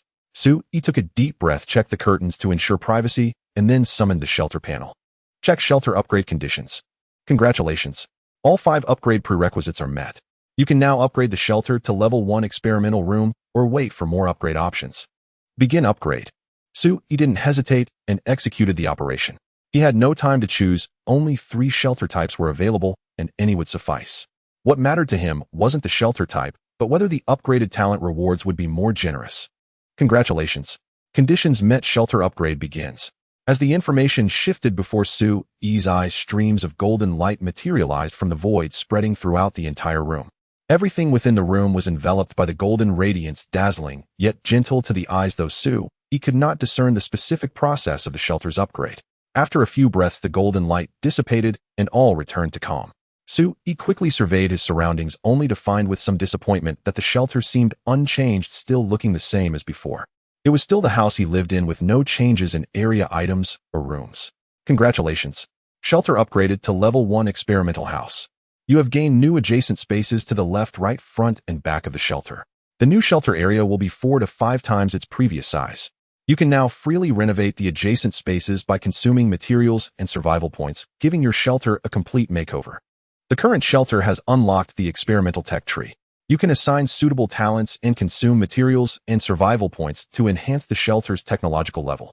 After a series of new information prompts, Su-Yi suddenly understood. So this is just the upgrade. Oh, I still have to handle the actual renovation myself. Su-Yi noticed that a new option, shelter renovation, had appeared in the shelter module information before him. He reached out and tapped to open it, and instantly his vision blurred. Su-Yi felt as if his soul had been drawn from his body, his perspective shifting to a bird's-eye view, observing the entire shelter from above. All walls and obstacles became translucent, and green marker ranges spread across the floor. These green areas encompassed Su-Yi's original house, as well as the materials of his left, right, front, and back neighbors. The green range covered the entire current floor, indicating that all of it belonged to Su-Yi's shelter space. Su-Yi also saw a series of construction options pop up before him. He could freely place new rooms within these green areas, break through walls, adjust load-bearing wall positions, or choose room colors and purchase various decorations. This is really turning into a construction game. Su-Yi's eyes widened, feeling that the world had completely gone mad. Su-Yi felt as if he were playing the game, The Sims, experiencing a detailed and extremely complex shelter-building module. But he was a living human being surviving on Earth. How was his survival becoming more and more like a game? Su-Yi's heart was shaken. He did not immediately renovate the shelter, but silently exited the construction interface. He needed to calm his mind and also think carefully about how to adjust the upgraded shelter. Just as Su-Yi exited the shelter construction interface, a new wave of information prompts engulfed him like a tide. Congratulations. Shelter upgrade completed. Your shelter talent has been enhanced. Shelter talent Otaku's Home effect. Otaku's Home. For every 24 hours you stay in your shelter, you will randomly receive one of the most urgently needed survival rewards. The reward is at least crate, excluding special rewards. The current talent timer resets to 1200 noon. You have 1 hour of outdoor exemption time daily, which does not affect the reward time calculation. The talent effect will continue to upgrade after shelter upgrades. Congratulations. You are the first survivor in your city district to upgrade the shelter. You have received a special commendation, Pioneer's Horn. Pioneer's Horn crate special item. Can be used on any talent to add the Pioneer trait. Pioneer trait effect. In this dangerous era, the most important quality for a brave pioneer is luck. The owner of this trait often has good fortune. Special reward. Su-Yi rubbed his chin, somewhat surprised. He hadn't expected to be the first in the entire city to upgrade the shelter and to receive a reward akin to a game achievement. Just as Su-Yi was examining how to use this reward, a new prompt appeared before him. Congratulations. You are the first survivor in the entire country to upgrade the shelter. You have received a special commendation Awakening of the Bloodline. Awakening of the Bloodline, a grade special item, can summon a special talent with national characteristics.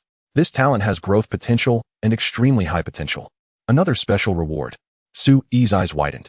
Besides being first in the city district, there was also a national first achievement. An A-grade talent. Damn, I've hit the jackpot. Su-Yi couldn't stop grinning. Getting an A-grade talent for free was likely the top-tier talent that surpassed all other shelters at this stage. But at the same time, Su-Yi realized something not so good for the entire country. The apocalypse has been going on for days, and I'm the only one in the country to upgrade the shelter. How much survival pressure must others be facing? Su-Yi sighed. Most of humanity's technological means were restricted, leaving only low-end technology and simple weapons available. But this wasn't an apocalypse like Resident Evil. Under the global scorching heat, the air had become humanity's enemy. After all, even if people held guns, they couldn't stop the spread of high temperatures by shooting. On the contrary, the lack of many life-related technologies had deprived humans of most effective means to resist the extreme heat. Su-Yi's lament didn't last long. He knew well that he was just an ordinary person without the grand vision to worry about the survival of all humanity. Su-Yi only wanted to survive and live well. The special rewards from these two achievements were stored in the shelter's data, and Su-Yi could use them at any time, just like when he first activated his talent. Use Awakening of the Bloodline. As Su-Yi activated the reward, a golden light bloomed beside him, quickly condensing into a human figure. Before long, a woman in a white cheongsam stood before Su-Yi. Her delicate features were like a painting, her skin fair as jade, and her slender willow leaf brows framed eyes as clear as autumn waters. Sir. The woman gently bowed to Su-Yi in greeting. She seemed like a gentle lady from classical poetry, beautiful and moving with a faint smile that brought a spring breeze to the heart. What is your name? Su-Yi examined the woman, quite stunned. He hadn't expected to summon such a beauty with a breathtaking appearance that could captivate at first sight. Sir, my name is Jiang Xiaozi. The woman lowered her head and spoke softly. I am from the Jiangnan region. Meeting you today is truly my fortune. A fine name. Su-Yi nodded. Jiang Xiaozi was tall and elegant with graceful curves. The white cheongsam perfectly accentuated her slender waist, making her appear lithe and charming. This woman had a noble temperament with an obvious Eastern feminine elegance, suggesting an extraordinary. But what attracted Su-Yi most was not her impressive figure beneath the cheongsam, but an ancient jade pendant at her waist carved with intricate patterns. The jade was round, entirely green, and emitted a faint visible glow. Congratulations. You have obtained a grade special talent, Jiang Xiaozi. Information prompts appeared before Su-Yi's eyes, and he casually opened Jiang Xiaozi's data panel. Su-Yi glanced at it, and his expression changed drastically. Name Jiang Xiaozi. Age 28 years. Type National Fortune Prodigy. Talent Grade Rank. Physical Strength 60. Neural Reflex 68. Endurance 50. Mental Will 368. Self-Healing Immunity 211. Talent Traits National Fortune Blessing. She possesses the distinctive qualities of the Chinese nation, blessed by the national fortune. Her shelter shall not be harmed by doomsday-derived disasters. Filial piety first for every resident over the age of 40 in the shelter. The shelter's expedition rewards acquisition rate of high-level talents and technology. Research speed will increase by 1%. The maximum boost cap is 100%. Foresight, any matter within the shelter requiring strategy, schemes, research, traps, defense, or other thought-based endeavors shall never fail. Talent gifts wide acquaintance. She has many friends, and each month there is a certain probability of bringing new talents to the shelter. If no talent is recommended in a given month, the probability of recommending a high-level talent next time increases. Peerless intellect. She can effectively pass on her knowledge and experience to others. Through communication and guidance with shelter residents, she can significantly enhance their skill levels and thinking abilities. Popular support. Her presence unites the shelter residents as one, forging a common purpose. Within the shelter, her existence greatly boosts morale and work efficiency, making the entire shelter's operations smoother. Value score 3568 points. Hiss. Su-Yi couldn't help but inhale sharply. He repeatedly checked Jiang Xiaozi's talent data, confirming he wasn't seeing things. This is too exaggerated. Su-Yi murmured. Jiang Xiaozi's data left Lin Yu and Li Ya in the dust by several leagues. Mental will as high as 368 and self-healing immunity of 211 points. These alone wouldn't shock Su-Yi. They merely indicated Jiang Xiaozi's data panel belonged to a talent type not adept at combat. What truly delighted and astounded Su-Yi were Jiang Xiaozi's talent traits and gifts. 3 traits and 3 gifts perfectly synergizing positioned her as the ultimate internal affairs talent. The combined effects of her gifts and traits practically make her a walking self-propelled group buff. The most crucial is wide acquaintance. Will I ever need to worry about lacking talents in the future? One freebie a month with a chance to snag a high-level one for free. Isn't this buy one get in free? Sui's grin was almost splitting his face. The only aspect of Jiang Shao's entire panel that brought him some regret was the trait filial piety first. Its effect required the territory to have residents over 40 years old to activate. In an environment ravaged by apocalyptic disasters, humans who were too old or too young struggled to survive independently. Put nicely, they weren't well suited for survival. Put bluntly, they were burdens. The first round of apocalyptic disasters was already harsh on the elderly. Who knew how troublesome future disasters would be? The survival odds for these older individuals were low. Having too many such people in the shelter would also drag down its disaster resistance and development potential. But its effect is really tempting. 3 types of benefits maxing out at a 100% boost. Sui murmured, awakening of the bloodline can summon talents with national characteristics. This is indeed quite distinctive. Filial piety is the foremost virtue. It seems when I have time, I'll need to keep a few old folks around. Sui calculated that as long as he controlled the number of elderly residents, this talent trait would greatly benefit the shelter. Just as Sui was pondering how to best utilize Jiang Shao's traits and gifts, a soft moan came from the bed behind him. Water. It was Linyu. She opened her eyes, regaining consciousness from a severe coma. Her injuries had mostly healed, but she was still very weak. Water's here, drink slowly. Before Sui could react, Jiang Shaozi had already fetched water, crouched by the bedside, and patiently and gently helped Linyu drink. You? Who are you? Linyu asked, puzzled and wary. Spotting Sui behind Jiang Shaozi, she asked hoarsely, Commander, is she a new member? Yes. Sui nodded, emphasizing, she's very important. From now on, you all must listen to her on household matters, and am no exception. Jiang Shao's trait effects clearly indicated she was a strategist type internal affairs talent with remarkable wisdom. This woman was smart, so following her advice on everything was bound to be right. Even if mistakes occurred, it wouldn't matter. Sui figured if even Jiang Shao's wisdom could err, he certainly wouldn't have seen the problem himself. As a leader, one must know their limits to delegate wisely. Very important. Linyu chewed on the word, struggling to sit up despite her weakness. Comrade, I can manage myself. She dared not let Jiang Shaozi tend to her, but Jiang Shaozi gently pushed her back. You're injured, you need to rest. Listen to her, get some good rest. Sui said with a smile, then paused to emphasize, you're very important too. Don't take your body lightly. I am important too. Linyu was taken aback. She looked up at the man in the darkness. His smile was very gentle. Our home is a bit bigger now than a few days ago, showing some signs of life. Sui sat by the bed and said to Jiang Shaozi, counting you and me, the shelter now has 4 people, me, you, Liya, and Linyu. Linyu is my first subordinate, a soldier very loyal. Liya is an engineer with some skill in modifications and technological research.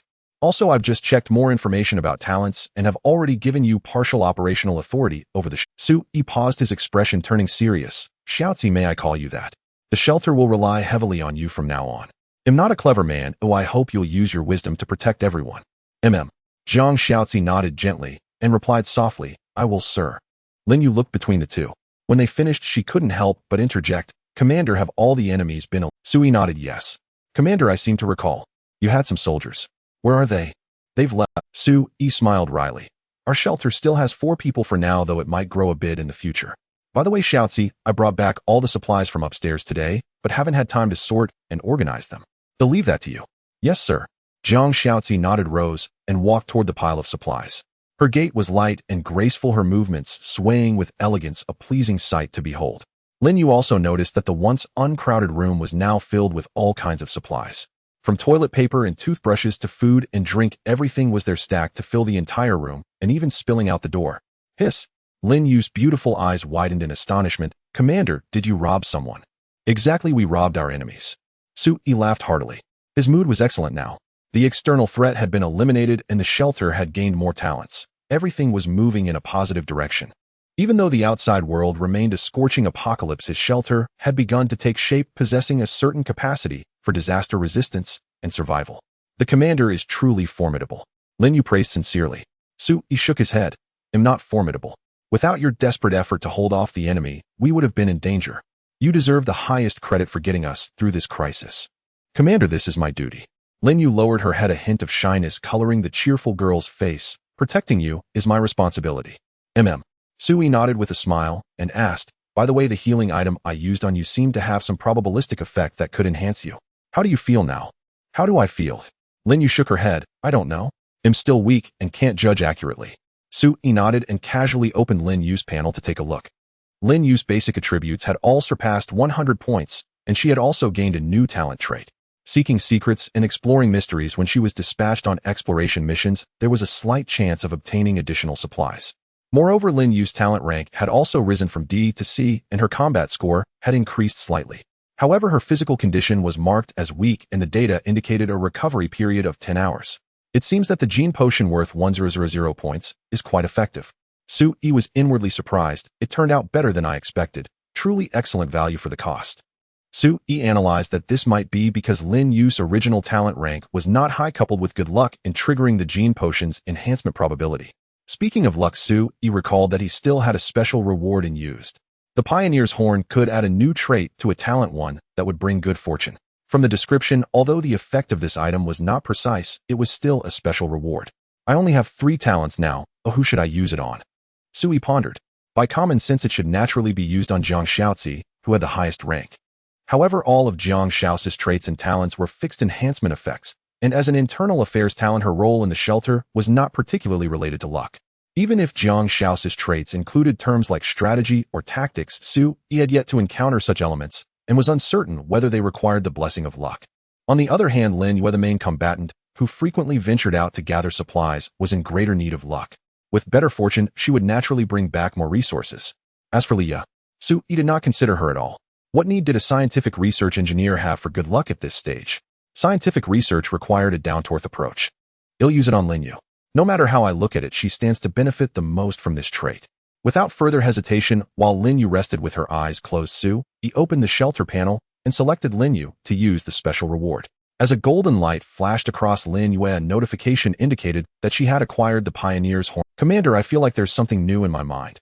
Lin Yu suddenly opened her eyes, a puzzled expression on her face. Su-yi smiled reassuringly. Don't overthink it. Just lie down and rest. You're our only protector now. Lin Yu nodded obediently and lay back down to rest peacefully. Su-yi did not consider using the special reward on Lin Yu a waste, nor did he think of saving it for a more suitable talent later. Su-yi opened the shelter panel. Only now did he have time to carefully tally the day's gains. Thanks to the boost from today's talent reward, Su-yi had eradicated the thugs and seized control of the Some things should be used when needed. Use them early for early enjoyment. The night was empty and silent, with only the clanging sound of Liya crafting safety equipment downstairs and the soft murmurs of Jiang Shaozi inventorying supplies. Su-yi opened the shelter panel. Only now did he have time to carefully tally the day's gains. Thanks to the boost from today's talent reward, Su-yi had eradicated the thugs and seized control of the entire building. The supplies that Brother Li and his men had gathered from outside over the past few days had all fallen into Su-yi's hands. Su-yi roughly estimated that if only 4 people were using them, these supplies could last several months, and they would live relatively comfortably. After all, while other survivors in the city were struggling for food and water, Su-yi had already regained access to quality of life items like toilet paper and toothbrushes. Additionally, he could even enjoy a smoke, and among the supplies were some color magazines and comics. It seemed that Brother Li and his group accepted anything and everything into the building. Having plenty of supplies was good, but there were drawbacks too. There's too much. The freezer space is limited, so some food will inevitably spoil in the heat. Su-yi frowned. I need to hurry and trade away some of the perishable food for new items. By the way, how many survival points do I have left? Su-yi checked and found he still had 1806 survival. First, I'll develop the empty areas of the shelter. With the remaining points, I'll see if I can get something good. Su-yi opened the shelter's construction module, and the sensation of his soul leaving his body returned. His perspective was once again elevated to an aerial view.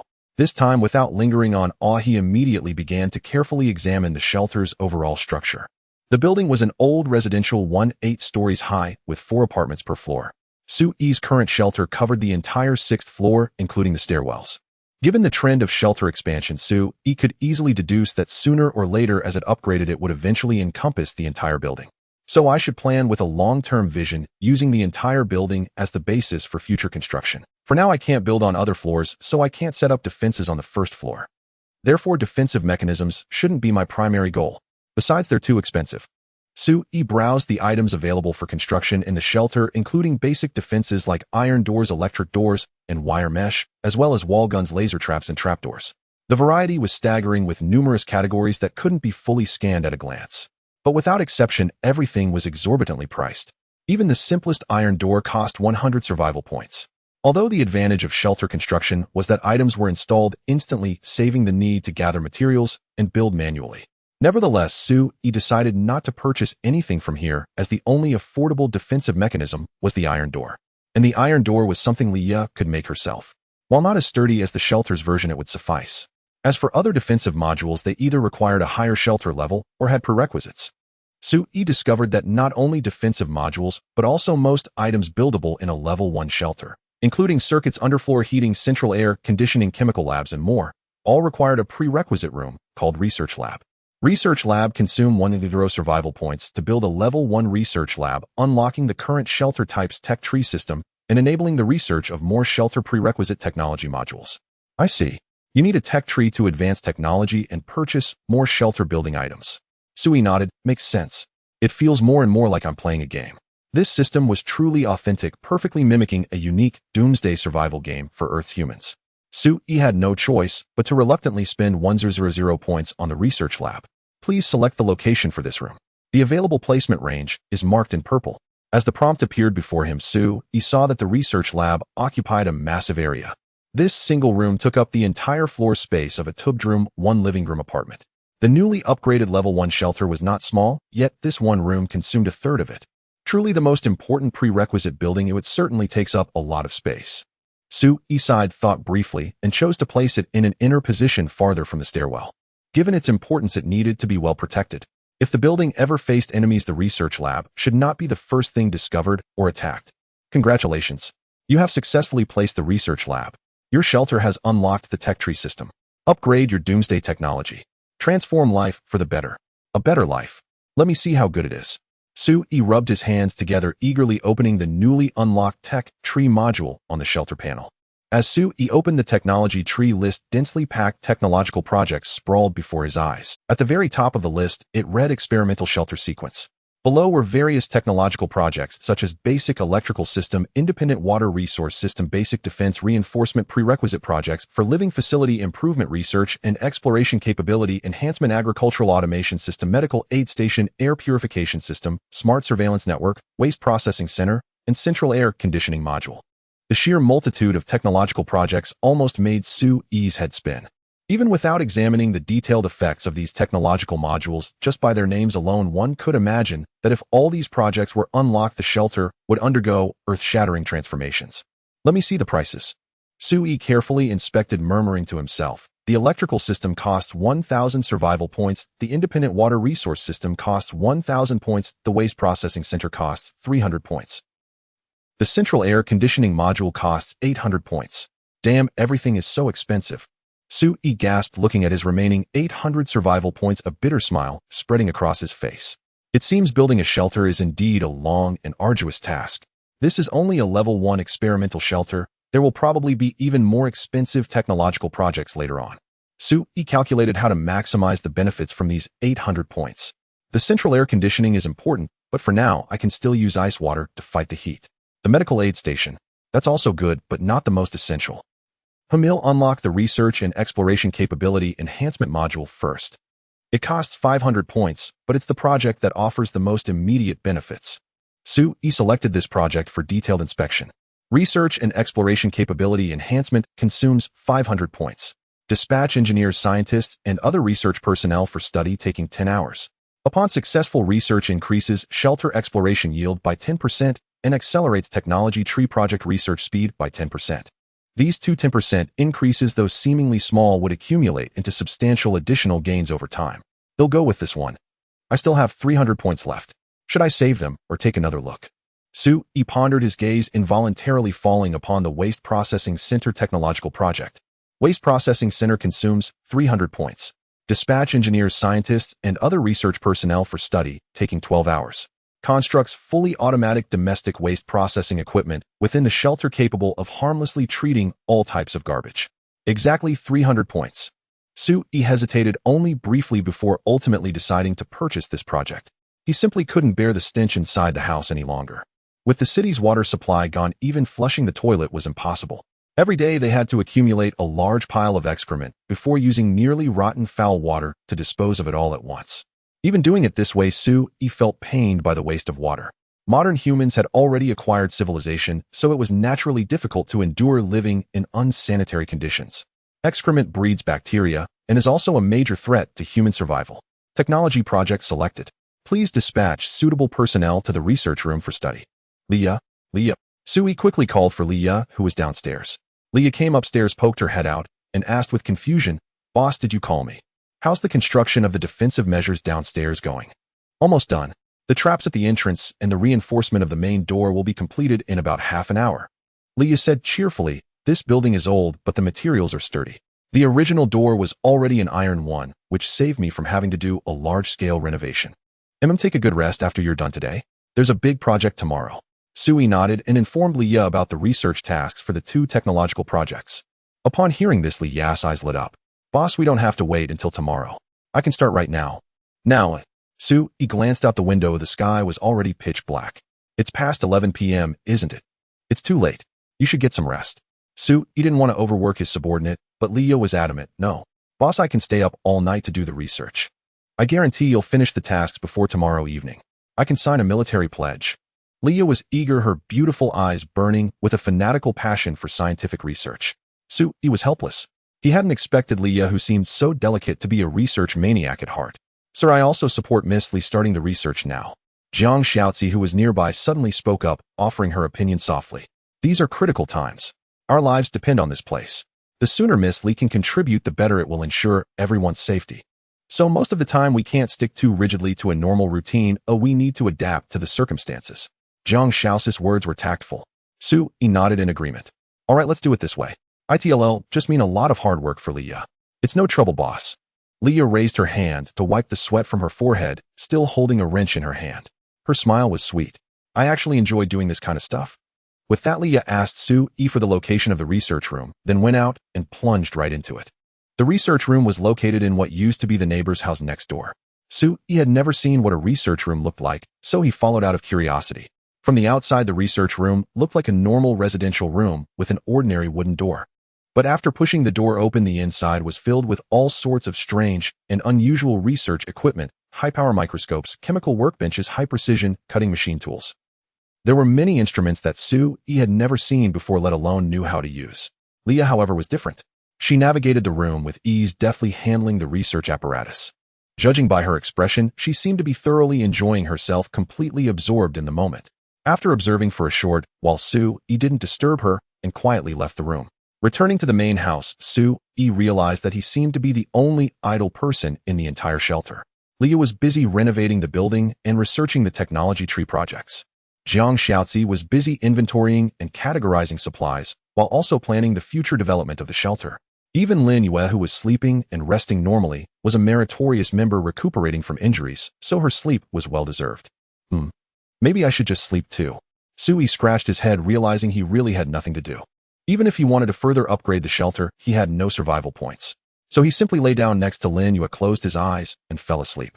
When Sui opened his eyes again, everything before him was a blazing red. The sky outside the window had already brightened, and the scorching sun continued to mercilessly torment every living creature on this planet.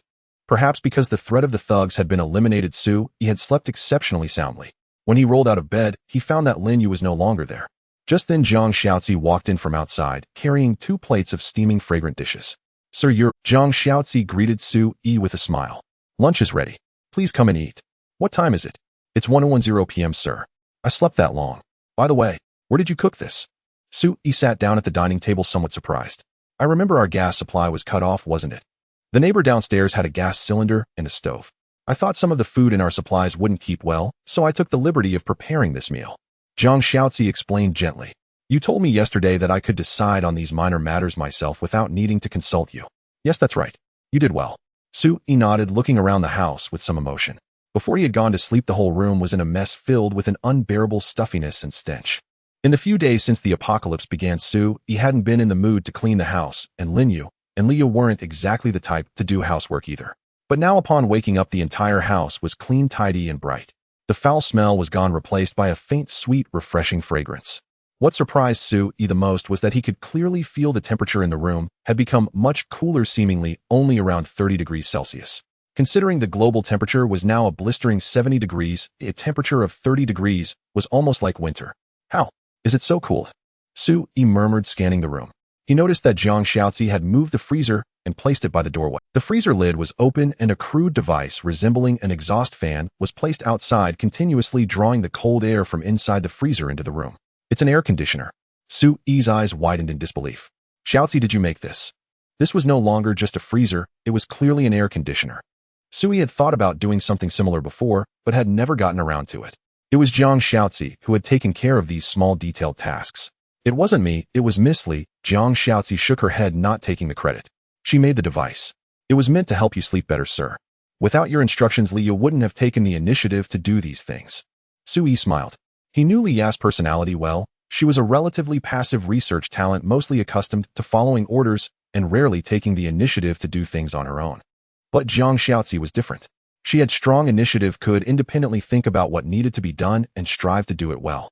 The completely transformed house before his eyes was the best proof.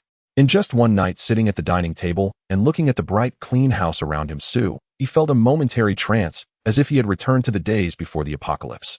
But this trance didn't last long. It was soon interrupted by a new notification flashing before his eyes.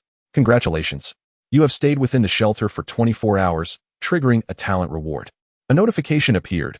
You have received a talent reward, Crade Technological Weapon, Infinite Rain of Bullets Rifle Sniper Variant. As the prompt emerged, a rifle materialized on the dining table. Jiang Xiaozi paused her chopsticks momentarily, her beautiful eyes cast downward, as if she hadn't noticed, continuing to eat with elegant composure. Su-yi offered no explanation, simply picking up the rifle to examine it. The rifle's body, forged from lightweight, high-strength alloy, gleamed with a cold metallic luster. Its lines were sleek and elegant, equipped with a smart scope and a silencer. At the magazine section, an energy conversion system gave it a distinctly futuristic technological appearance. As Su-yi observed, the rifle's information appeared before him. Weapon name, Endless Rain Rifle. Weapon grade, Crate. Weapon traits, infinite ammunition. It can fire conventional bullets without limit, but be mindful of barrel cooling. High precision, mid-range sniping. Within 800 meters, it can switch to single-shot sniper mode for maximum power.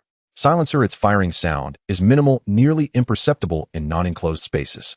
Basic attributes: weight approximately 4.6 kilograms.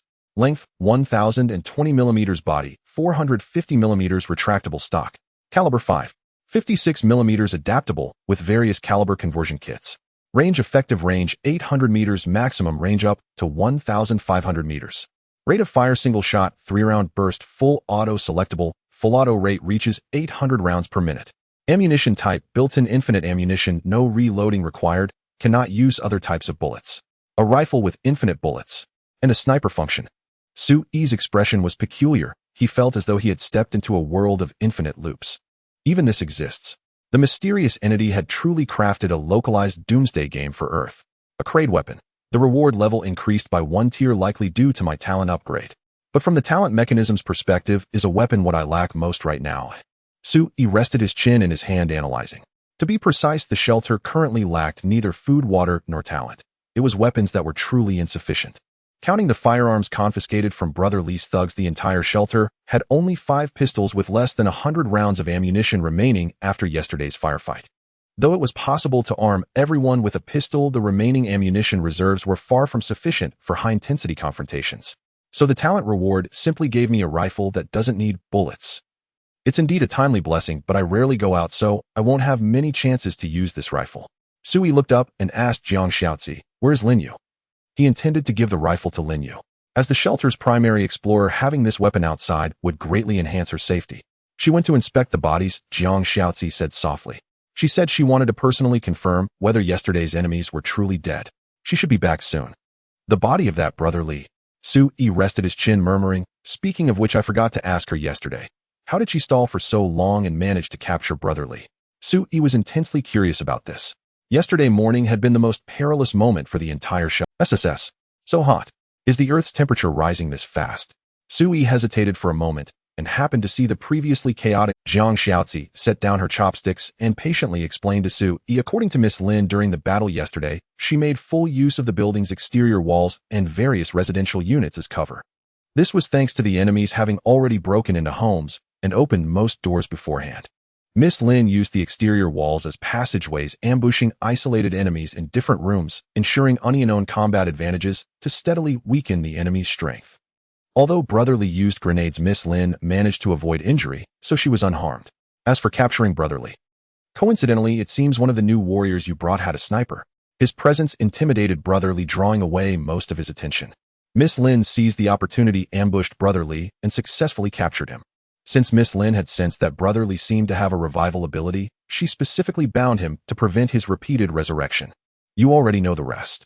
Jiang Xiaozi recounted everything, and Su Yi asked, Lin Yu told you? Yes. I felt it necessary to understand everyone in the shelter, so I had initial conversations with them. Jiang Xiaozi nodded, praising, Miss Lin's combat abilities are outstanding, and her fighting spirit is commendable. She is a rare and excellent warrior. I think so too. Sui nodded in agreement, having personally experienced yesterday's gunfight, and deeply appreciated Lin Yu's importance. But to avoid a repeat of yesterday's events, Jiang Xiaozi looked at Su Yi and suggested, I recommend you adjust the shelter's development direction, focusing on building internal defense mechanisms. I was thinking the same thing. Sui nodded and smiled. Great minds think alike. I was planning to have Leah. No, that's not enough. Jiang Xiaozi shook her head. Beyond the shelter's physical defenses, we need to construct more layers of protection. Such as, Su Yi asked humbly. If you have any good ideas, please share them. Residents. We need. Jiang Xiaozi spoke softly. I know you distrust outsiders given the complexity of human hearts. I fully understand that. But setting that aside, population is a key factor in the shelter's strength.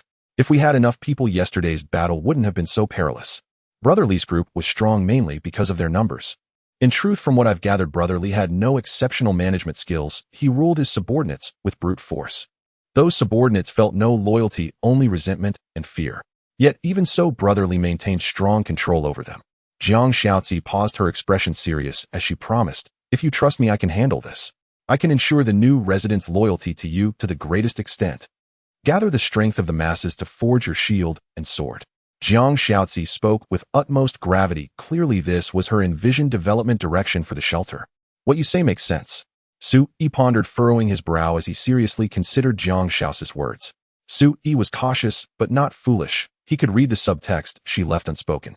Given the current world situation of rotating doomsdays, the current homebound strategy was fine, but once faced with a doomsday scenario requiring collective survival, the shelter's limited numbers would inevitably suffer. And based on the Doomsday game's current mechanics, for humanity to survive, better shelters would inevitably merge and absorb one another.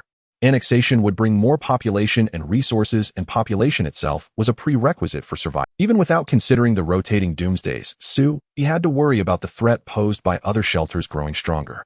I've hesitated too. Rather than outsiders, I prefer gathering more talented individuals as residents. Su Yi took a deep breath. Talents like you, Lin Yue and Li Ya, you are the shelter's foundation. Sir, we have no stable means of recruiting talent. Jiang Xiaozi looked at Su Yi, her tone still gentle. So you must learn the art of governance. I will help you. Su Yi met Jiang Xiaozi's beautiful eyes, feeling a sudden wave of emotion. So this was what it felt like to encounter a strategist. One couldn't help but be persuaded. Jiang Xiaozi's analysis was spot on, and Su Yi couldn't refute it. He nodded in agreement. All right, this is your responsibility. But since you understand my nature, you should know. Yes, sir. I know what to do. Jiang Xiaozi smiled as she spoke. I will develop a comprehensive shelter recruitment system and management plan. I will do my utmost to craft a safe identity for you. Jiang Xiaozi spoke mysteriously, piquing Su Yi's curiosity. What identity is the safest?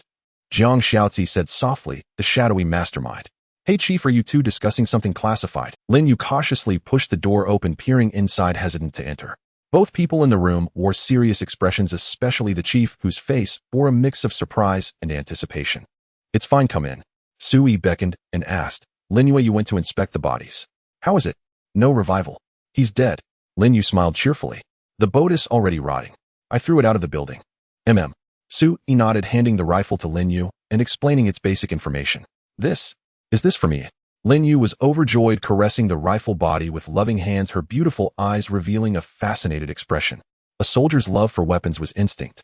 Moreover, this was a rifle with infinite bullets, versatile enough to handle many dangerous and complex battlefield environments.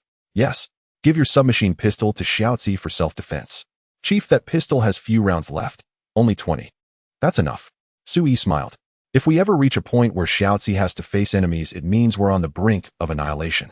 You're right, Chief. I will never let anyone harm everyone. Lin Yu's pretty face hardened with determination, gripping the rifle tightly, filled with the confidence of becoming stronger. Lin Yu had indeed grown stronger.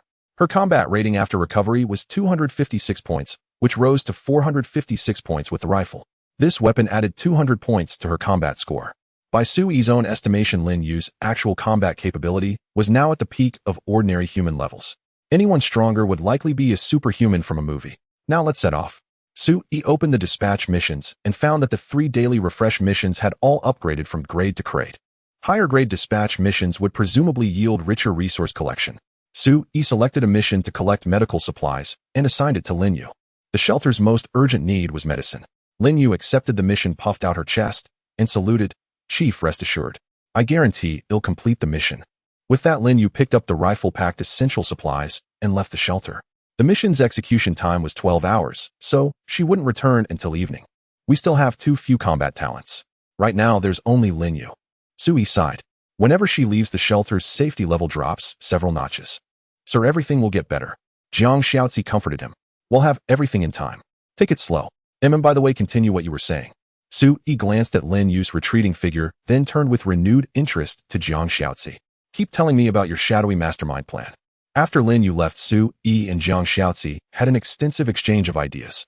Through Jiang Xiaozi's analysis and explanations, the puppet master plan she tailored for Sui specifically involved recruiting more human survivors to serve the shelter. They would establish a management system centered on the shelter's talent units, using these capable individuals to restrain the survivors, suppress adverse elements, and guide them to contribute more diligently to the shelter.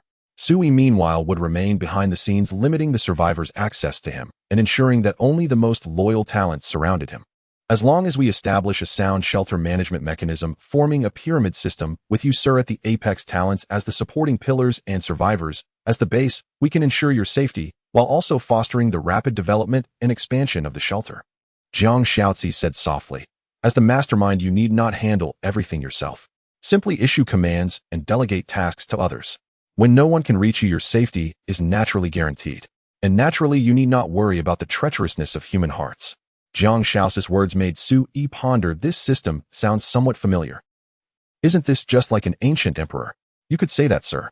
Jiang Xiaozi's smile stirred Sui. This woman was essentially draping him in a yellow robe. But to be serious, what Jiang Xiaozi said was indeed correct. If he wanted to satisfy his cautious nature while also considering the shelter's growth, then this was the only path. Let's give it a try first. No one can say for sure what the future holds. Sui didn't agree outright, but promised to let Jiang Xiaozi proceed with this approach. He'll make the arrangements. Jiang Xiaozi nodded, then reminded him, Sir, the food has gone cold. Shall I? No need, I'll eat it as is. Sui waved his hand, feeling a bit extravagant. The apocalypse had been raging for days, and most of the food in the city had spoiled, and even the drinking water had turned foul. Most people were running out of food and water, nowhere near being able to enjoy pre-apocalypse delicacies like he could. Although it was just a simple home-cooked meal, Sui's treatment was already far superior to that of most survivors. After lunch, Jiang Xiaozi got up to clear the dishes, and then took her leave, saying she needed to continue organizing and planning the entire building. Since Sui intended to use this place as his foundation, she naturally felt obligated to handle the remaining details. In the afternoon, Jiang Xiaozi was busy organizing the building. Lin Yu had gone out to explore, and Liu was still holed up in the research lab, tinkering with the tech tree. The entire residential building was left with only Sui, who had nothing to do. It really does feel like being an emperor. Sui lay down for a nap, feeling the cool breeze from the freezer, and sighed inwardly. I just give orders, and the talents execute them. This feeling is indeed pleasant. In a drowsy state after a full meal, Sui dozed off. When he woke up, it was already 3 in the afternoon. This empty, idle life was hard to pass the time. After all, there were no computers or phones for entertainment. Sui had to find something new to kill the hours. Let's check the trading platform and see if I can buy some bullets. Sui opened the shelter's interface and was about to access the trading platform when he noticed many new rankings in today's shelter leaderboard module. In addition to the shelter level ranking, talent ranking, and exploration mission ranking, there were also rankings like shelter resource reserve, counting only mission rewards, shelter destruction kill count ranking, shelter equipment ranking, counting only shelter equipment, and survival points ranking. A dense array of rankings, at least a dozen in total. Sui glanced and was surprised to find himself in first place on 5 of them. They were first in talent ranking, first in level ranking, first in exploration mission ranking, first in resource reserve ranking, and first in equipment ranking. Am I really this impressive? Sui blinked, realizing for the first time that his shelter was actually this strong. It had been less than a week since the first wave of the apocalypse began, and he had already claimed the top spot on 5 rankings. The more rankings, the better. Because after the current round of the apocalypse ends, the mysterious entity would distribute rewards based on the rankings. The higher the rank, the better the rewards, creating a snowball effect of massive advantages. Let me check the other rankings. Whoa, this kill count leader is way too extreme. Su-E's eyes widened as he saw the data of the first place killer, 161 shelters destroyed. This ranking was essentially a PvP leaderboard. Anyone on it was a battle maniac. But this was the real world. Even with the apocalypse game mechanics, the people killed were real humans. Destroying 161 shelters meant this person had killed at least 161 people, possibly more. The apocalypse only started a few days ago, and you've already killed that many.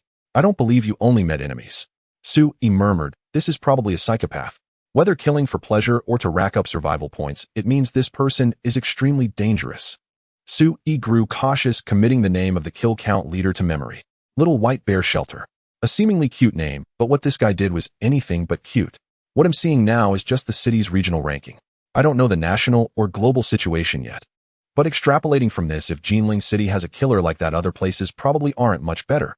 It's truly the apocalypse. Natural disasters everywhere, plenty of man-made calamities too. Tough times. Su-E shook his head, checking his own ranking 5368 in the kill count, with one shelter destroyed. This meant at least 5,000 people had destroyed other shelters. And this was just the beginning, the number would only grow. Let's check the points ranking. Ranked. Damn. After 10,000th. No specific rank. Su-E's eyes widened, and he couldn't help but roll his eyes. After some spending, his survival points had dwindled from a few thousand to a mere 6 points. 6 points was indeed too little, but Su-E didn't think it warranted a ranking beyond 100, which was a terrifying range. Does that mean at least 100 survivors in the city have figured out how to earn points? Either they have talents or they're earning points through other means. Su-E rested his chin on his hand and glanced at the first place in the points ranking. Little White Bear Shelter, current points 12620. Over 12,000 survival points. If you included what he might have spent, this guy's total accumulated points likely exceeded 2000. This is truly a formidable person. Based on the number of shelters he destroyed, he should have at least 1600 points. His current ranking shows fewer, meaning he spent some. His strength is definitely not to be underestimated. Su-E frowned. Having such a murderous maniac in the city with no clear signs of his whereabouts was, especially for someone as cautious as Su-E, he could already feel the familiar pressure returning. The brief ease he had felt for less than a day vanished, instantly replaced by a thick sense of crisis weighing. This guy has so many points, yet his shelter is still level 0. That's the most dangerous part. Someone with this many points can't meet the conditions to upgrade. Impossible. He's deliberately suppressing his shelter level. He must have some hidden trump card. Where the hell is this guy? He shouldn't be too close to me, should he? The more Su-E pondered, the more alarmed he became. He swiftly closed the ranking data in silence and logged into the trading platform to search for orders related to weapons and ammunition. After filtering the criteria, Su-E was astonished to discover that the prices for relevant orders had skyrocketed several times over today. Just 2 days ago, he could trade a few bottles of ice water and some medicine for 100 rounds of ammunition, but today the seller's reply was stark: the price was insufficient. The seller's minimum asking price was 10 bottles of ice water plus 20 gene of shelf-stable food or 20 boxes of common medicine. Such a bounty could only fetch 100 rounds of the most basic pistol ammunition. As for other types of bullets, they were off the table. Hand grenades were also unavailable. Only pistol rounds, pistols, and bulletproof vests were for sale. After consulting several sellers, Su-E found the prices were largely the same. It seemed as if within a single day this group had colluded to drive up prices uniformly. Strange, why have the prices become so exorbitant? Frowning, Su-E opened the city's regional chat channel and searched for keywords like weapons and ammunition. Scrolling through the chat logs, he indeed uncovered some clues. So annoying. Today's bullet prices are sky high, I can't afford them at all. I finally scrounged up some resources to buy a gun for self-defense, but now it's not enough. I heard it's because there have been too many gunfights in the city these past 2 days, mostly over resources. Some people are even deliberately slaughtering weaker shelters. The sellers who control the firearms have decided to limit supply, not wanting humans to kill each other. Bullshit, I don't buy that excuse. They clearly want to hoard power. That's not necessarily true, there are still good people. Yesterday, my next-door neighbor, a woman, was rescued by a relief team. Unfortunately, their resources are limited, and they can't save many. Human hearts are hard to fathom in the apocalypse. I increasingly feel that life after the apocalypse isn't much different from before. Brother, what do you mean by that? Think about it. Before the apocalypse, I worked hard for decades to buy a house, but every year housing prices rose, and I was always just short of getting on the property ladder. After the apocalypse, I struggled to save resources for a gun to defend myself, and am always just short of buying one.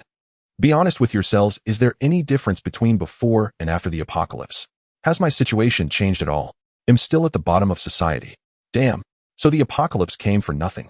Survivors in the city region had complained about this issue yesterday, but Sue, having just emerged from a major battle, was resting and hadn't noticed it at first. In the early days of the apocalypse, all survivors in the city had gradually grown accustomed to using the online trading platform to exchange goods, swapping urgently needed resources to enhance their collective chances of survival. There were even kind-hearted individuals overflowing with compassion who distributed resources for free or sold them at low prices to help others. But it hadn't been long before the entire trading market's atmosphere shifted. The saints had vanished and low-priced resources were gone. Whether it was water, food, or even weapons and equipment, prices had multiplied several times over.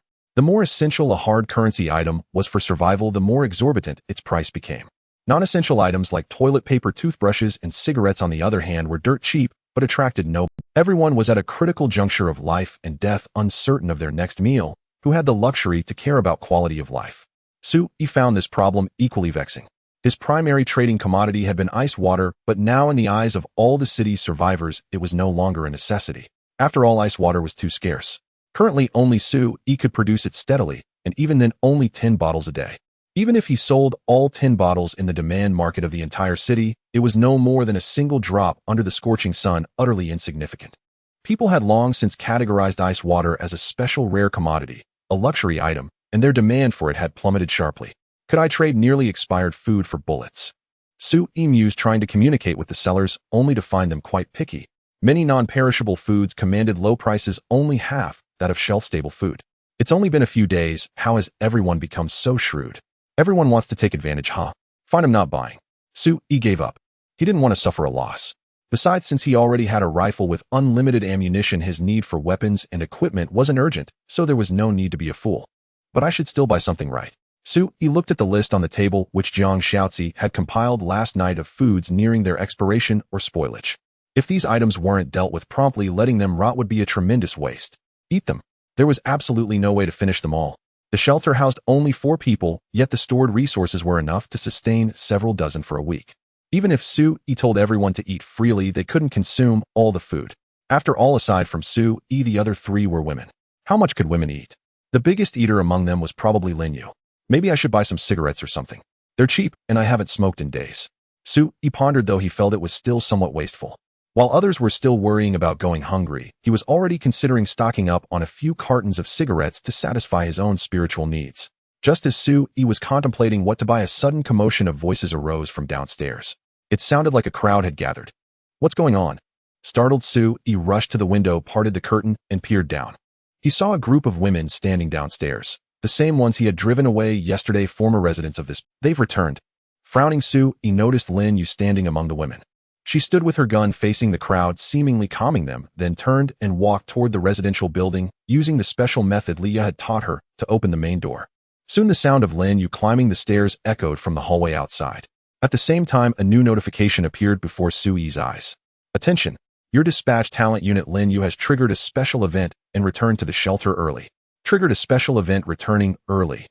Raising an eyebrow, Sue murmured, "Is this another new mechanism? Will an early return affect the amount of resources gathered?" Sue wasn't sure. He still didn't have a thorough understanding of the dispatch exploration mechanism. Judging by Lin Yu's act of bringing back these women, the dispatch task seemed similar to survivors searching for resources outside. Dispatch talents would search for resources within a certain range, sparing the survivors themselves from having to do it personally. Soon Lin Yu pushed open the door and appeared before Sue. "Commander," she called out in a clear voice, "salute. It's not dark yet. Why are you back early?" Sue looked at Lin Yu calmly. "Something happened."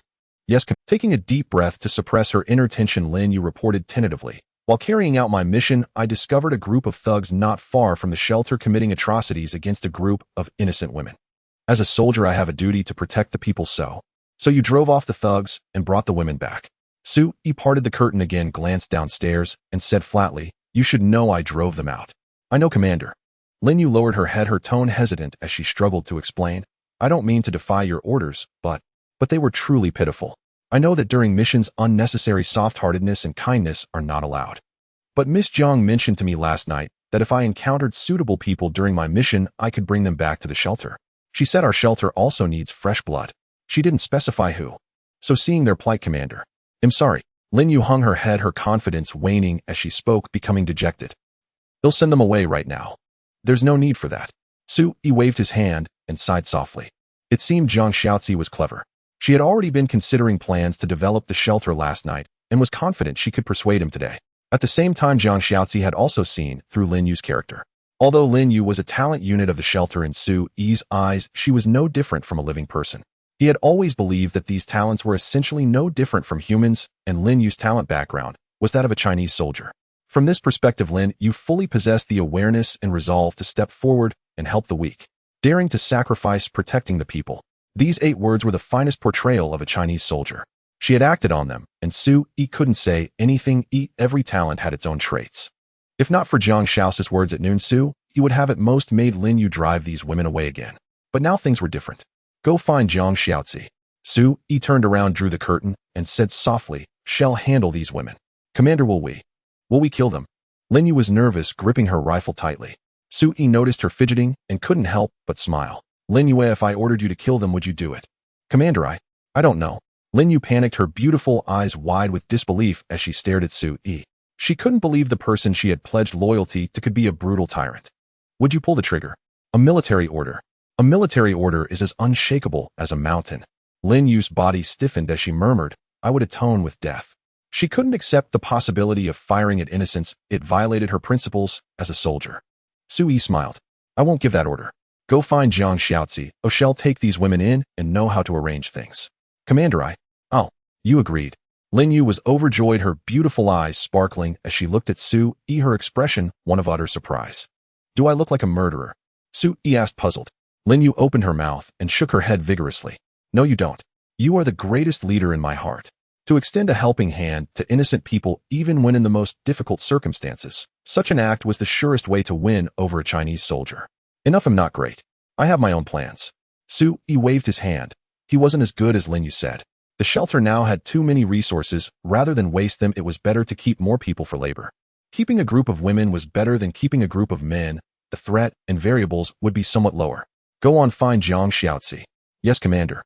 Lin Yu turned and left, her heart filled with excitement to share the good news with the pitiful women downstairs. "Am I exploiting them?" Su Yi murmured, looking down through the curtain. "But at least I can provide security. It's just a mutual exchange of needs. That said, I'm not really that bad. The apocalypse hasn't completely changed me yet." Before Su Yi's muttering could fade, a new notification suddenly appeared before his eyes. "Congratulations. You have excellently completed the special event of the dispatch mission. Your talent unit Lin Yu has been greatly inspired and has acquired a new talent trait, My Faith." My Faith, a talent trait. She has received sufficient inspiration, and the person she serves has strengthened her faith and pursuit. She now has the opportunity to break through to a higher talent rank. Off. Su Yi was taken aback, a flicker of pleasant surprise crossing his face. An unexpected bonus. A special event, and it's as if a task has been completed. And there's a reward. Did I fulfill the spiritual needs of a talent, prompting them to grow stronger? This time I've hit the jackpot. Su Yi grinned with delight. Not only had he gained a group of laborers for free, but Lin Yu was also making progress.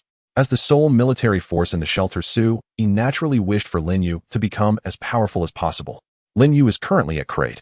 If she grows stronger, could she break through to grade? I can hardly wait. I just wonder when this trait will take effect. Su Yi gazed out the window. "Sisterly, do you think? Hell, let us go home." Outside the building, among a dozen or so women, a girl around 20 years old spoke timidly.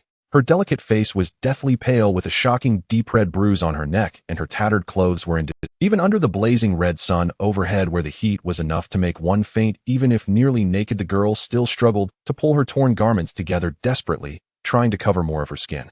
She was terrified, so terrified that she felt cold even in the scorching heat. "Probably. I don't know." A woman around 40, looking weary, glanced at her companions, then gently pulled the girl close, soothing her. "Don't be afraid. That young man doesn't seem like a bad person. He drove away those bastards led by Li, so he's our savior in a way. Whether he lets us go home or not, at least he hasn't hurt us. It's just a pity about Xiao Wang. If she were still alive." Sister Li took a deep breath, her expression darkening. The girl in her arms couldn't hold back her sobs any longer, tears streaming down her face. The other women also showed deep resentment in their expressions. "If he doesn't let us in, where else can we go?" Someone murmured in a low voice, their eyes filled with despair and a death wish. "I don't know." A girl shook her head, her gaze lost in confusion. "Maybe we'll really die." They had already tried. From the moment they were driven away yesterday until now, they had witnessed the chaos. Outside there was only scorching heat and thugs. Countless pairs of eyes from the darkness watched these women. Just last night, when they huddled together to sleep in the subway station, 3 of them vanished. 3 women had disappeared into the night, and no one knew what had become of them. The remaining women dared not stay in the subway station any longer. But when they emerged to face the daytime sun, they were nearly fainting from the heat with no idea where to go. Filled with fear and unease, they wandered aimlessly. Unconsciously, the women found themselves near the residential building again not long ago, only to be ambushed by a group of men out scavenging for supplies. These men tried to forcibly abduct the women. If taken, their fate would likely be to become new slaves. In their most desperate moment, Lin Yu appeared, drove off the thugs, and led them to the base of the building. The girl carrying a rifle said her commander might be willing to take them in. Commander, a title that instinctively brought a sense of reassurance. This girl must be a soldier, and her commander should also exude that sense of security a soldier brings. The women didn't know, they could only guess in their confused hearts. She's coming. She's out. A woman suddenly cried out. The girls looked up to see the door of the building before them swing open. Lin Yue, carrying a rifle, stepped out with a stern expression. The girls noticed a beautiful woman in a cheongsam ahead of Lin Yue, who seemed to defer to her. Are you the new friends Lin Yu brought back? Jiang Shao's voice was very gentle as she stepped forward and naturally took Sister Li's hands. Are you Sister Li? Lin Yu mentioned you. You've been taking care of the girls.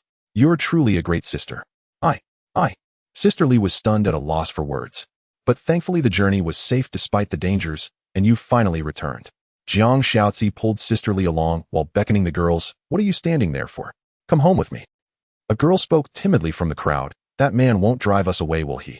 He drove us away yesterday. He didn't seem to welcome us. Are you talking about Mr. Su? Jiang Shaozi looked at the girl and explained gently. Yesterday he asked you to leave because he was worried there might still be thugs hiding in the building. To clear the threats from our home, Mr. Su had no choice but to make you endure a night outside. But now the building has been confirmed safe, so Mr. Su sent Lin Yu out to find you as soon as dawn broke. To be honest, this matter was indeed mishandled by Mr. Su, and I want to apologize to you sisters on his behalf. Jiang Shaozi spoke with utmost sincerity, her stunning face showing a hint of apology. Lin Yu felt a bit uncomfortable on the side, as she wasn't used to being a character in a lie. Although Jiang Shao's reasoning was somewhat far-fetched in this chaotic and dark world, even the flimsiest excuses could be accepted. As long as one could survive. Really? Sister Li was pleasantly surprised, looking at Jiang Shaozi with gratitude.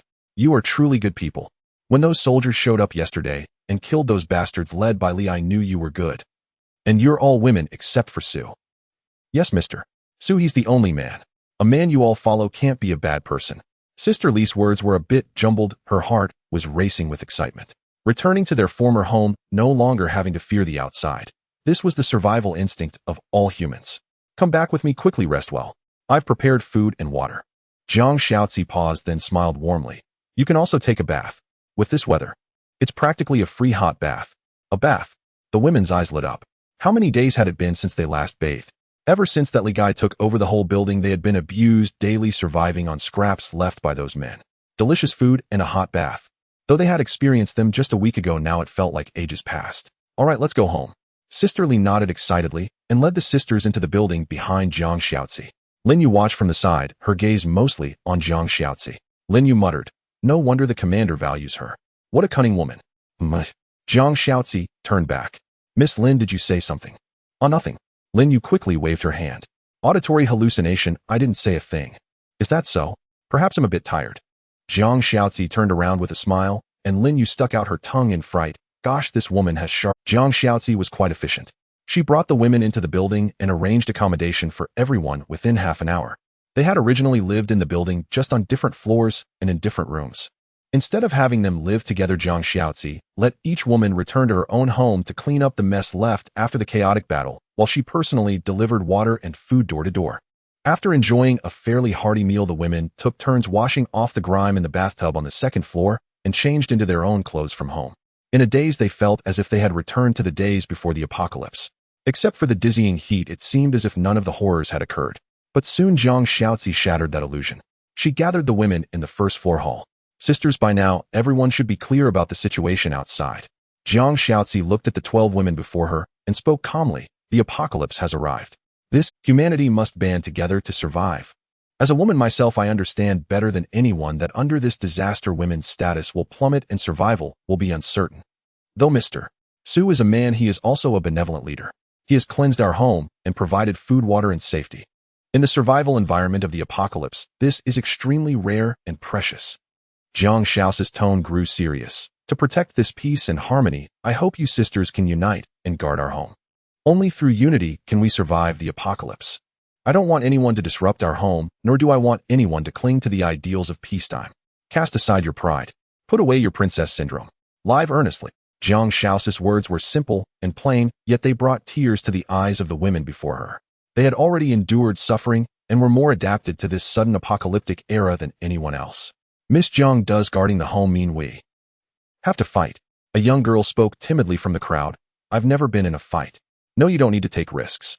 Jiang Shaozi smiled gently at her, soothing her anxious heart. Mr. Su will arrange for someone to protect us when it comes to fighting. In our shelter, everyone has a role. For instance, Miss Lin Yu is our warrior. Dangerous tasks are naturally handled by her. Jiang Shaozi looked at Lin Yue, who stood nearby with a rifle, and asked with a smile, right, Miss Lin Yu? You'll protect us, won't you? Mission guaranteed. Lin Yu snapped to attention, standing tall and proud, her pretty face stern.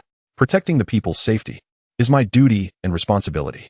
This familiar firm tone and near roar of a declaration filled every woman's heart with a deep sense of security. The declarations of a Chinese soldier were not mere slogans, they were traditions and instincts honed through the trials of war. So you don't need to get involved in any potential battles. Jiang Shaozi turned back to the women, smiling. Of course, the shelter cannot afford idlers. We all must contribute our strength to make our home safer. For example, cleaning the building, doing laundry, and cooking, moving supplies, helping Leah improve and repair the building's defenses and traps. Doing preventive work will effectively enhance the shelter's resilience when danger strikes. Before that, I'll make detailed assignments based on everyone's skills and expertise. Don't be nervous. Think of it as a job that provides room and board. That way, doesn't it feel easier? Jiang Shaozi was skilled at managing the crowd. With a few words, the women's emotions gradually calmed, and their faces showed a longing for a stable life. Just then, Lin Yu suddenly slapped her forehead and lowered her voice. Oh no, Miss Jiang, I think I forgot something. I need to report to the commander right away. Su Yi stood by the upstairs window watching from afar as Jiang Shaozi addressed the women below. Though he couldn't hear what Jiang Shaozi was saying, judging by their expressions, it seemed the group of women had been successfully appeased and had begun to trust her. Truly a woman skilled in management, worthy of being an rank talent. Su Yi murmured to himself, lifting his gaze to the setting sun that dyed the entire sky a deep crimson, exuding an oppressive and sweltering gloom. Speaking of which, it's been almost a week. Why haven't we seen any rescue forces yet? If foreign military forces could collapse from a sudden catastrophe in Huaxia, such a probability seems low. Where are the soldiers? The millions of regular troops, the urban police forces, the armed police, and the militia. That's nearly 10 million combat-ready troops, not to mention the yearly veterans. Why have they all? Su Yi furrowed his brow. This was the greatest puzzle buried in his heart. Like every ordinary Huaxian in the initial moments of the apocalypse, he had always harbored the hope of awaiting rescue. He had even wrestled with the thought, if rescue arrived, should he follow the nation's lead or stay hidden in the shelter? Now there was no need to ponder. No rescue forces had appeared at all. Not a trace of the military, barely any news of the police, and even the official political presence was nowhere to be found. In the citywide chat channel, only a few shelters claiming to be run by police were taking in homeless survivors. Beyond that, there was no other relevant information or clue. This is extremely unreasonable. As far as I know, there's a military district right next to Jinling City. This city's military strength is far from weak. The first wave of the apocalypse was just a heat wave, not an alien invasion. How could all military power simply vanish? Su Yi couldn't figure it out. He had already made a simple estimate in his mind. Even if the Doomsday game caused high-tech items worldwide to fail, communication devices, planes, tanks, satellites, drones, all rendered useless. We still have people. Soldiers are human too. Even barehanded, even with cold weapons, they are a formidable force not to be underestimated. Given the temperament of Huaxian soldiers in the face of great disasters, they cannot simply disappear. There must be some hidden truth, I don't know. Is it caused by the Doomsday game's mechanics? Su Yi pondered, his brows tightly knit. Did the derivative disasters wipe out the nation's military forces? That can't be. With so many soldiers scattered everywhere, how could they all be caught in one net? Even if they were all killed, there should have been some announcement. From the current situation, the Doomsday game's mechanics aren't about indiscriminate slaughter. The mysterious entity has no reason to simply vaporize these soldiers and political powers. And this is a heatwave apocalypse. A temperature of 70 degrees is terrifying, but it doesn't kill instantly. So where did all these people go? Strange. Sui murmured. Last time the mysterious entity announced the global death toll. Could the 1.3 billion dead include the political leaders and soldiers of various countries? Sui couldn't comprehend it, nor did he have any channels to obtain relevant intelligence. His only connection to the outside world was the citywide regional communication channel provided by the mysterious entity, resembling a game chat interface. But their every day was filled with nothing but pleas for help, trade offers, and the sighs of despairing survivors. Truly useful information was scarce. I feel as if some invisible force is deliberately suppressing the self-rescue and self-correction capabilities of human civilization society. Is that mysterious being trying to watch how humans struggle to survive in complete chaos? Like nobles observing a cornered beast, it revels in human despair. Sui sat on the bed, his mind unsettled. Now in a relatively safe environment, his thoughts naturally grew. Yet the more he thought, the more he realized this sudden doomsday game was filled with inexplicable mysteries. Commander, are you there? Lin Yu's voice came from outside, breaking his reverie. Come in. Yes. Lin Yu pushed the door open, saluted Sui, and said, Commander, I have an important report. Go ahead. Sui nodded. Lin Yu organized her words and said solemnly, During my recent mission, I discovered a large, unattended supermarket. After exploring, I found no one guarding it, and some supplies had already been taken. But there are still plenty of supplies left inside. I can't carry too much alone, so I'm requesting permission should my next focus be on collecting from this large supermarket. An unattended large supermarket. Sui was taken aback, rubbing his chin. Could it be a trap? In such chaos, everyone is starving and the streets are filled with desperate people risking heatstroke for food. How could a supermarket remain unclaimed? If discovered, it would have been emptied immediately. Commander, it shouldn't be a trap. I've checked thoroughly. Lin Yu shook her head, her tone serious. But there are signs of a struggle inside. Corpses and blood, with the deaths occurring within the last couple of days. Based on the scene, someone killed the supermarket's owner and original occupants, then left with some supplies. I believe the killers will return in the coming days to haul more goods. So you want to snatch the food from the tiger's mouth? Sui frowned. That's quite risky. Commander, they don't have guns. Lin Yu said firmly. The murder weapons were all bladed tools, 90% likely to be regular commercial items, not military equipment. There are 8 bodies. The fight was intense. I estimate the attackers numbered around 1,015, and with potential backup, no more than 30. And I have this. Lin Yu patted the rifle slung across her back, her tone brimming with immense confidence. 1 vs 30. One gun was enough. Well, all right. Sui blinked, deeply impressed. Lin Yu's persona truly embodied the Huasian soldier archetype, with me invincible. A potential 30-odd enemies seemed trivial to her, and she was already eyeing the large supermarket they had seized. Lin Yu, I don't want you to get hurt. Are you sure you can handle this? Sui was also tempted. Now that the shelter had taken in a new group, they needed to stockpile more supplies to meet consumption. Jiang Shaozi was confident she could train these women to become qualified residents of the shelter, but only if Sui could feed so many people. I'm absolutely certain I can secure it. I don't want to see you injured. I won't get injured at all. Lin Yu held her head high, her voice calm, yet resolute. A bunch of thugs without proper gear. They won't even have the chance to lay eyes on me. Wow, such confidence.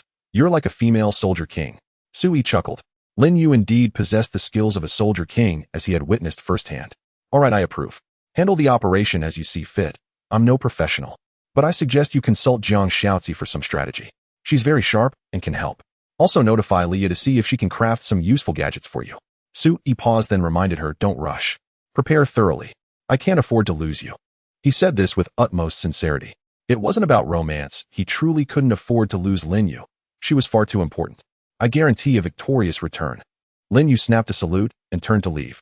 With permission granted, she immediately sought out Leah, who was immersed in the research room, and together they went to Jiang Shaozi for a sound strategy to defeat the enemy and transport the supplies.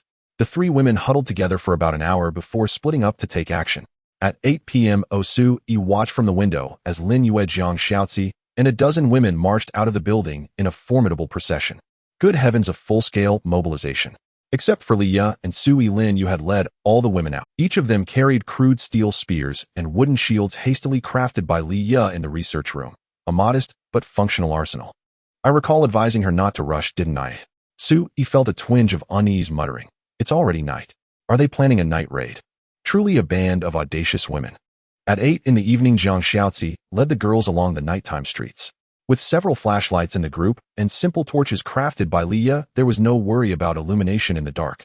What remained most unbearable was the sweltering climate.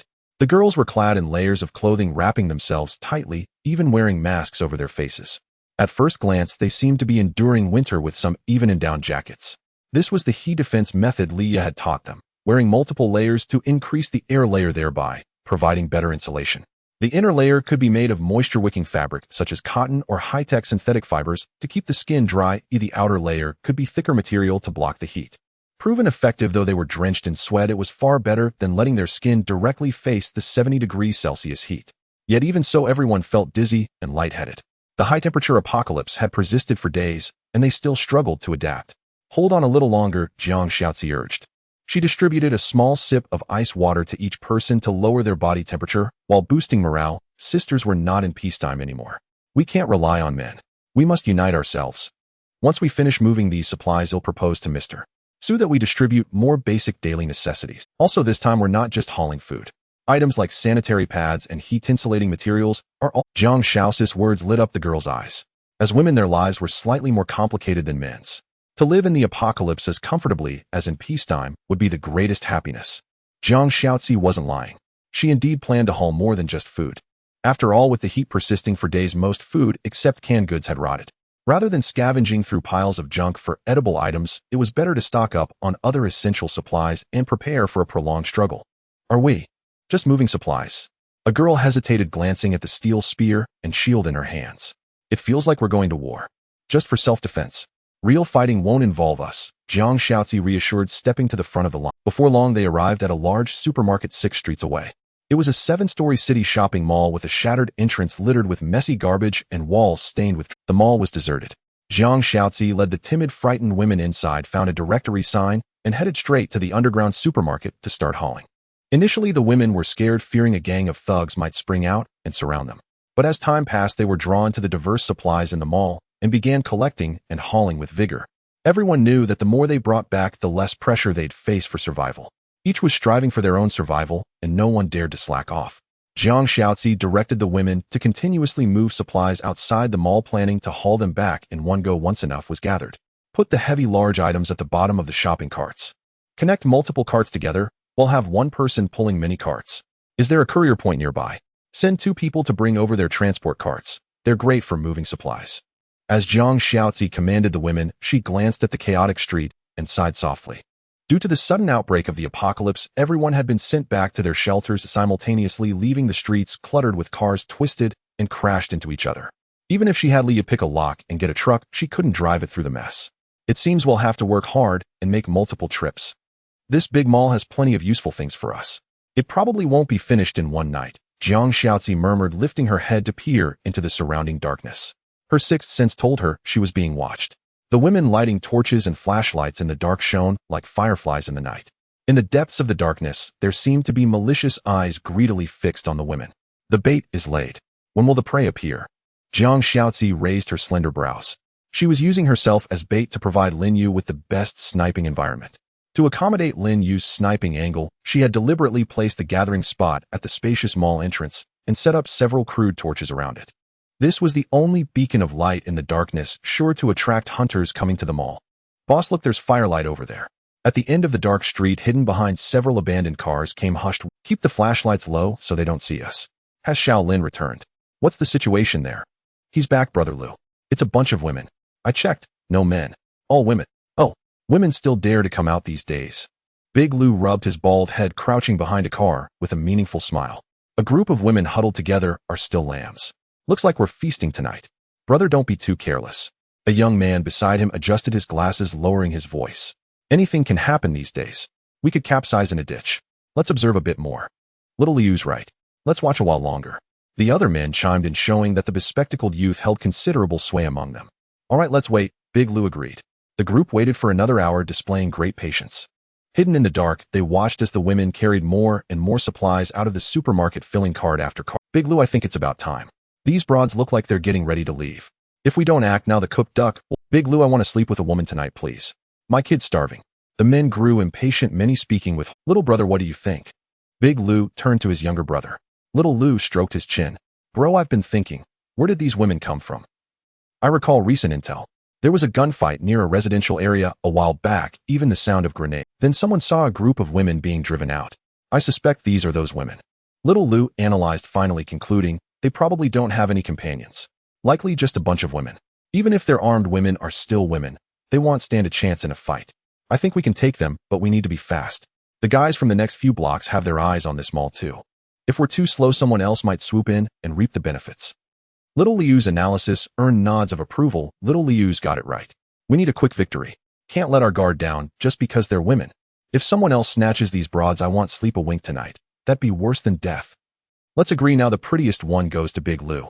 The rest will share or take turns if there aren't enough. Any objections? A man proposed the distribution plan, and the others quickly agreed. Big Lou scowled and scolded. We haven't even succeeded yet, what's the rush? Even if we're dividing, my brother gets the one in the Cheongsam. The prettiest goes to the sharpest mind. Big Lou scowled and scolded.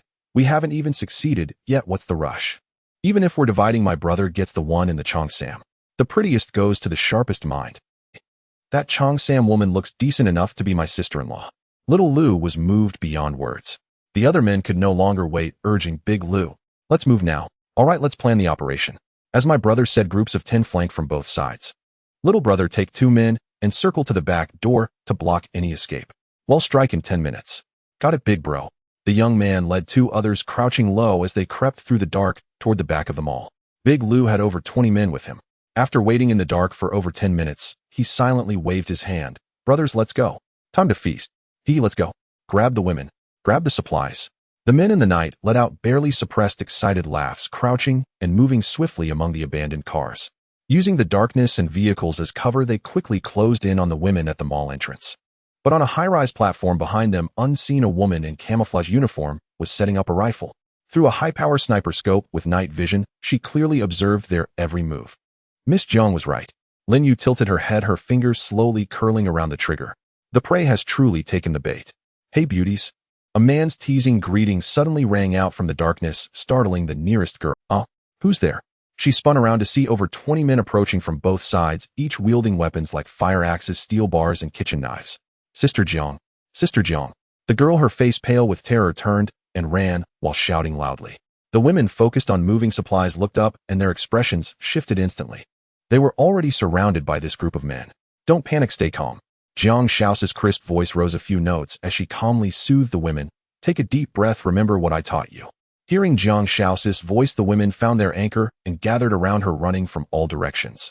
Some recalled her instructions before leaving, frantically picking up scattered steel spears and shields from the ground, trembling as they held the shields up, facing the men. Looking for a fight. Look, everyone, it's a women's army. Haha, I like my women feisty, exciting. The men jeered, bursting into raucous laughter, utterly dismissing the women, who could barely hold their weapons. They eyed the women with ill intent, their gazes lingering most on Jiang Shaozi. The reason was simple. Among all the women, Jiang Shaozi was the most beautiful, breathtakingly, so far surpassing the stars and influencers of peacetime. Under the men's greedy stares, Jiang Shaozi brushed back her hair, loosened by the evening breeze, and spoke calmly. Gentlemen, are you out this late to scavenge for supplies? The shopping center is vast. We've already taken some and won't compete for what remains. Her tone was composed, showing no trace of fear. Scavenging for supplies? Big Brother Lou eyed Jiang Shaozi with interest, chuckling. Yeah, but this shopping center is White Bear Gang turf. You came here, stole our stuff. Hand it over. And compensate us. Big Brother Lou, how do you want them to compensate? How else? With their bodies, of course, huh? I want the one with the biggest ass. That's my thing. The men didn't hide their intentions, laughing without restraint. Fear and despair welled up in the eyes of the women around Jiang Shaozi, as if they were reliving the dark, inhuman days trapped in the residential building. This shopping center is your turf. Jiang Shaozi looked up at the dim sign on the building and sighed with a wry smile. Well, it seems there's no room for negotiation. Negotiation? What do you want to negotiate? Big Brother Lou stepped forward with a sly grin, closing in on Jiang Shaozi. Are you planning to discuss how much dowry you'll bring? Jiang Shaozi fell silent, saying nothing more. She calmly raised her right hand and clenched it into a fist. Copy that. Hidden in the darkness of the rooftop, Lin Yu took a deep breath and entered her aiming stance. What's that supposed to mean? Big Brother Lou was taken aback, then laughed. Are you surrendering with that hand? If you... Before he could finish, Jiang Shaozi lowered her right hand, gently curling her index finger to mimic the motion of pulling a trigger, aiming it at Big Brother Lou. Jiang Shaozi tilted her head slightly, her rosy lips mimicking the sound of a gunshot. Bang! Splat! The moment she made the sound, Big Brother Liu's head exploded. In an instant, a mess of red, yellow, and white splattered everywhere. The women screamed in terror, their shrill cries piercing the night, waking many who had succumbed to heat stroke.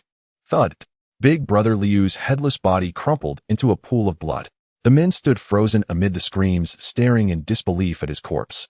Their leader, joking just a second ago, had been his head blown off in the next. What the hell had done that? Could this woman use magic? The men were stunned, unable to process what had happened. Anyone would be baffled by such a sight. But Jiang Shaozi didn't stop. With a playful motion, she shifted her aim, gesturing and squinting slightly. Bang! Splat! Another man had his head blown off with precision. The explosive force nearly tore his neck. Oh! Ugh! Ugh! Some women couldn't hold back, screaming and vomiting at the same time. The scene was too bloody and brutal.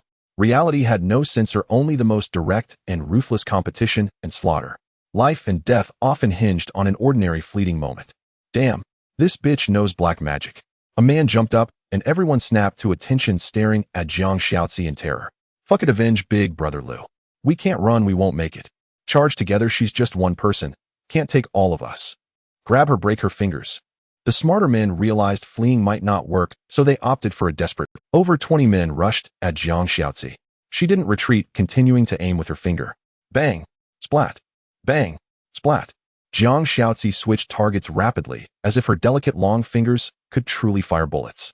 One by one, the men approaching her fell to the ground. In just a few breaths, 7 or 8 of the first attackers lay dead.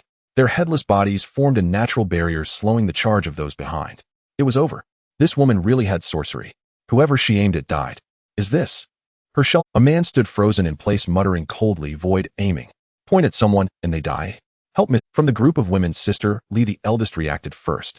Wiping vomit from her mouth, she fought back fear and despair, shouting hoarsely to rally her sisters. If Miss Jiang dies, we're all done for. Pick up your weapons. Protect Miss Jiang. At Sister Li's desperate roar, the women snapped to attention, grabbing their steel spears and spreading out, barely forming a makeshift formation to counter any new charge from the men.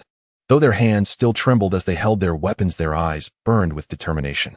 All conflicting emotions had now fused into rage. Fury at the men, anger at this damned apocalypse, all becoming fuel for battle. They had only one thought now: hold fast to the formations and simple combat techniques Miss Jiang had taught them, then fight for their lives. Their growth is a bit faster than I expected. Jiang Shaozi raised an eyebrow, a hint of satisfaction flickering in her heart. Bringing these women out wasn't just to use them as bait, it was to force them to witness brutal combat firsthand. Only under the threat of death, amid blood-severed limbs and entrails, could they grow quickly. Those who couldn't adapt would be weeded out by the times, and those who adapted would earn the right to be residents of the shelter. The men, now frozen, dared not launch another charge. They stood rooted, unsure whether to flee or fight. This stunningly beautiful woman in a cheongsam still held her finger in a gun shape, but she wasn't aiming at anyone. Is it over? Lin Yu let out a slow breath, glad for the rest, as her overheated gun barrel cooled. You mentioned the white bear. Jiang Shaozi tilted her head, squinting slightly, and asked calmly, where is your shelter? How many did you kill the survivors in this shopping center? She fired off questions one after another. The men exchanged silent, fearful glances. It seemed they couldn't afford to offend this terrifying woman. She was beautiful, but also formidable. Miss, we're good people. We just wanted to say hi. One man, mustering his courage, spoke in a hoarse voice, his eyes fixed on Jiang Shaozi's finger, terrified she might aim at him. Say hi. Jiang Shaozi sneered. Answer my question. Her sharp command made the men shudder collectively. One couldn't hold back and shouted, don't do anything rash. We're backed by the Little White Bear Shelter. The top-ranked boss has our back. I suggest you play nice. Your talent is impressive, but Little White Bear is stronger. He's the #1 apocalypse player in the city. If you let us go, we'll pretend this never happened and won't say a word. Anyway, we don't know who you are or where you are. One man, quick-witted, spoke words that the others nodded to, all eyes pleading with Jiang Shaozi. This statement, both a threat and an assurance they posed no danger, was the most persuasive. After all, common sense said no one wanted to make too many enemies in the apocalypse, especially not the top-ranked boss. Little White Bear's reputation had spread across the city in just a few days. Every survivor with a shelter panel knew its name, and even those without had heard of it. The men thought Jiang Shaozi as a woman wouldn't want to cross the top-ranked boss either. Little White Bear. Jiang Shaozi showed no surprise, only falling silent for a moment as if pondering. The men waited anxiously for their fate until Jiang Shaozi slowly raised her left hand. Oh, kill them all. Lin Yu was taken aback, held her breath, and decisively pulled the trigger. Bang, bang, bang, bang. Muzzle flashes flickered in the darkness as bullets flew silently, blowing apart one man's head after another. Precise and flawless, every shot a headshot. This woman's insane. She's going to kill us all. Run, run, you fucking bitch. Splat. The men fled in panic and despair, but two legs couldn't outrun bullets. In this open area, they were perfect moving targets for the sniper. Lin Yu took just a minute to kill every last. Soon only headless corpses lay in pools of blood, a human slaughterhouse radiating a terrifying aura in the dead of night. At the entrance of the building, corpses lay strewn across the ground, the pungent stench of blood thick in the air. The women fell into a heavy silence. Some cast fearful glances at Jiang Shaozi, only to quickly avert their eyes. Jiang Shaozi's ruthlessness had cowed the women. After a moment, Sister Li broke the silence, suppressing her revulsion at the corpses as she urged her companions, "Quick! Get moving! Clean up the bodies." Sister Li's reasoning was simple. Since Jiang Shaozi had done the killing, they had to contribute something too. She kills, we bury the bodies. The division of labor is clear, and it lets us prove ourselves to Miss Jiang. Otherwise, she might think we're all useless. If she just drives us away, that's one thing, but if she decides to kill us instead. Deep fear gripped the women's hearts. Though reluctant, they pinched their noses and prepared to work.